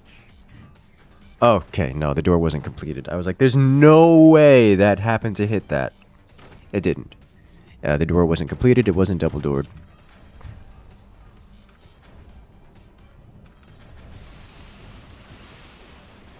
Oh no. The tower of 20 might be coming down here. Oh ho ho!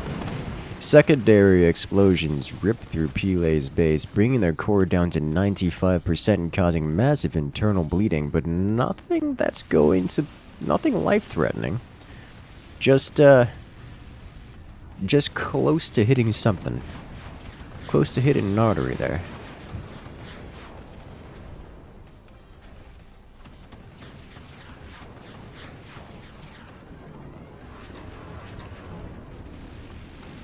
Okay.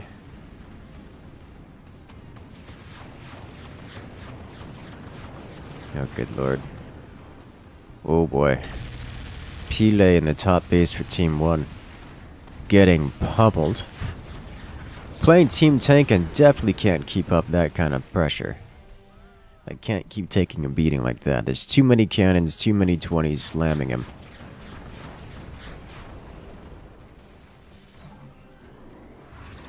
Okay.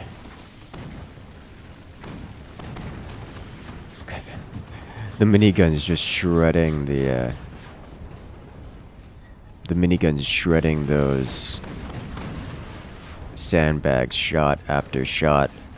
As Pile loses another 20 mil. It's just taking too much damage, you can't repair it. The repair bill is way too high.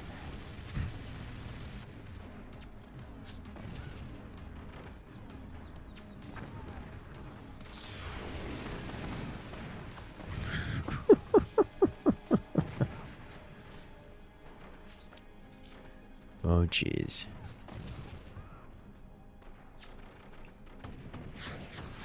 Here comes another volley. So Pile just lost the last of their turbines, which is a really unfortunate situation. Like, Team 1 is getting hard bullied here. It's as if both teams went for the same strategy, except Team 2 did it a little bit better, and now is just... they have the same things as Team 1, but more. Which is generally speaking, not a place you want to be. As that's not how you want your experience to line up.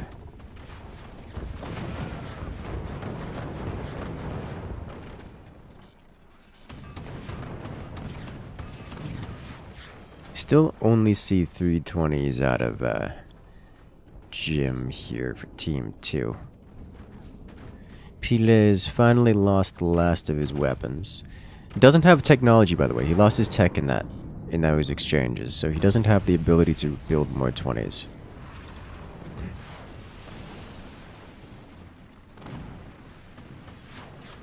Oh dear.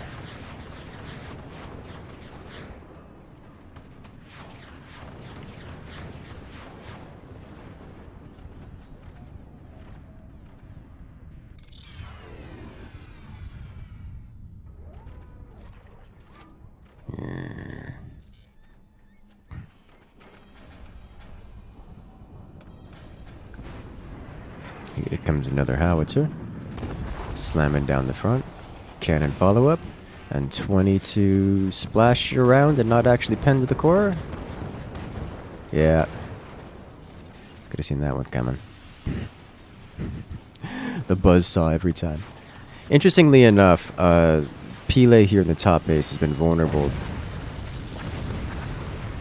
I was going to say, Pile here in the top base has been vulnerable to a buzzsaw. He could have been buzzsawed to death from the beginning. And at any point in time in this match. Like, it's been 11 minutes, and it took Team 2 long enough to realize that a single buzzsaw just straight ends Pile's base there. Did not have anti-buzzsaw defense. And we saw the result of that.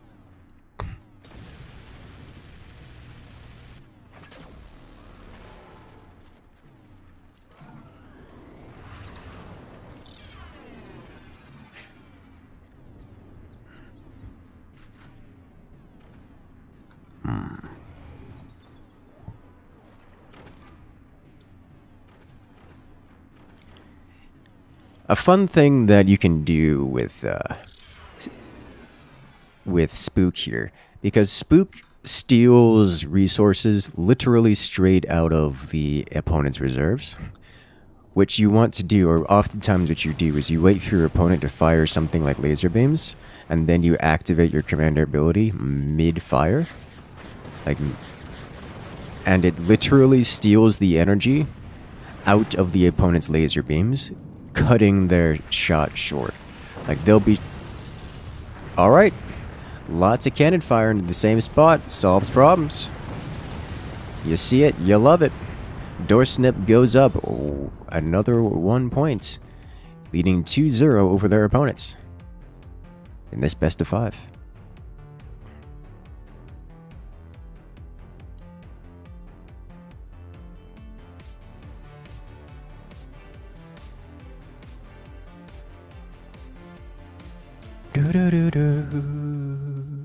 Beautiful. Okay, so that will put Team 2, that will put specifically Team Doorsnip in the lead. They're on match point. They need just one more round to win the FAL entirely. We don't count out Upgrade Santé just yet. They can come back with a reverse sweep, take this to 5 rounds, and claim the victory themselves. Wouldn't be the first time we've seen that. And, well, Gustico and Pile are absolutely capable of doing such a thing.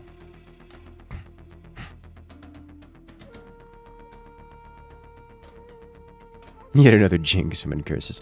Well, I don't consider that one a jinx because I saw that one coming like 15 seconds ago, and I was just wondering if I should mention it before it happens.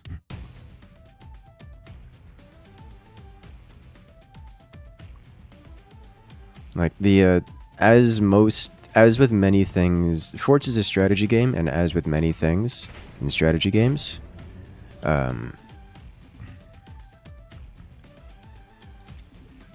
the situation which occurs is not a surprise, so much as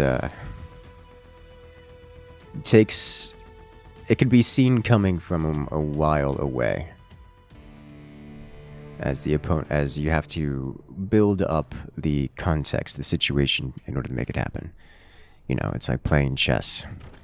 You don't win the game by attacking the king. You win the game by pinning the king in a corner with 3 different units. So you have to put those 3 different units in place first. That was the situation there. Not a jinx, just conveniently spoken as it was happening. It was inevitability. Inevitable? A long time coming. Foreseen.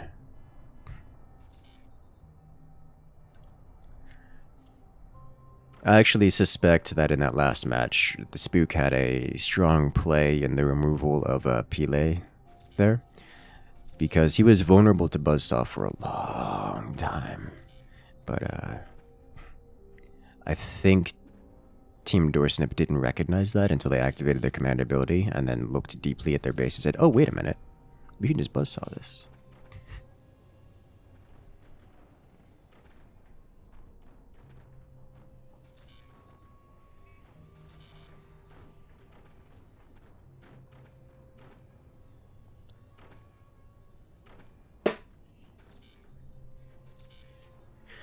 Alright, so in this round we have a mirror match. Architect versus Architect. Team Doorsnip versus Team Upgrade Salate. So this is about as even as it's gonna get. Aside from the fact that Doorsnip is on match point and wins the entire FAL if they win this round, there is no difference between the teams. Everything about this game, state-wise, is even. The only question is, which strategies do they implement? For Team 2 here, both players are going for an upgrade center. For upgrade saute, we see an upgrade center before heavy weapons tech, which is not a surprise. That's just fairly common for Architect players, because Architect's ultimate allows you to catch up on your build order, which means you can afford to take a step outside, take a brief tangent.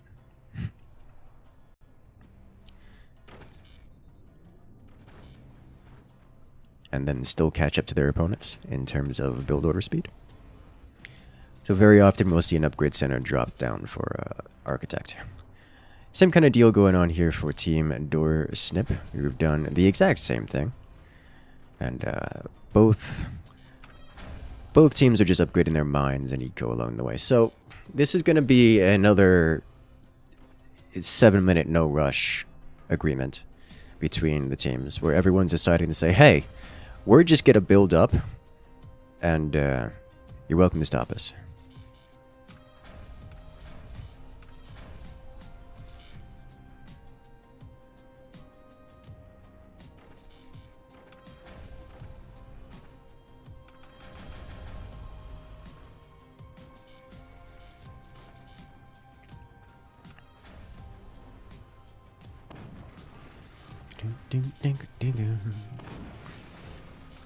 From the viewer's point of view, you stop talking for a second. We don't know what you expect if you didn't say. Yeah, that's true. A lot of the things, there's, like most strategy games, most of the important things happen, I'm going to say, behind the scenes. As much as, unlike Age of Empires, Forts is literally in your face with things. Like, there's no hiding things. You can't build it off screen. The devil is in the details. Most of the things that matter happen, but aren't flashy. So you as the spectator, unless you know what you're looking for, generally can't tell what's going on without my telling it. And a vast majority of the time, the important things are small and timing based. So it's very difficult to explain everything without it just becoming this mundane drawl vocal salad. And there's just too much going on to explain it. Like, oh no, we're building the stability tech here, which enables this build to go up top higher. So we'll see a higher build instead of someone trying to build the offset cannons. They can head toward the back. Or like, well, whatever, of all the other strategies, all the other little things that make the difference. Something as simple as, oh no, we've built this forward mine, which turns all this to background bracing, and so that means we now have to go with this additional sandbagging phone, which implies we're going for an extra heavy eco build, which delays the build by an extra, 15 seconds, but results in a later game switch to having more eco and a long grindy match. But I don't need to say these things, so I just don't. And instead, I just wait until it happens. Like, oh look, this has happened! Surprise! Big shock! Buzz out of nowhere, hitting that one tile because someone decided to get greedy and remove this big extra space so they get buzzsawed and falls down. And of course, something I learned a while back is it's always a good idea to stop talking when the big things happen. Just for a second or two, maybe 3.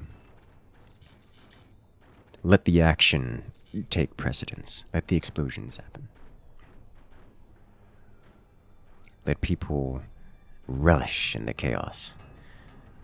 So we're kind of up on 6.5 minutes. People's weapons should be online now-ish, as we see the howitzer first firing.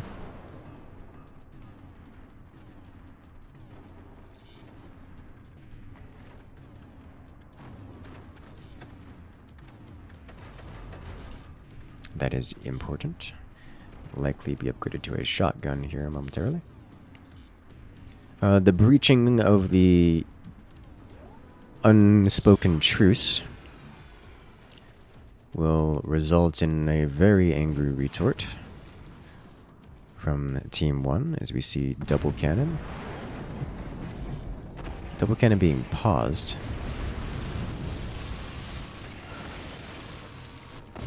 Oh ho ho! Close. That stability set coming in clutch and keeping Tar alive in this position. Tar in the team tank position. Oh boy. Does it make it? Okay, that could have been devastating. A good solid hit. Both players from Team 1 door snipe. Focusing Pile Roulet, who is in the forward base. Henceforth referred to as the team tank position. Making an effort to remove them.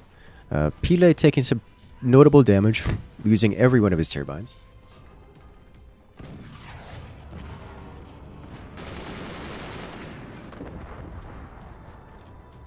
The loss of the turbines doesn't harm the integrity of Pile's base, but it does reduce his ability to actually fire his weapons. Basically, he has to spend his money and energy on reconstructing his turbines before firing his weapons, and will thus keep Team 1 out of the firing line for a good 30 seconds after they were destroyed.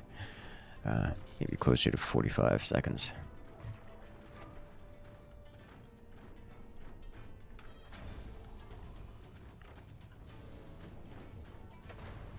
Good God, why are you like this? I appreciate you. Coming in with the triple howitzer. Trying for the door snipe.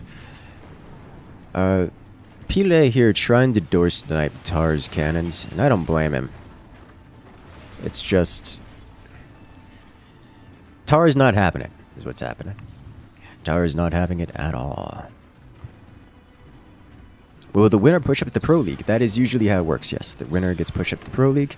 The relegation match will not be happening today. But yes, the steps to get... The path to the Pro League involves winning your way through the Fort Amateur League. So these players, as much as they like to have fun, as much as they like to do all these things, and are genuinely not afraid to... potentially sandbag a match just to make a good game for the fans, which I appreciate, by the way. Like, that's mark of a good player. They do get the prize of going up into the Forts Pro League, where they get even more fame and fortunes.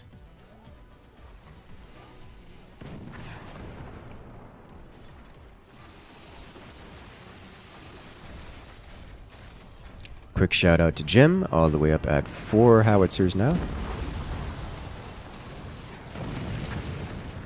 Oh, heavy damage.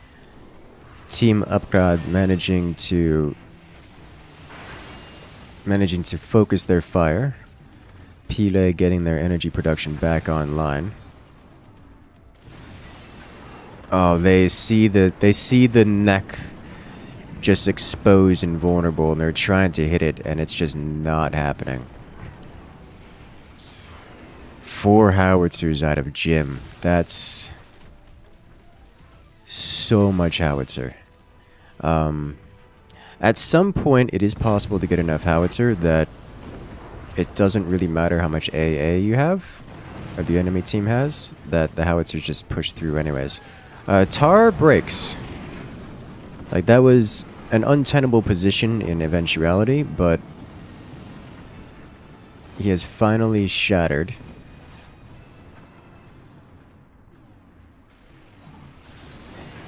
He's done very well to maintain his life so far, but has thus far fallen and been knocked down a peg.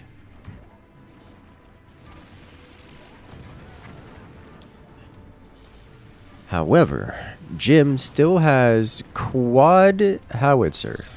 As you see, despite all of the anti-air for Team 2, the howitzer still makes it across.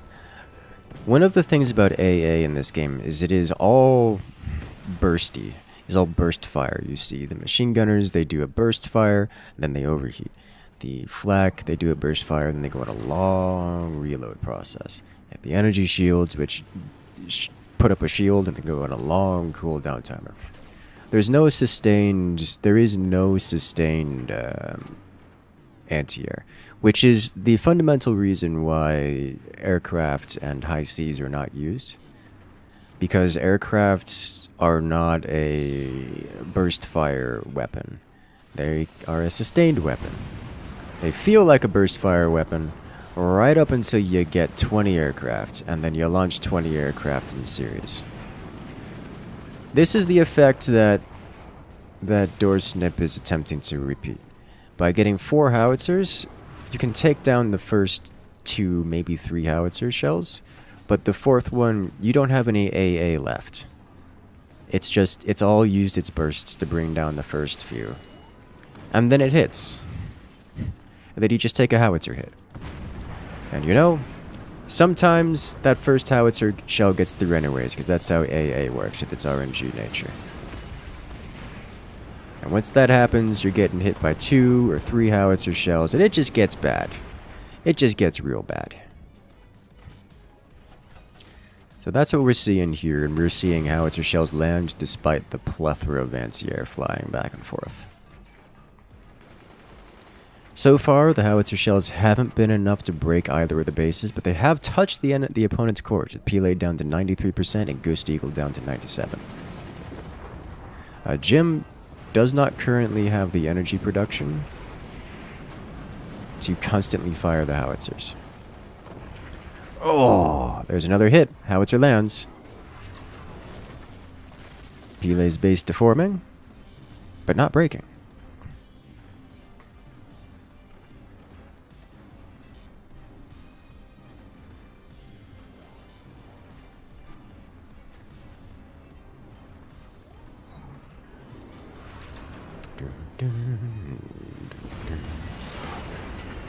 Ooh, nice shot. The shotgun position from below, keeping him alive.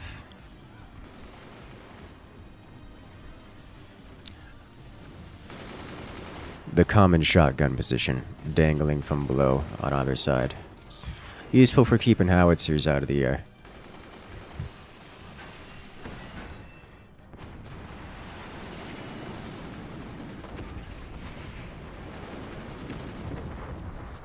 The shotgun has been used, so the 3rd howitzer shell comes across and lands. 4th howitzer shell doesn't make it.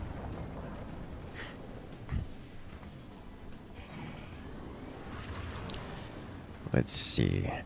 So at this point in time, Tar has financially recovered. He's still broke, but he's got the income necessary to sustain himself.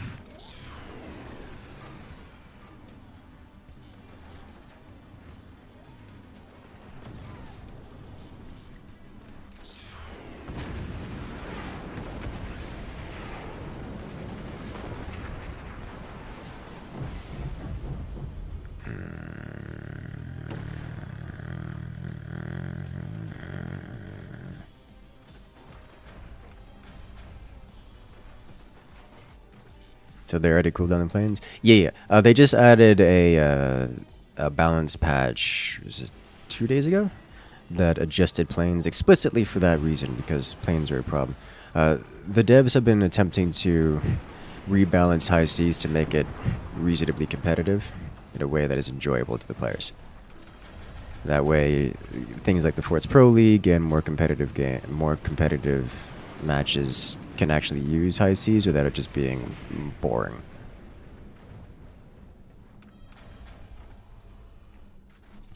Is the devs released high seas and the competitive players are like, fun, cool, we'll play it casually, which they do. It's quite popular for boat and memes. But like when it comes to actual tryhard matches, they just no one touches it. Uh-oh. The EMP shutting down the shotgun, which means the howitzer can fly and actually hit Tar here consistently. God, there's so many laser beams. Tar is just being a punching bag.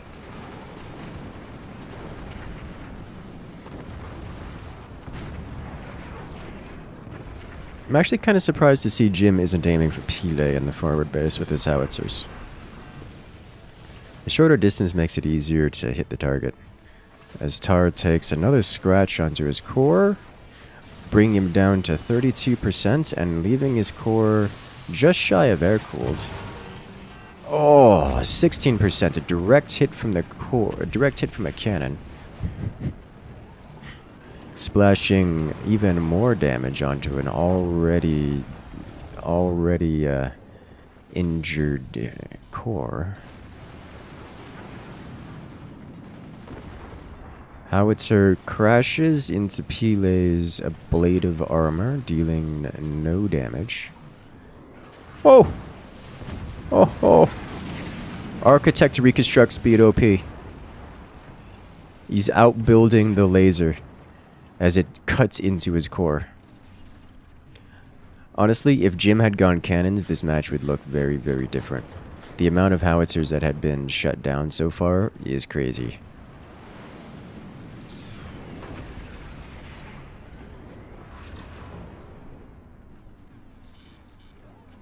Alright, Jim. You gotta save up the, energy.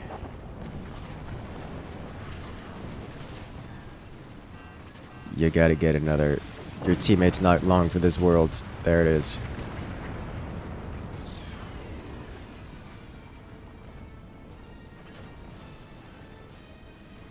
Jim has limited time. His shield has fallen.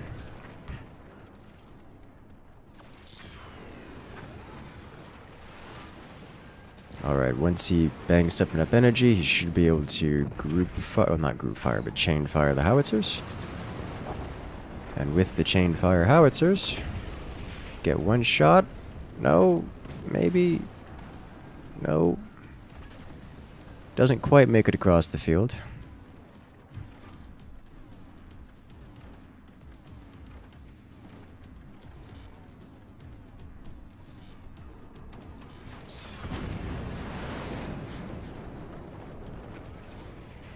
Okay.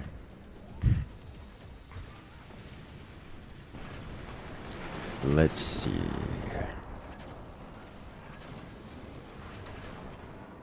Oof. It begins again. So now that the team tank base has been obliterated and no longer exists, Jim here in the rear for Team Doorsnip with their quad howitzer is going to be taking all the hits.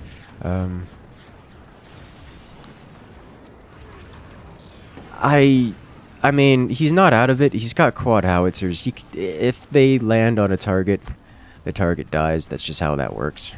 That's how howitzers do.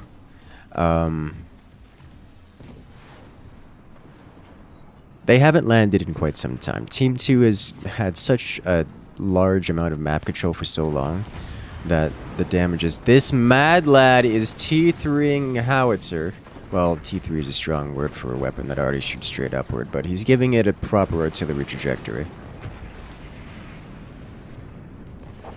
And another howitzer lands. Let's see where this guy... Oh, that's it. There we go. Team Doorsnip falls as Upgrade Saute takes a point.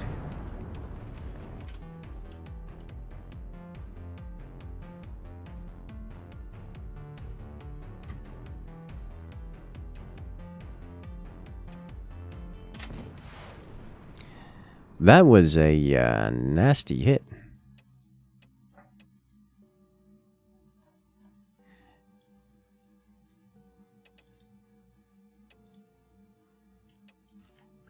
And I want to see the collapse in slow motion because that's a good time all around.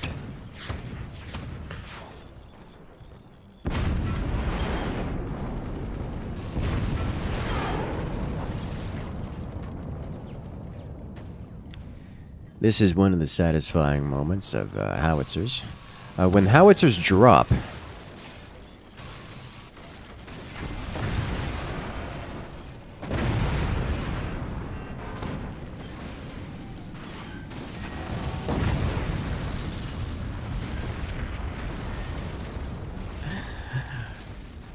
it just vaporized.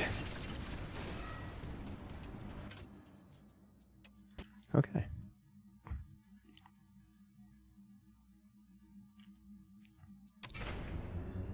Looks like we're ready for the next match, so we'll jump right into it.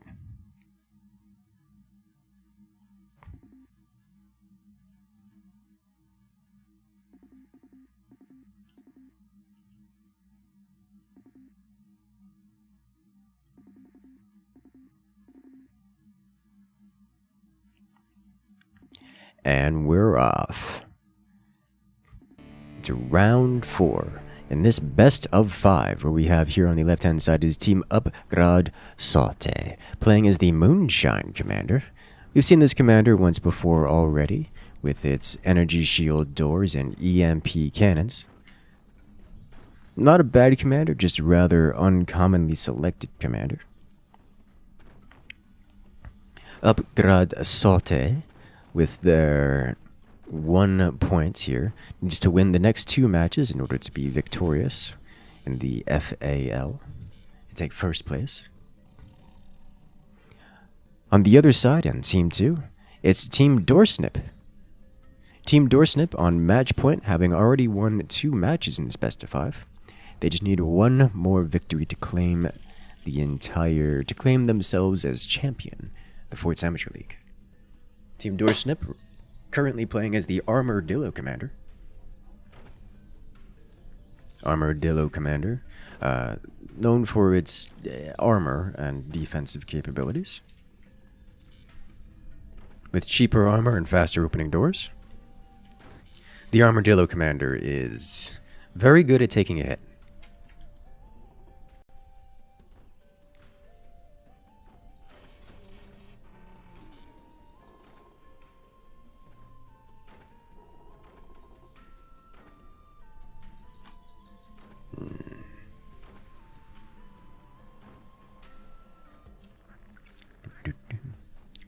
Given the choice of commanders, I reasonably expect both teams here to be going straight into heavy weapons. Not necessarily rushing, although neither of which are bad at rushing, but they both... The traits of their commanders lend toward longer games, so we're likely to see a more standard build-up to heavy weapons. Kind of a mutually kind of another one of these matches where there's just a mutual agreement to not shoot at each other before the 6-minute mark. And then the whole mutually assured destruction thing kicks in.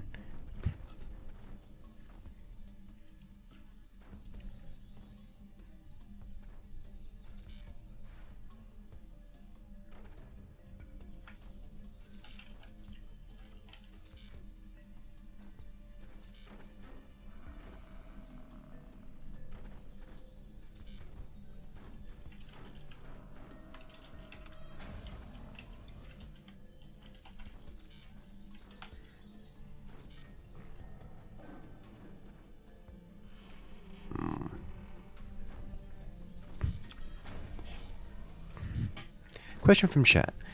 Is the strategy viable, where you let one guy face tank and the other guy focuses on guns? Viability is not really relevant. You don't have so much of a choice. In some matches, in some positions like that last one, it's very difficult to hit the rear fort without first blowing through the closer fort. So, near inevitably, the forwardmost fort will take every hit. So it really doesn't matter whether or not it's a good strategy. You're going to have to face tank all the weapons from the entire enemy team combined. You either face tank or you die trying. That's how that works.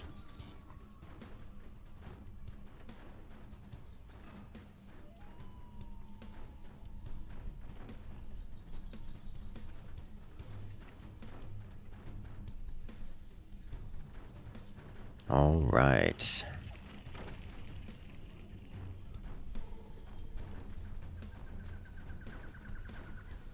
This is one of two commanders where 20 mils is not terribly unusual.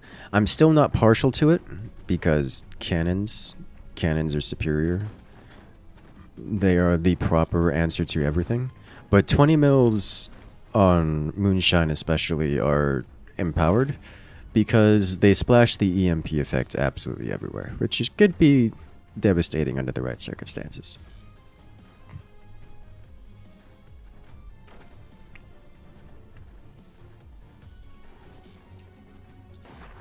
On the other side, we have double fire beam and howitzer, which from these positions reek of they're going to try to land the howitzer and they're going to use the fire beam to do it.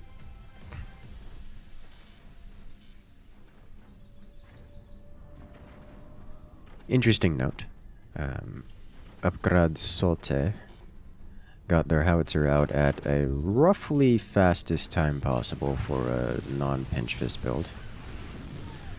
So this is much more of a proper heavy weapons rush for Team Upgrade Sote, while Team Doorsnip is a bit more methodical about it.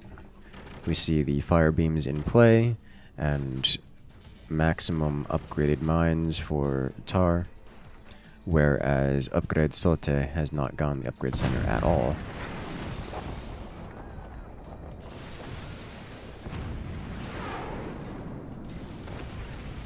And that's it. That's a great yep, okay. They nailed it. Complete with the buzzsaw. That was methodical. They had that planned down to the order of every single weapon fired in that volley. That was buzzsaw into firebeam, into howitzer, into firebeam. That was as clean and coordinated as it gets, and Gustigl suffered for it, having his entire fort completely clean shaven.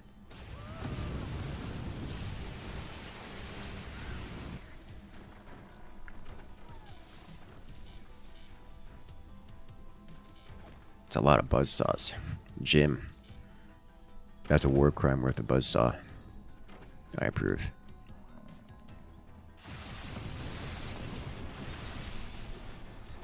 Oh no. Not like this. Well played. Team Doorsnip off the back of half a dozen buzzsaws and some great teamwork, claims victory. And with their victory, well, they claim championship over the entire Forts Amateur League, putting them in first place, going up 3-1 in the final round, the final match. You know what that means? We gotta check out the replay of that, because that was an incredible showing here, especially in that first wave. Let's see. Let's watch this in slow motion. Your favorite.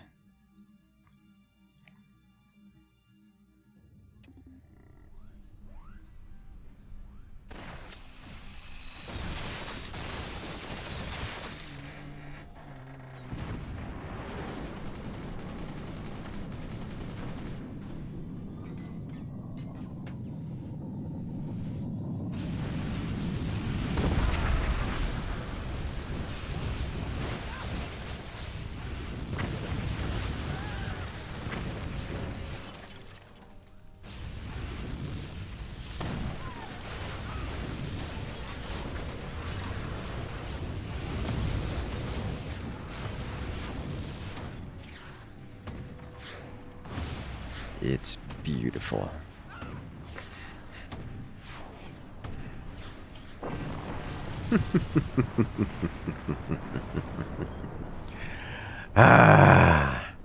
Yeah. That's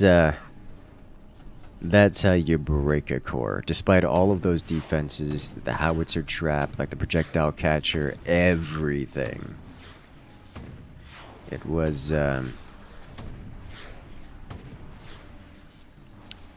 satisfying.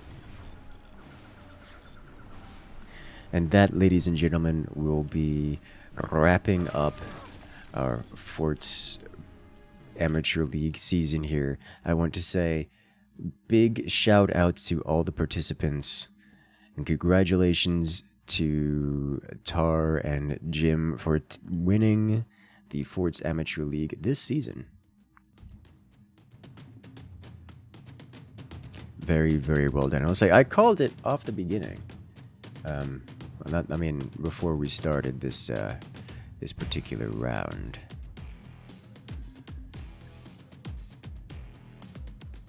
They were quite adept.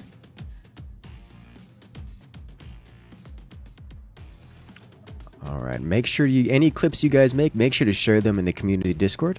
You could find the link to the Discord in the you can find a link to the community Discord in the description below, as I want to see all of your clips, all of your favorite moments.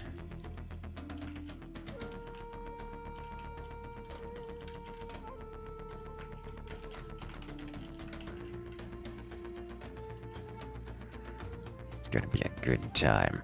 I'm gonna have to go back through this. These matches have been actually amazing, and I'm going to need to go back through all of them and probably upload at least a couple of them onto YouTube, because they're that good. I mean, like, as dedicated standalone videos, because they are literally that good. I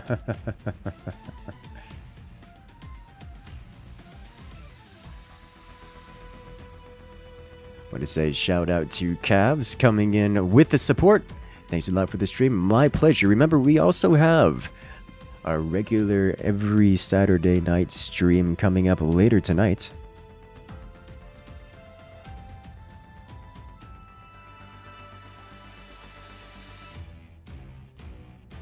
So stick around for that.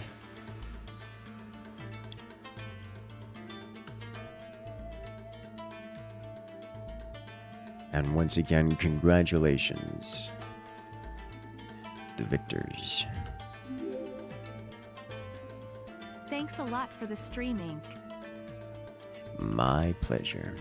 Alright guys, we are going to be wrapping up the stream here. I'm going to send you guys off to a raid. And then we'll be checking back later at about 7 p.m. EST. That's 2 hours from now. I've got a few things to take care of between now and then. And then we'll join in for some community fun. And I'll see you guys there.